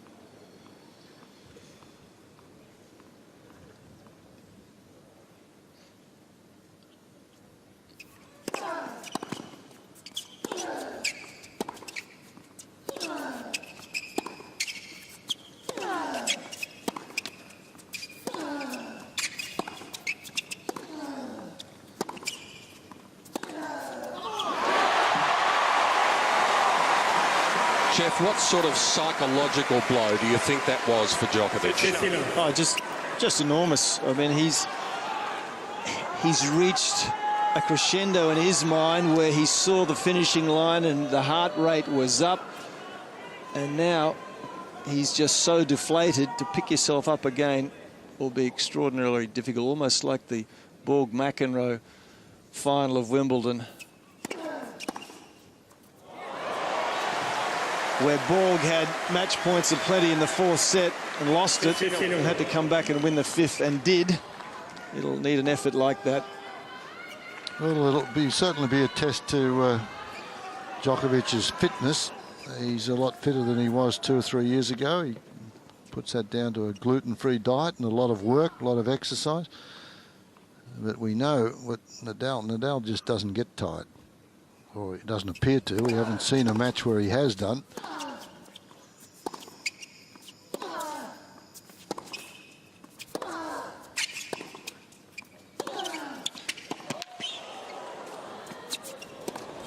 Oh, well, how can he hit that from there?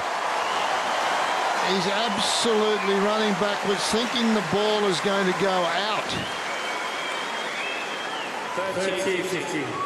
This is the adrenaline high he's on at the moment, Fred. He's hitting the ball harder. He's playing closer to the baseline. He's on a rush. 162 kilometres an hour. That's the fastest shot we've seen all night. And he's falling backwards. He's falling backwards when he hit it. But that's the adrenaline rush he's got going at the moment. It's huge.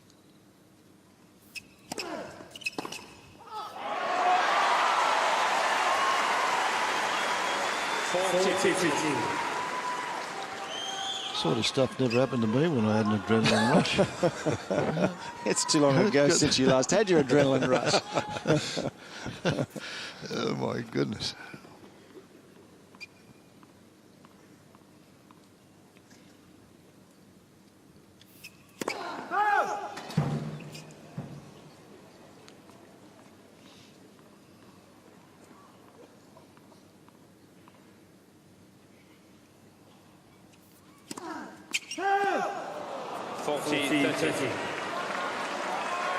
It's 4 double faults now for Rafa, and that is his highest tally in any match of these championships.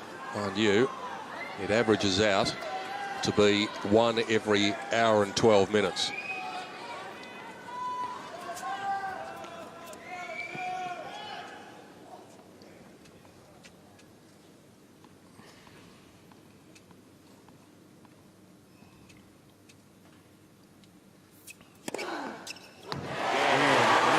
Fault followed by the ace. Nadal gets first on the board in the deciding set.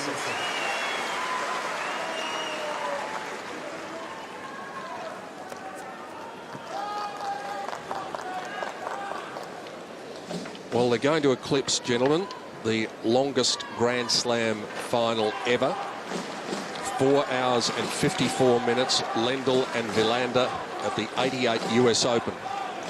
And they are only about 6 minutes shy of that, 7 minutes shy of that at present.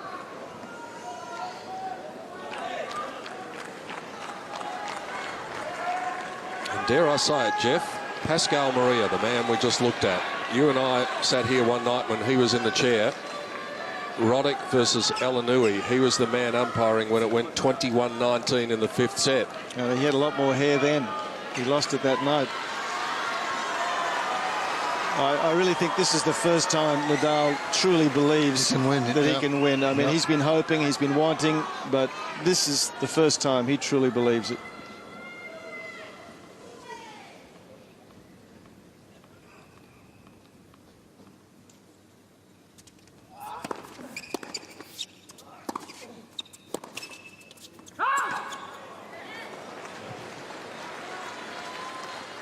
$15.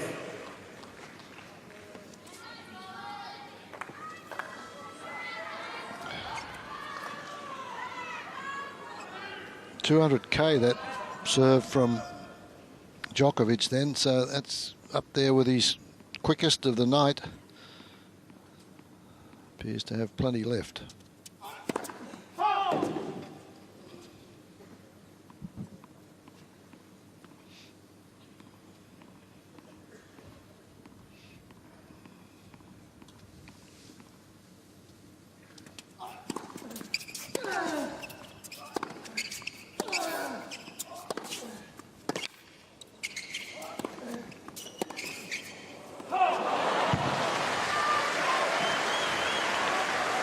He needed a couple of those in the tiebreaker when he had a couple of punishing ground strokes in the corner, had Nadal defending. He needed to come forward, didn't do it. He's done so here and been rewarded.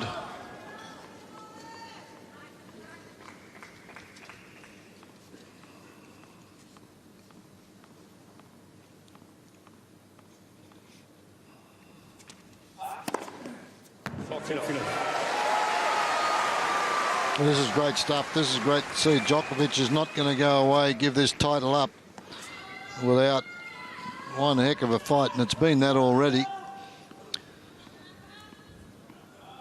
That's his 7th ace of the match.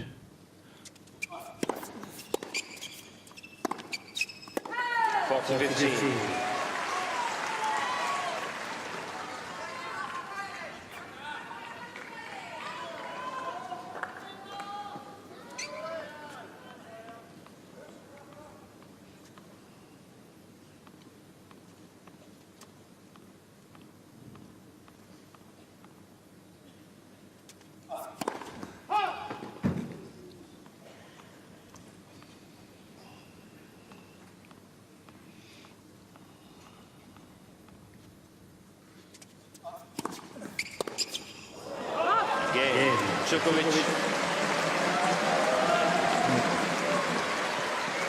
One game. Also, the mental side of it comes in with Nadal now that he's battled his way back when he thought he was going to get beat, or he's hung in there.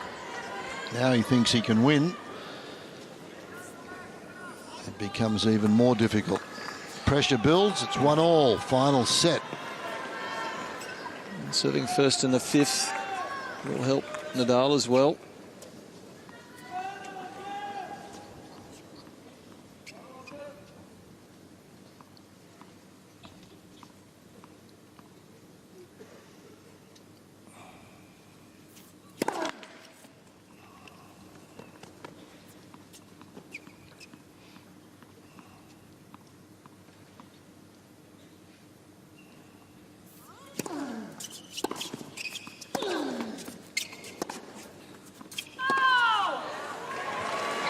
Close. I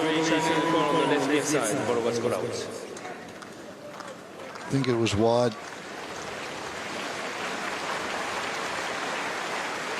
No, it's good. Well, that's got to be annoying for Djokovic, because he's missed. There's been a few tonight that. So he's saying to Pascal Maria, why can't you overrule those? I guess. Frustrating after 4 hours and 51 minutes.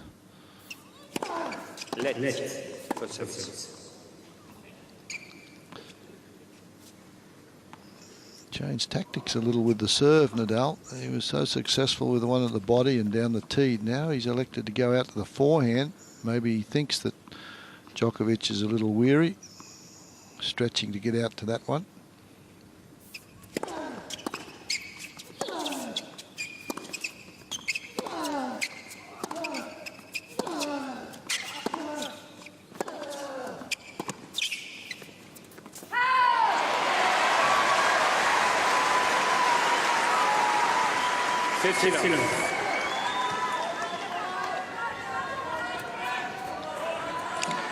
He's definitely picked up the pace, Nadal. Look where he's playing now. He's on the baseline now. He's taking a little bit of time away from Djokovic, and that wasn't the case in sets 2-3 and early in set 4 either.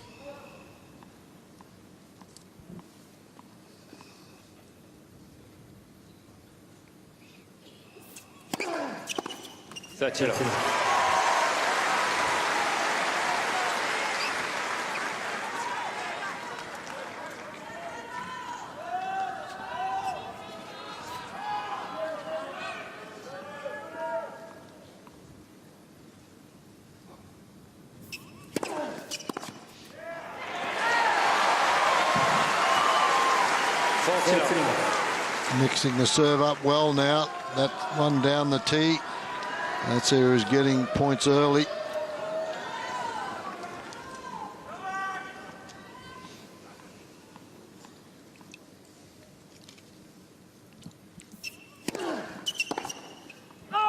A love game will save a lot of energy for the battle ahead. It's Nadal on serve, 2-1 in the deciding set. The longest Grand Slam final in history, eclipsing Lendl versus Wilander at the US Open in 1988, and there's still a long time to go. They're also going to eclipse, seemingly, the longest ever match here at the Australian Open, which stands at 5 hours and 14 minutes. And, of course, the other factor to keep in mind is that there is no tie-break in the 5th set. We will play on until we get a winner from 6-all onwards, if it gets to that. Thank you. The pressure swings to the arm of Novak Djokovic once again.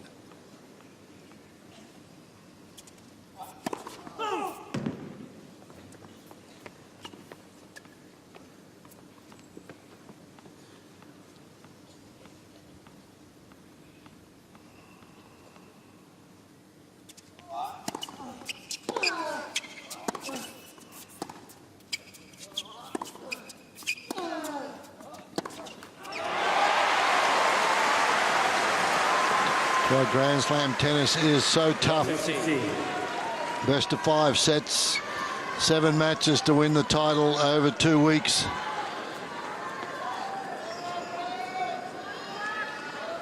A lot of variables, aren't there? Lots of things can happen along the way. Nadal's been out there, what,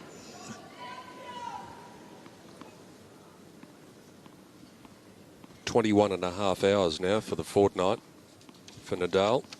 Djokovic has been out there for 20 hours. Coming into the final, 16.5 for Nadal, 15 hours for Djokovic.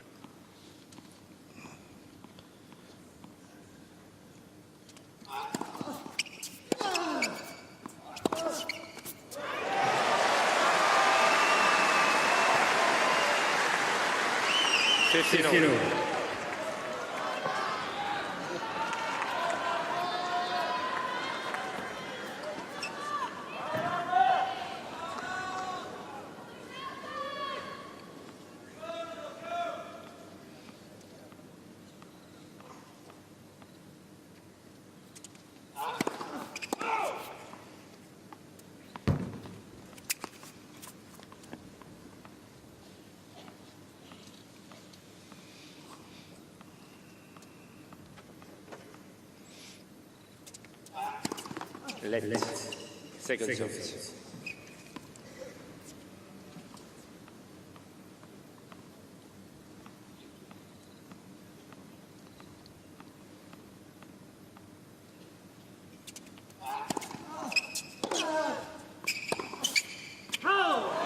Just a little bit of that look starting to creep back in about Novak Djokovic. 15-13. It's a bit like the way he looked at one stage against Leighton Hewitt. It's very much like the way he looked against David Ferrer and at times against Andy Murray. He can't do that with this fella. That gives this guy a little bit of a sniff and gets it down an early break. That's great stuff. Just when you think he's done. 30.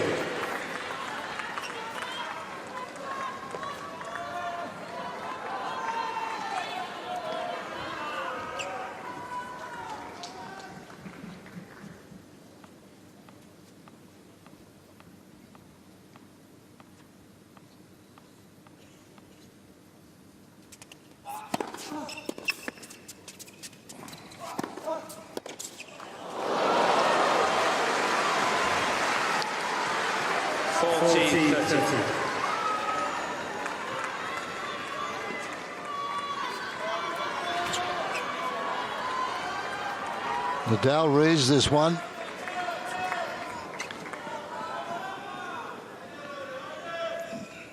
Has the shot, but can't execute.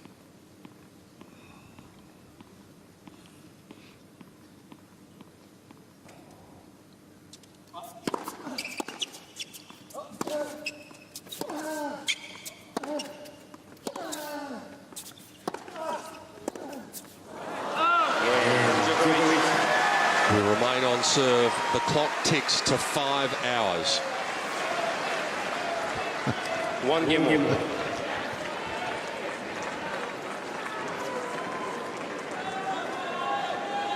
2 games all.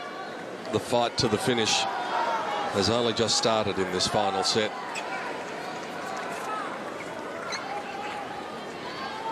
Thank you. How much run have those legs got left?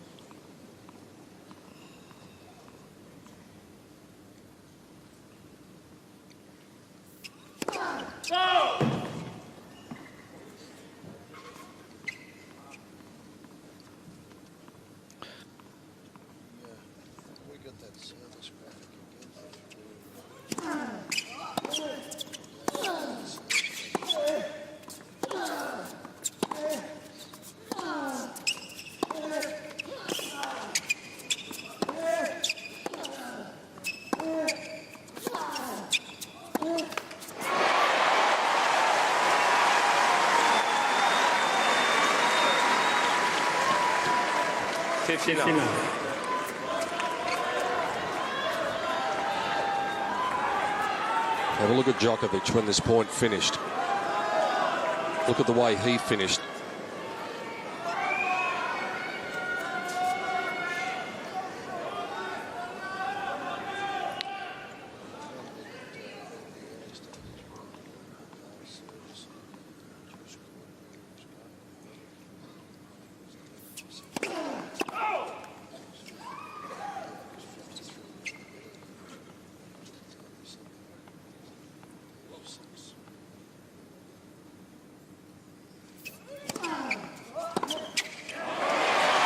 That was a very tired-looking shot. The feet didn't move at all, Jeff. Yeah, and you feel more tired when you're behind with Nadal serving first all the time. Djokovic feeling like the finishing line is further and further away.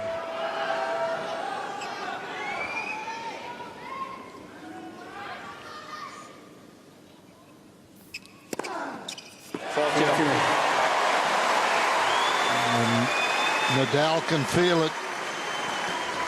Has a quick look up at the other end of the court.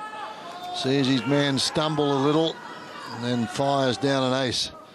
And if he wins this point, I'll bet you Nadal jogs to the chair. On the line. I'm going to challenge. Nadal returned to the goal on the right baseline. Ball was called in. Nadal had his nose over the ball but still looked up at his support box to see what they thought. Let's see if Rafael Nadal does jog to the chair. He's got his nose in front still. It is 3-2 in the deciding set. How much has Djokovic got left? As we come up to the 322nd point of this match. All the pressure is on the arm of Novak Djokovic after Rafael Nadal has held his serve 3 times. Twice he's been able to answer that pressure.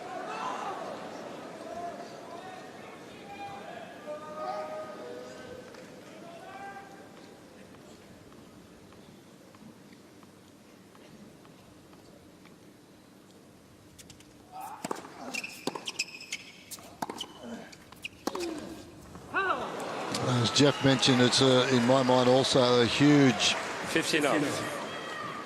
effort if you can serve first, a huge advantage if you can serve first in the 5th set, particularly in a match like this when both boys are exhausted. Some of them are making unforced errors like that last one from Nadal, but that's through being a little bit arm weary. But the standard and the quality is just absolutely superb.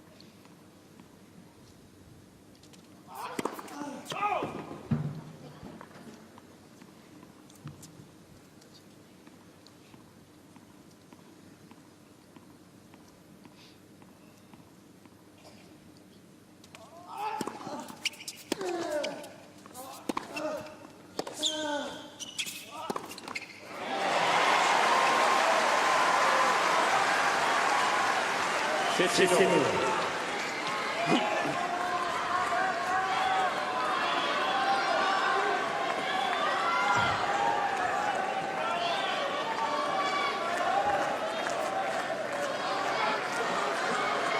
total, those unforced errors, Djokovic 61 now has made more than Nadal 58. That's changed quite dramatically since midway through the 4th set.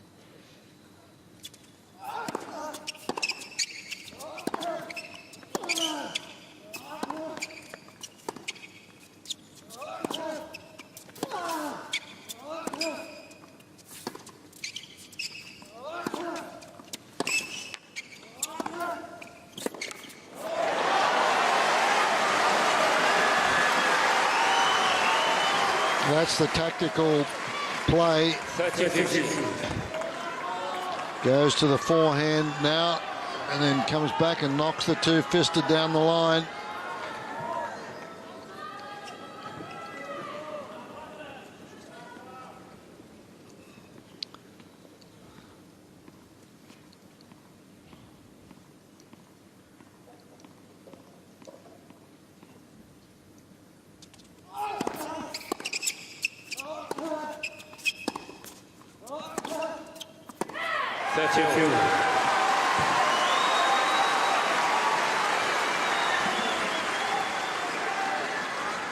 Peter mentioned the increase in the unforced errors from Djokovic, and that just comes from that not quite getting into position. He's trying to play aggressively. He's trying to hit close to the lines, and if your feet are just a little weary, you start to miss.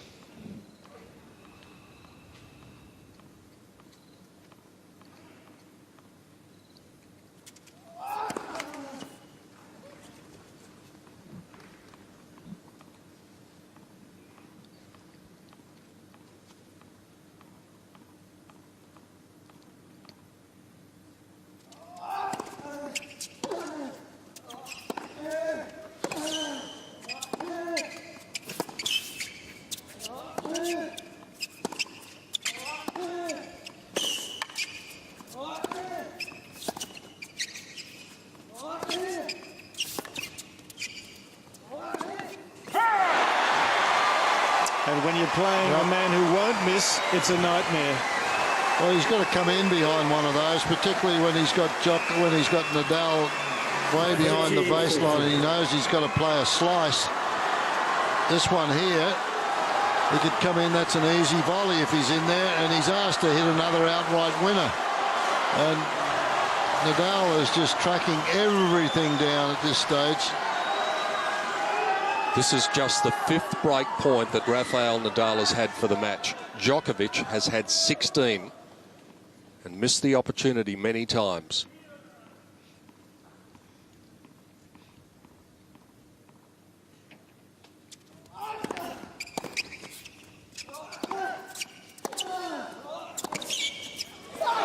Might that be the straw that breaks the camel's back?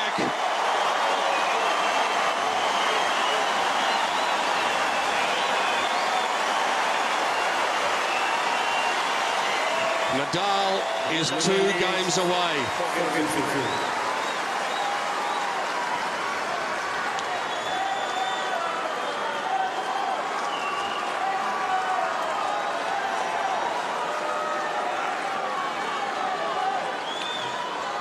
Have a look at the Nadal serve. We talked about the 53% down there and at the body 27, and it was 11% out wide. He's changed that, and that's worked for him against Djokovic. That 20% out just on the juice court, that's where he's changed it most of all.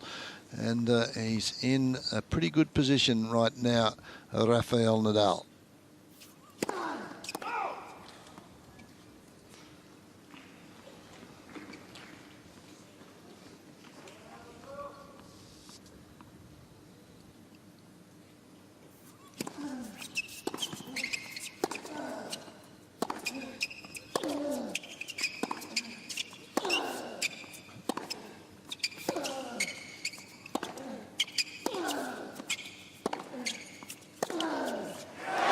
They're starting to hit the lines.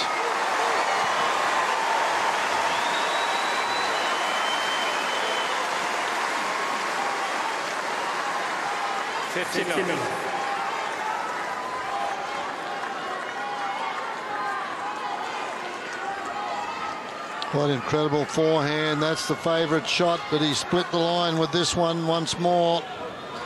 145k.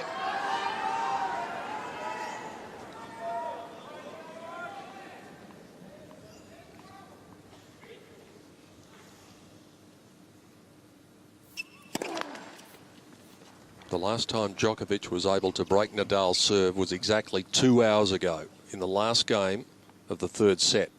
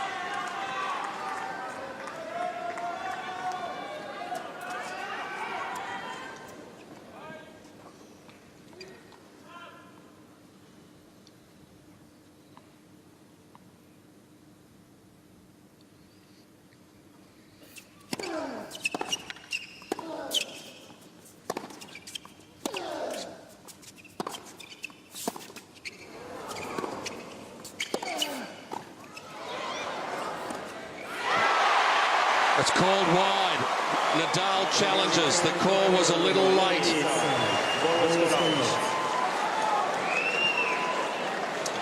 I think he's missed it. Could have driven a truck down here. A small truck, but nonetheless a truck. Tell you what, if Djokovic in the tiebreaker hit that short forehand the way he hit that one, he'd have been in the locker room right now. That one, he got underneath it, hit it well. Didn't make a great volley, but he was he was in position.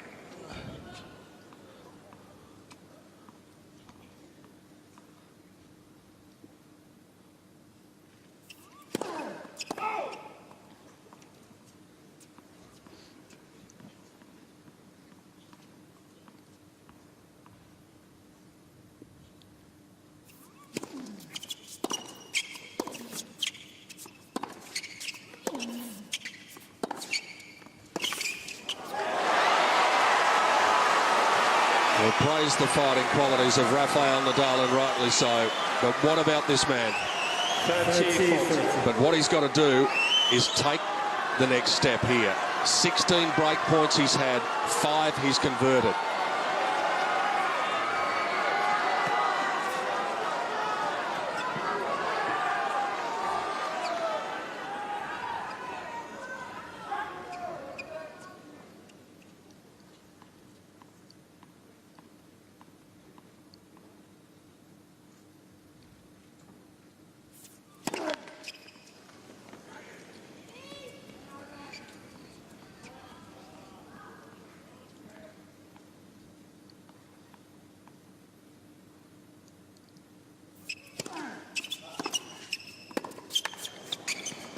Can you believe it? Back-to-back breaks of serve, and this epic contest, which is now the longest match in Australian Open history, is going to be going for a fair bit longer.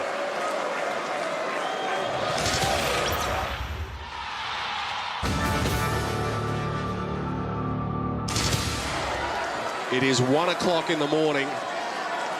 He's walking with a little bit more positive step at the moment, Djokovic. See how it transpires as far as the serve is concerned.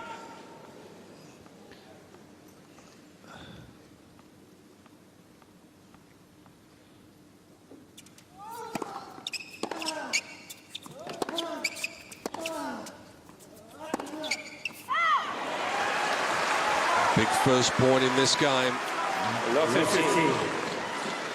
Again, Jeffrey, though, that point is way behind the baseline. He's been back and forth with his tactics, Nadal. Well, he got back into this match Yeah. by playing positively. Now he's going back to no miss tennis.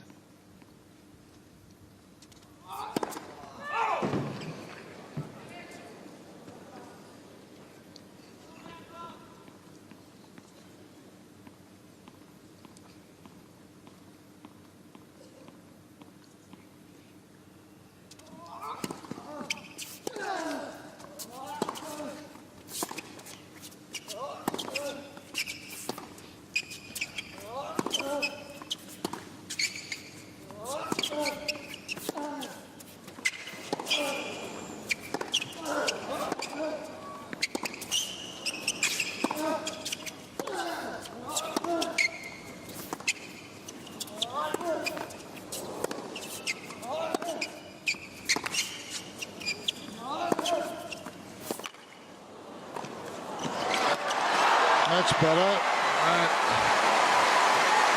Finally moved forward on one.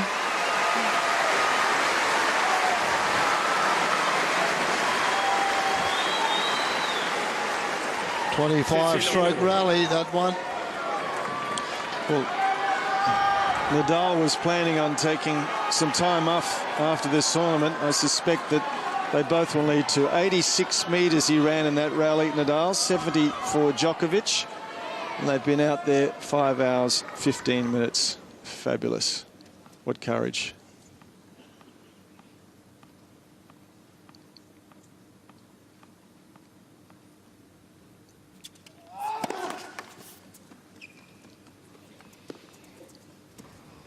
First serve for both players slipping down a little bit, understandably so. They've hit a lot of them.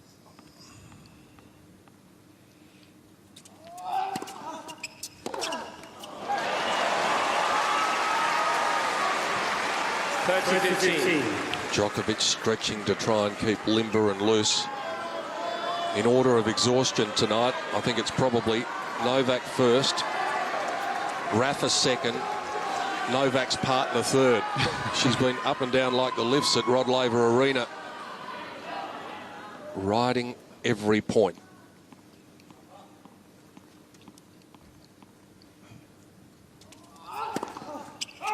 Can't buy a first serve in this game, Djokovic.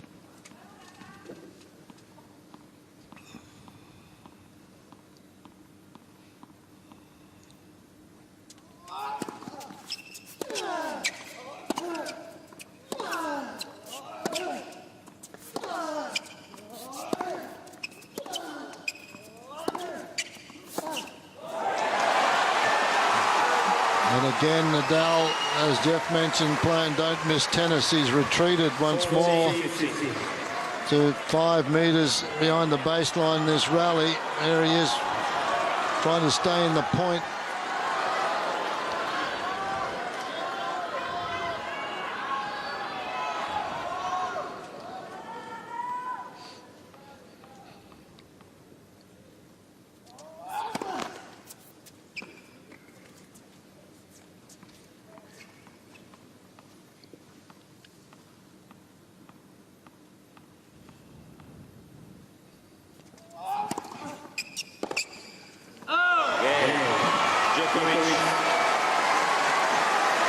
It seems silly to say it was a comfortable hold after all of the ground that they covered, but on the scoreboard at least it was that way.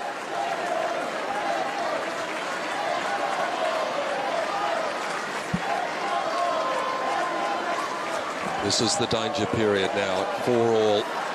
First of all from Nadal, and look at the ground they've covered in this match. Well, that surprises me that Djokovic has covered more territory than Nadal. Thank you. That really surprises me.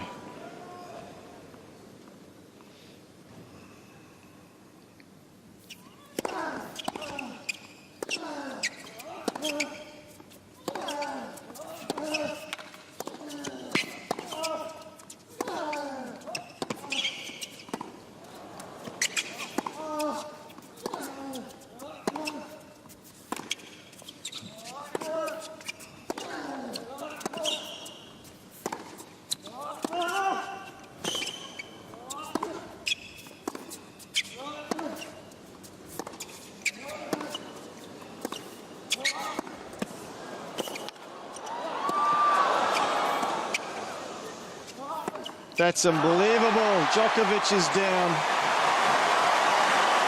Normally, players only collapse to the court when they win the championship. His body, well, you wouldn't blame it for failing him. 31 points in the rally, and the crowd just standing and applauding. They're standing up here.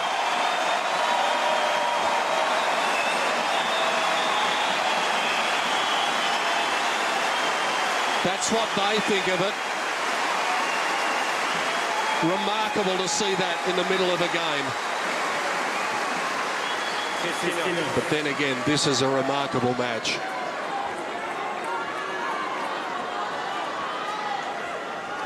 "31-stroke rally.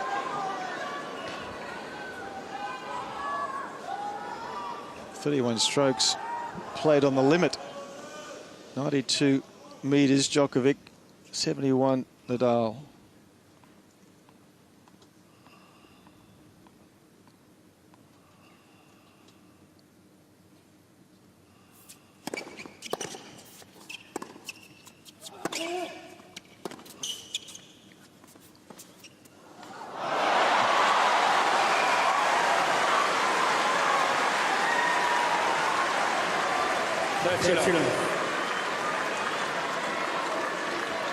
Actually, last 2 points, Nadal stopped grunting and groaning. He's just conserving all the energy he can at the moment.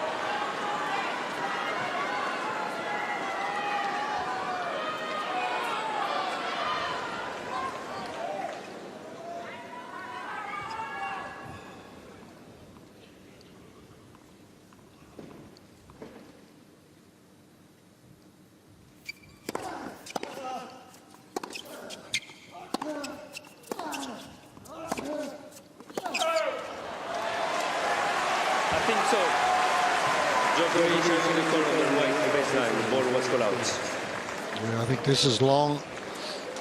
He asked the umpire, and he said out in. There you go, boy. He's been unlucky.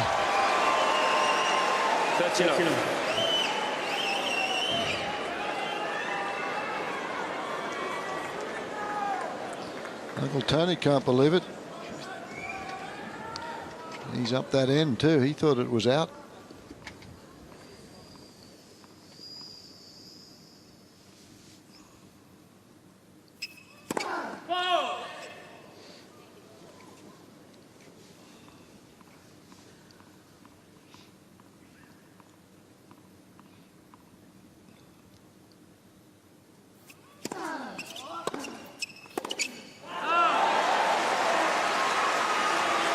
30-15.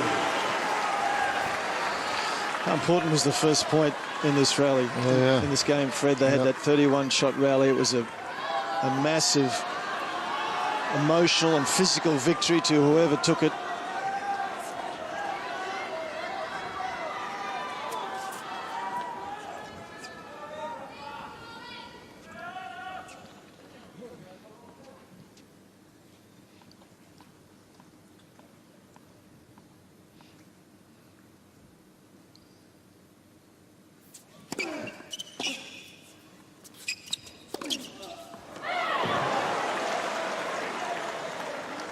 That's called long. Towel, please.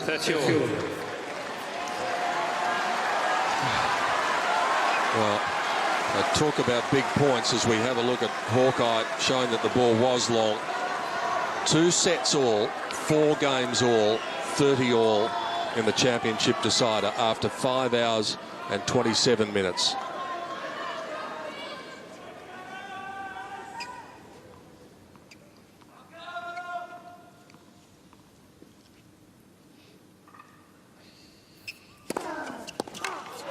What a serve on the big moment.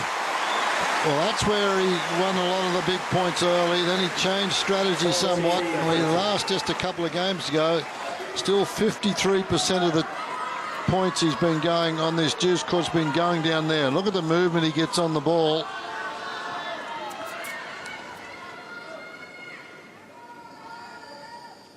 Unbelievable effort again from Djokovic to get a racket on ball.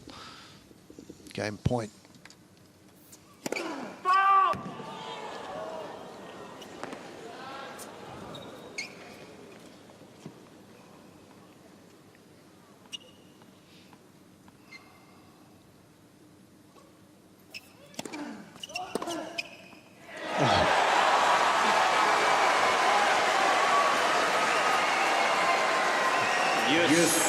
Even Uncle Tony applauding that. That's good sportsmanship from... he appreciates his tennis and wants his man to win, but this is just guts and talent.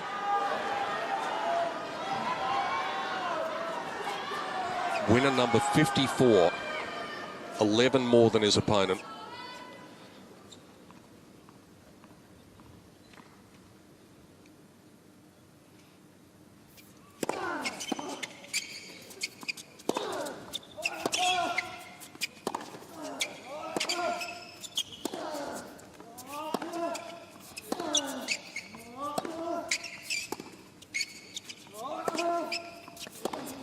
Out. And this is not negotiable now. Novak has to take his chance. He squandered so many.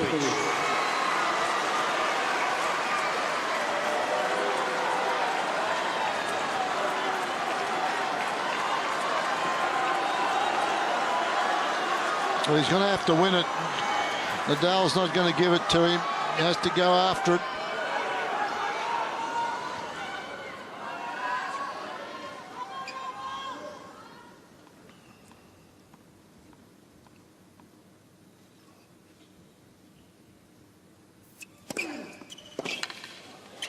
What a serve.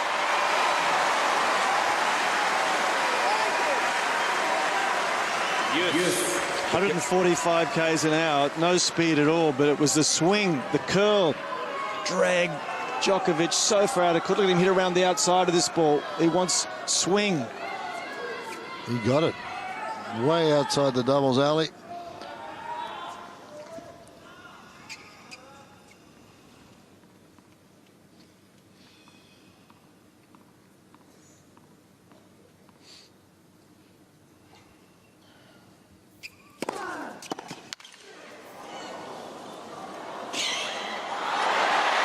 Boy, he was there too.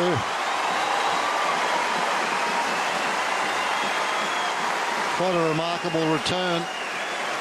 It sure was. And excellent touch from Nadal. At this stage, the tension, the fatigue, he's able to come up with this sort of drop shot. Phenomenal.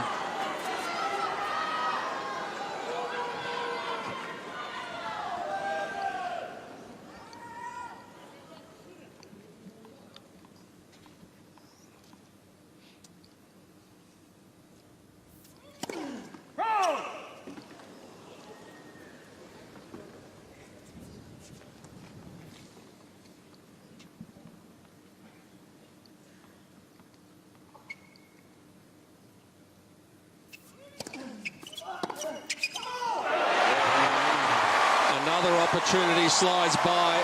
Djokovic drops his head. Nadal is the first to 5, and that's like reaching just underneath the summit of Everest. 5-4 for the Spaniard. It's like the noise of a football crowd in here. They have been so absorbed by this dramatic contest.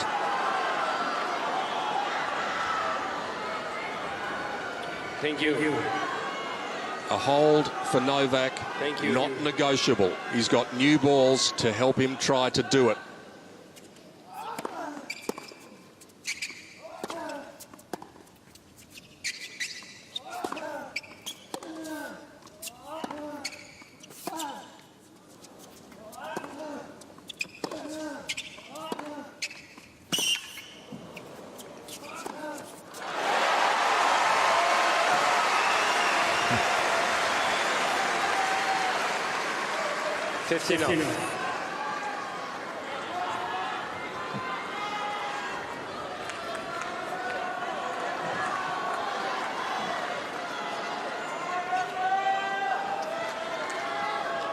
It doesn't get any better than this, folks.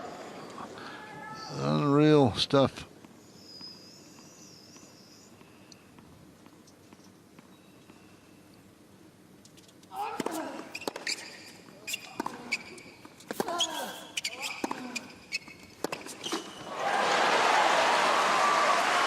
All the folks that are here tonight are going to look back in years to come and say, well, I was there and experienced one of the greatest matches of all time. And this place only holds 15,000 people, Fred, but there'll be 100,000 who will say that they were here. Yeah.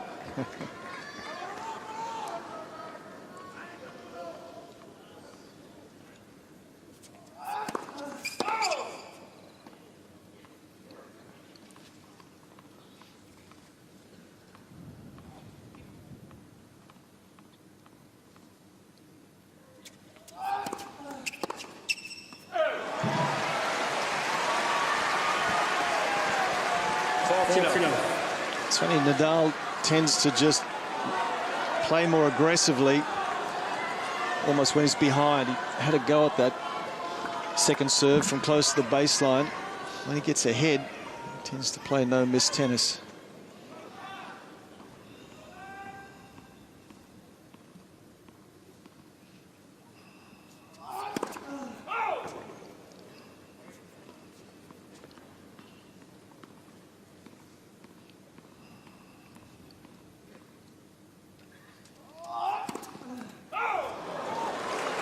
Second double fault of the match for Djokovic. If it's going to happen, 40 love is probably not a bad time for it to happen. But every point becomes so critical.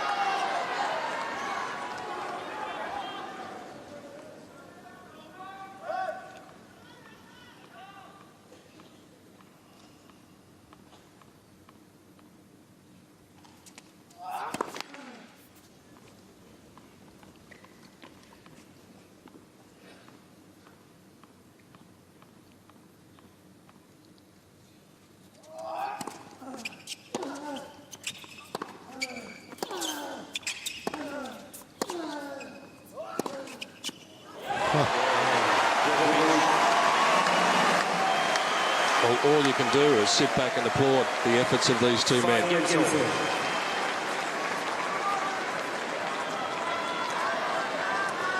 Well, sometimes you see a long match, but it's on the back of some big serves where the points are relatively short. Every point here, almost without exception, has been prolonged with wonderful stroke making from the back of the court, probing. There's been no easy way of winning a point.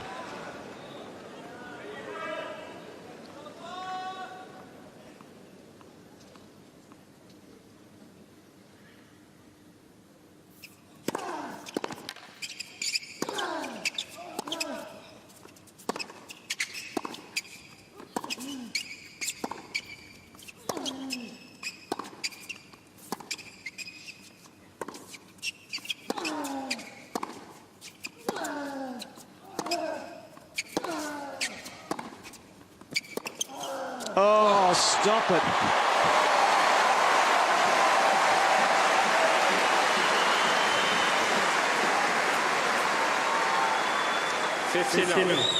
19-shot rally. Unreal stuff here on the full run. Where did that come from? Well, he was in a defensive position, really. He should have hit a defensive shot back or a neutral shot back. Instead, he's hit a cold winner.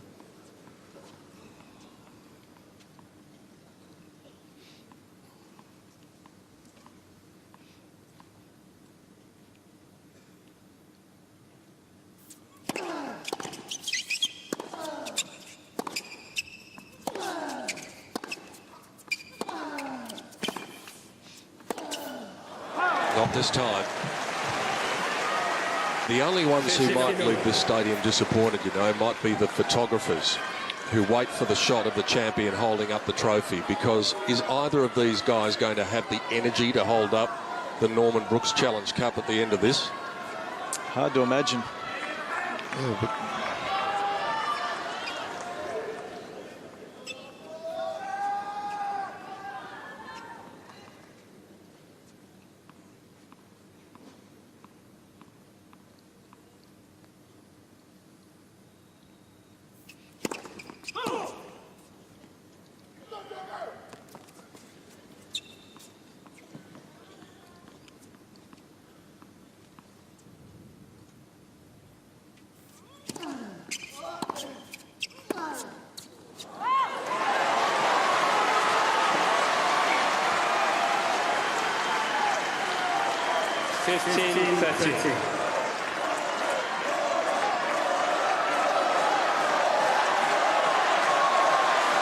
A bit of positivity in the body language from the defending champion. It's very familiar territory, though, to find himself ahead in the count on Nadal's serve. Can he do anything about it, though? For the most part of the night, the answer has been no.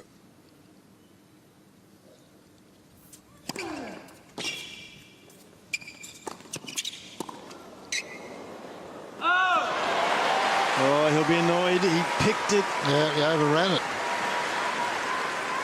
Oh, it's another terrific serve, though, from Nadal at 15-30. Jammed him out. Yeah.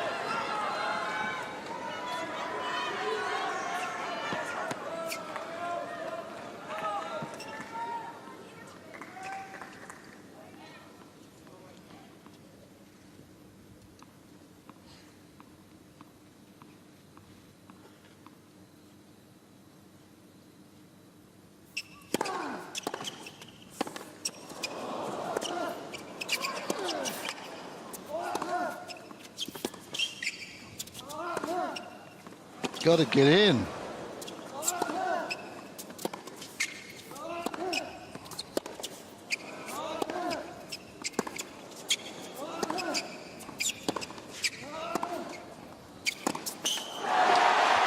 there were three opportunities there for Djokovic to get into the net and make things didn't make life a lot easier for him. He's hard-way Joe at this stage. He had a break point on Nadal's serve in the 7th game of the last set and couldn't, well, he was able to do something about it then, but he had a break point in the 9th game and couldn't do anything about it. He has a break point in the 11th game.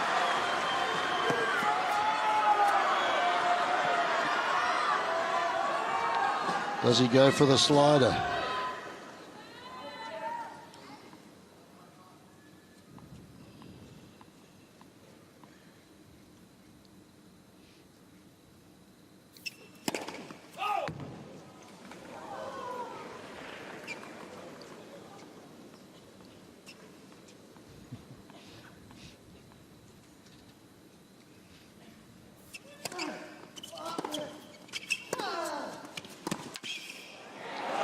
He mishit that second serve, Nadal. He framed it.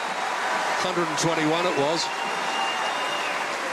It ended up being difficult because he framed it so badly. It got an awful lot of side spin on it. Look at this ball curl. Still had to make the second shot.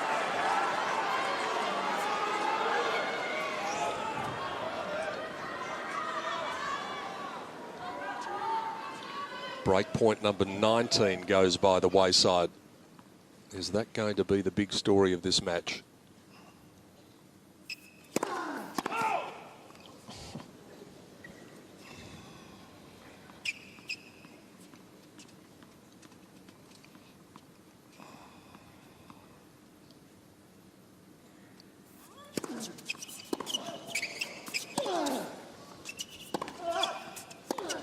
It's out. It was very close to a double fault. There was a bit of a noise, a murmur from the crowd. He hit the ball out. He said,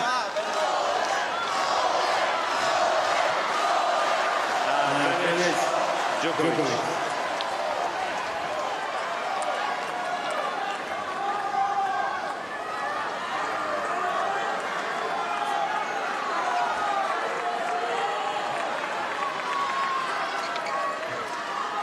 That was the second serve right on the line.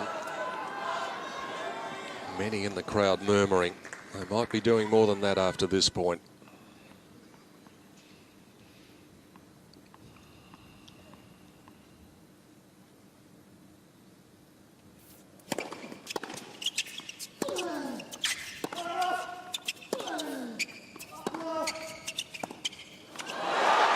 Might that be the end of the resistance? Djokovic marches purposefully towards the chair, knowing that in a moment he'll be serving for the championship in 2012. 6 games to 5. And one of the toughest of your lifetime when you're serving for a championship. 5 hours and 46 minutes. Is it all about to end here?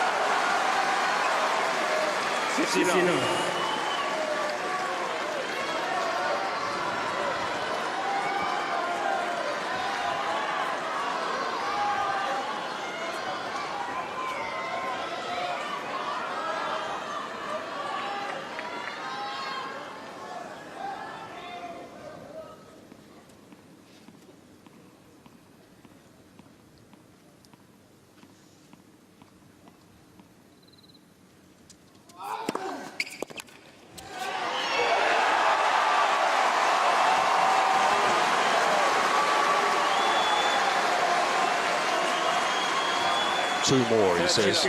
Just two more.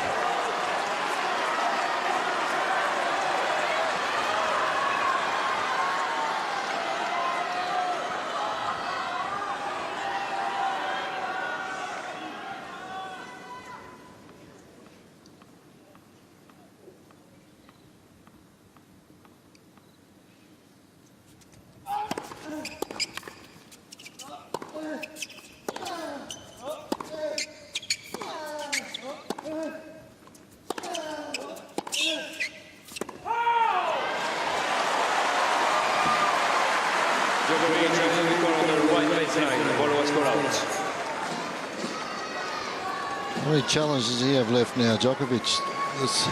He had 3, I think, before this. 30-15. So that was a bit of a speculator. Djokovic has 2 challenges remaining. Nadal now with back to the wall. He's hitting harder.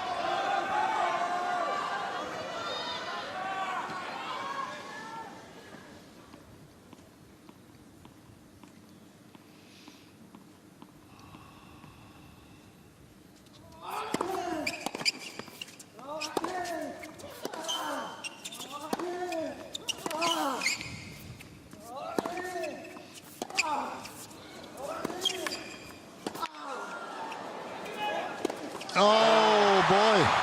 What a lob. You could see that was going to be a tough smash. Terrific lob. They're exhausted to get off the ground for the overhead. was never going to be easy, and he sure didn't. Could have gone in a couple of times before, makes his move this time, but the lob goes up. Not a difficult overhead, though. It's only half court, but in the right spot at the right time, and he just falls down before he even has a strike at that.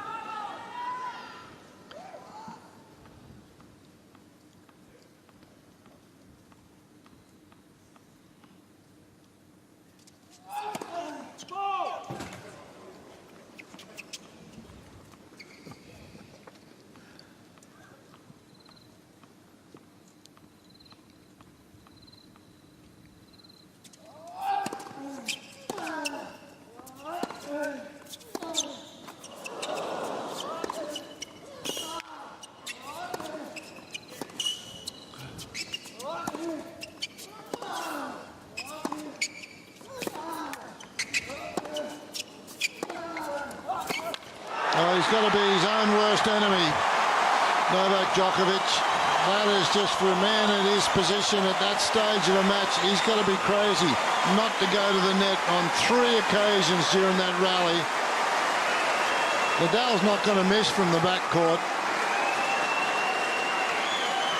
30.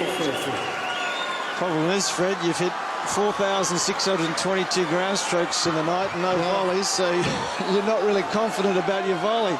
Well, I think if he goes in on like that, Nadal misses the pass shot. You've got to let him ask the question. This is just playing right into Nadal's hands. Break point for 6-all.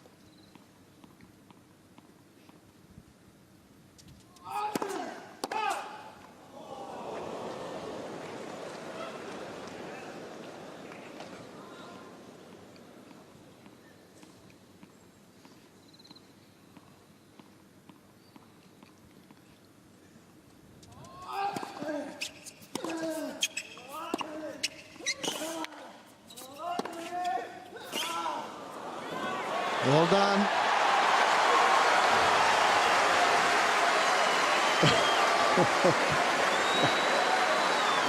He's praying. His partner's been praying throughout the night.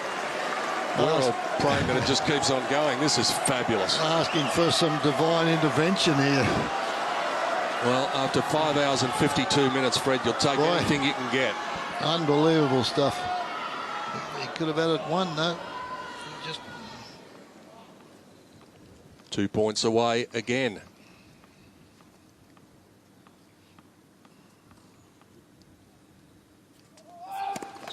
Let for service.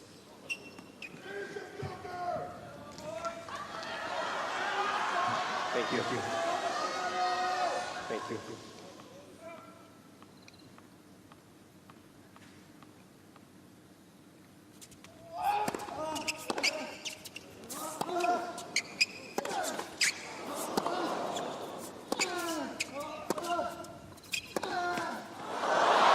One time it was kind to him, the next time not. It has been the most extraordinary night. Djokovic. A night on the world sports stage not to be forgotten. Sometimes in the sport of tennis, the phrase epic contest is overused. Not this time.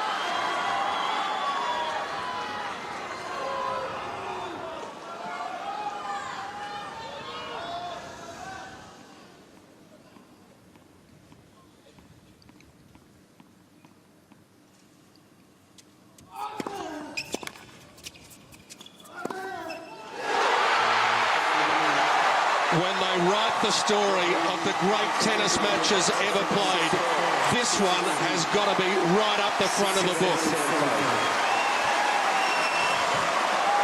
5 hours and 53 minutes.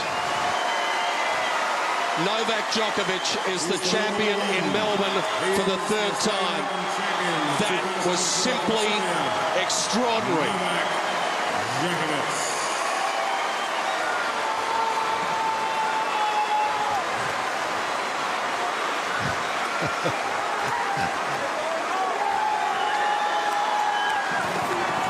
It's 20-2 on a Monday morning in Melbourne. hardly anyone has left. Hardly anyone was able to leave. And just at this moment, as the champion celebrates, spare a thought for the vanquished tonight. As brave a performance as Rafael Nadal has probably ever produced in his life, and yet he still walks away empty-handed. Djokovic wins it 7-5 in the fifth set in 5 hours and 53 minutes. Have we ever seen the likes of it? The 100th Australian Open final is probably the best. Well, quite a remarkable performance all round. It's probably one of the best matches I've ever had the pleasure of calling. And it's one that I'll certainly remember for a long, long time to come, because there were so many ups and downs throughout the match. And guts, determination, fighting qualities, anything that you want to mention in our wonderful sport of tennis was in this one. Most certainly was. I thought Nadal, of course, did magnificently well to get back into that fifth set. Then I think, frankly, it took an even tougher mental effort for Djokovic to overcome the disappointment of not being able to win in 4, be down a break in the fifth and come back and win it. And wow, this is going to be a major plus for Djokovic and a huge setback for Nadal, who could not have given it anything else. What about the fact, Jeff, if he'd have lost that and had a look now, he's been the victor, but 20 break point opportunities and he only converted 7. So that also says a lot for the guy, as you mentioned, down after losing that fourth set, where if he could have come in the tiebreaker and made one short forehand that he missed there, would have put him into the locker room about an hour and 20 minutes earlier. And yet he has the guts and the determination. He was out of it early in the fifth and he comes back to win it. You were talking before, Fred, about the odds makers and what they've been doing. If the odds makers were framing a market during the Ferrer match or during the Murray match, and someone said to them, this man's going to have to go 5 hours 53 minutes to win the championship, they would have just said, well, you can have $1 million to 1 from us, because it didn't look as though he could possibly do that. What a testament to his physical ability, his mental fortitude, that he has been able to do it. But you have to feel for Rafa. There always has to be one who comes out on the wrong side, and tonight it's him, but he was so brave. So to our runner-up, one of the great fighters in the game, as we have witnessed tonight, ladies and gentlemen, Rafael Nadal.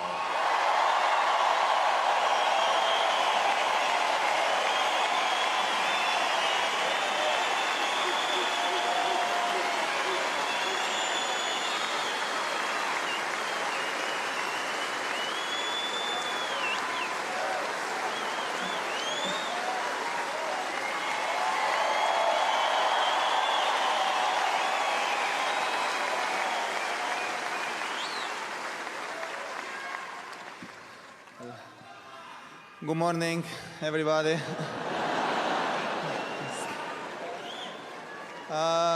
First thing that I have to say, just congratulations to Novak and all his team. They deserve it. They are doing something fantastic, so congratulations.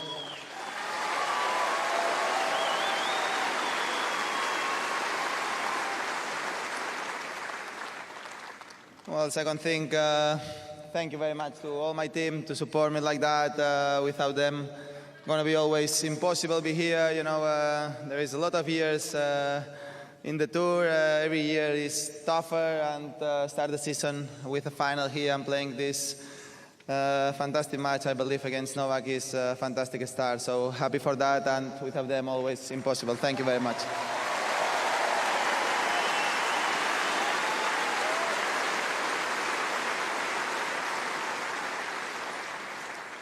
Thank you very much, Rod Laver, to be here supporting this event, one of the greatest ever. So it's always a pleasure to play here in this court, who has your name. Thank you very much for being here.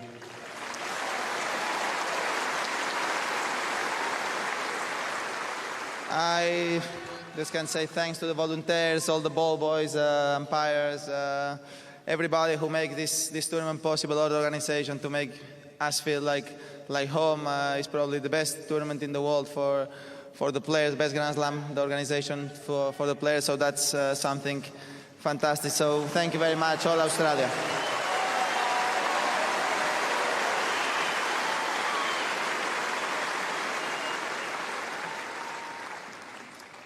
I don't know if I say it, but the sponsors, without them, impossible to have an event like this. Thank you very much to support sport, and in this case, support our sport is tennis. Kia, especially the main sponsor. Thank you very much.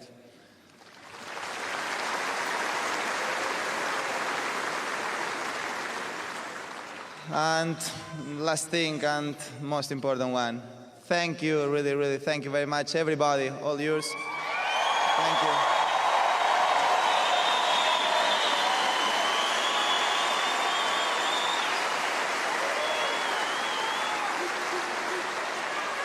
I really had a fantastic 2 weeks, and with all the love that you show me, is something unforgettable for me, and I never will forget this match ever because of you. Even if I lost, was something really, really special for me. Thank you very much. I hopefully will come back a lot of years here. I will keep fighting. Thank you very much, everybody.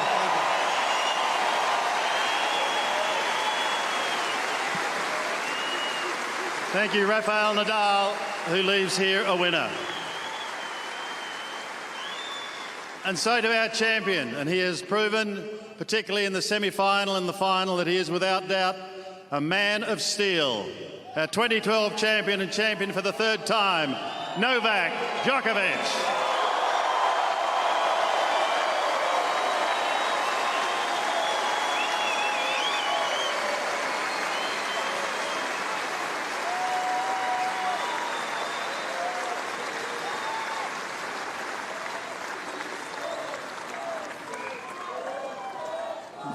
Good morning from me too, to everybody.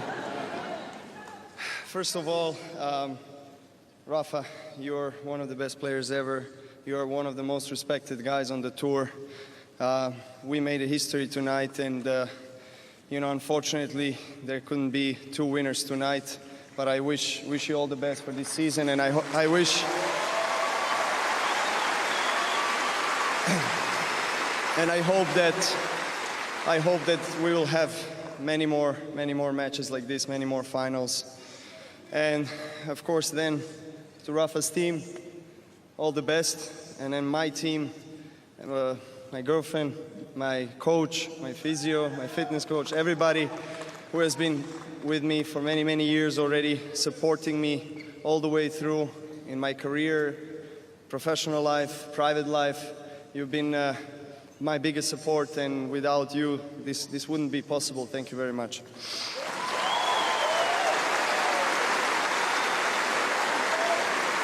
I want to say zdravo svima to Serbians and Serbians here, and to all my country, Serbia, my parents, my brothers, my family, my friends who've been watching and supporting me. God, I'm so sorry. It's been a very long match.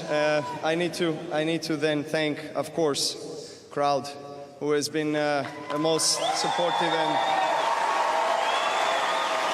I think what makes Australian Open very special is the diversity of the tennis fans. I think it's very multicultural here, multicolored. You can see people coming with their flags of their country, supporting their tennis players, and it's sometimes it feels that you're not on a tennis court, how much noise you guys produce, and it's really for us is a great feeling, and it's a pleasure to play in front of you. Thank you.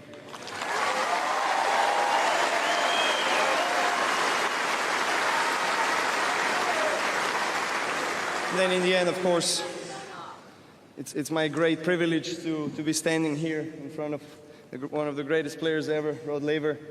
Thank you, all the sponsors, for participating in organization of this tournament. Kia, Jacobs Creek, NZ. I'm sorry if I forgot some sponsors, and all the volunteers, everybody who is behind the scenes. You know, physios and ball kids, people who make this tournament possible and enjoyable for all of us. Thank you very much, and I'll see you next year.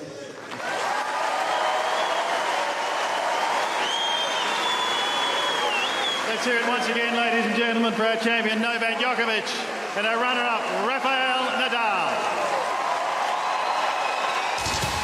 One of the most, if not the most, astonishing, absorbing contests in the history of tennis. Wally Masur, how on earth did it come to that. 5 hours and 53 minutes in the end, Djokovic getting the win. How do you sum it up? How do you sum what we've just seen up?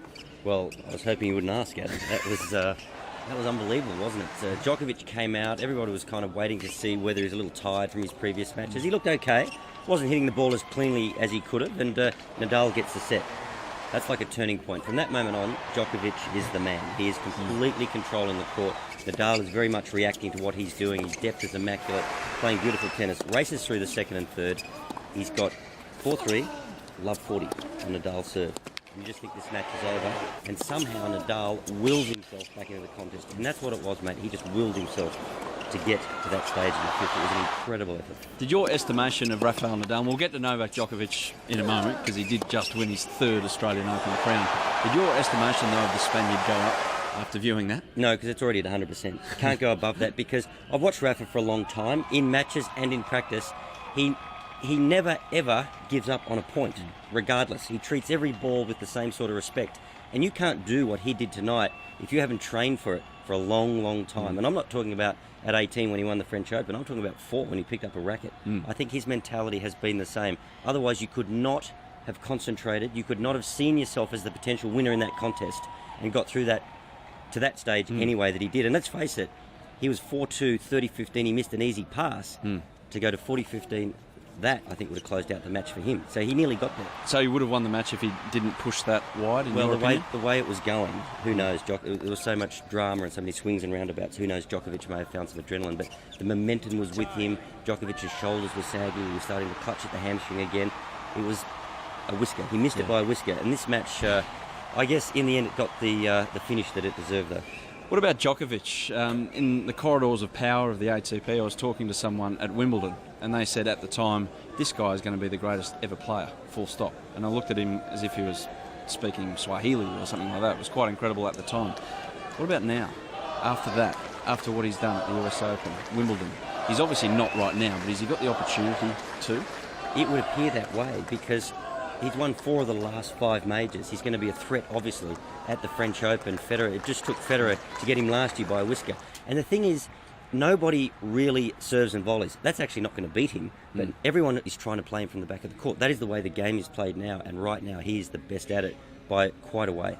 Did he win tonight basically with depth of shot and wearing Nadal eventually, after 5 hours and 53 minutes down, into the ground? Yes, in the end, most of the rallies after that first set, it's a case of diminishing returns for Nadal because Djokovic's accuracy, and we talk about his depth of shot, but he can place the ball from sideline to sideline. He can change the direction at will of both his forehand and his backhand. If Nadal starts to try to hide his backhand, he just smashes the ball cross-court, opens Nadal up, gets back to his backhand.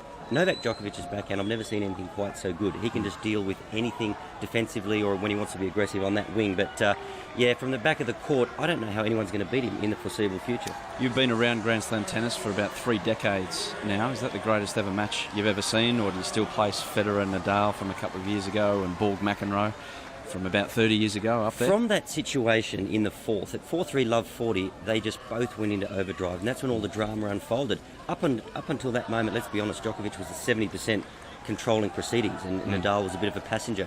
But it lit up from that moment on, and it was all the great things about this sport were on display, weren't they? The physical courage, the mental fortitude of Rafa Nadal, and even Djokovic to drag himself back in the end of that 5th set. So, yeah, look, I've got to sleep on it, mate, but it's up there. There's no question about it, and I'll be keen to read some of the articles on that. We watched it live, and I'll be keen to read some other people's views on that match, but it's got to be right up there, top 1 or 2. One will never forget, absolutely. Wally Mercer, thanks for your company this Australian Open, and thank you for your company at home. I'm Adam Peacock, Wally Mercer on behalf of the entire Fox Sports crew. It's been a pleasure bringing you the last 2 weeks and 1 day of action from Melbourne Park. Bring on the French. This has been a Fox Sports production.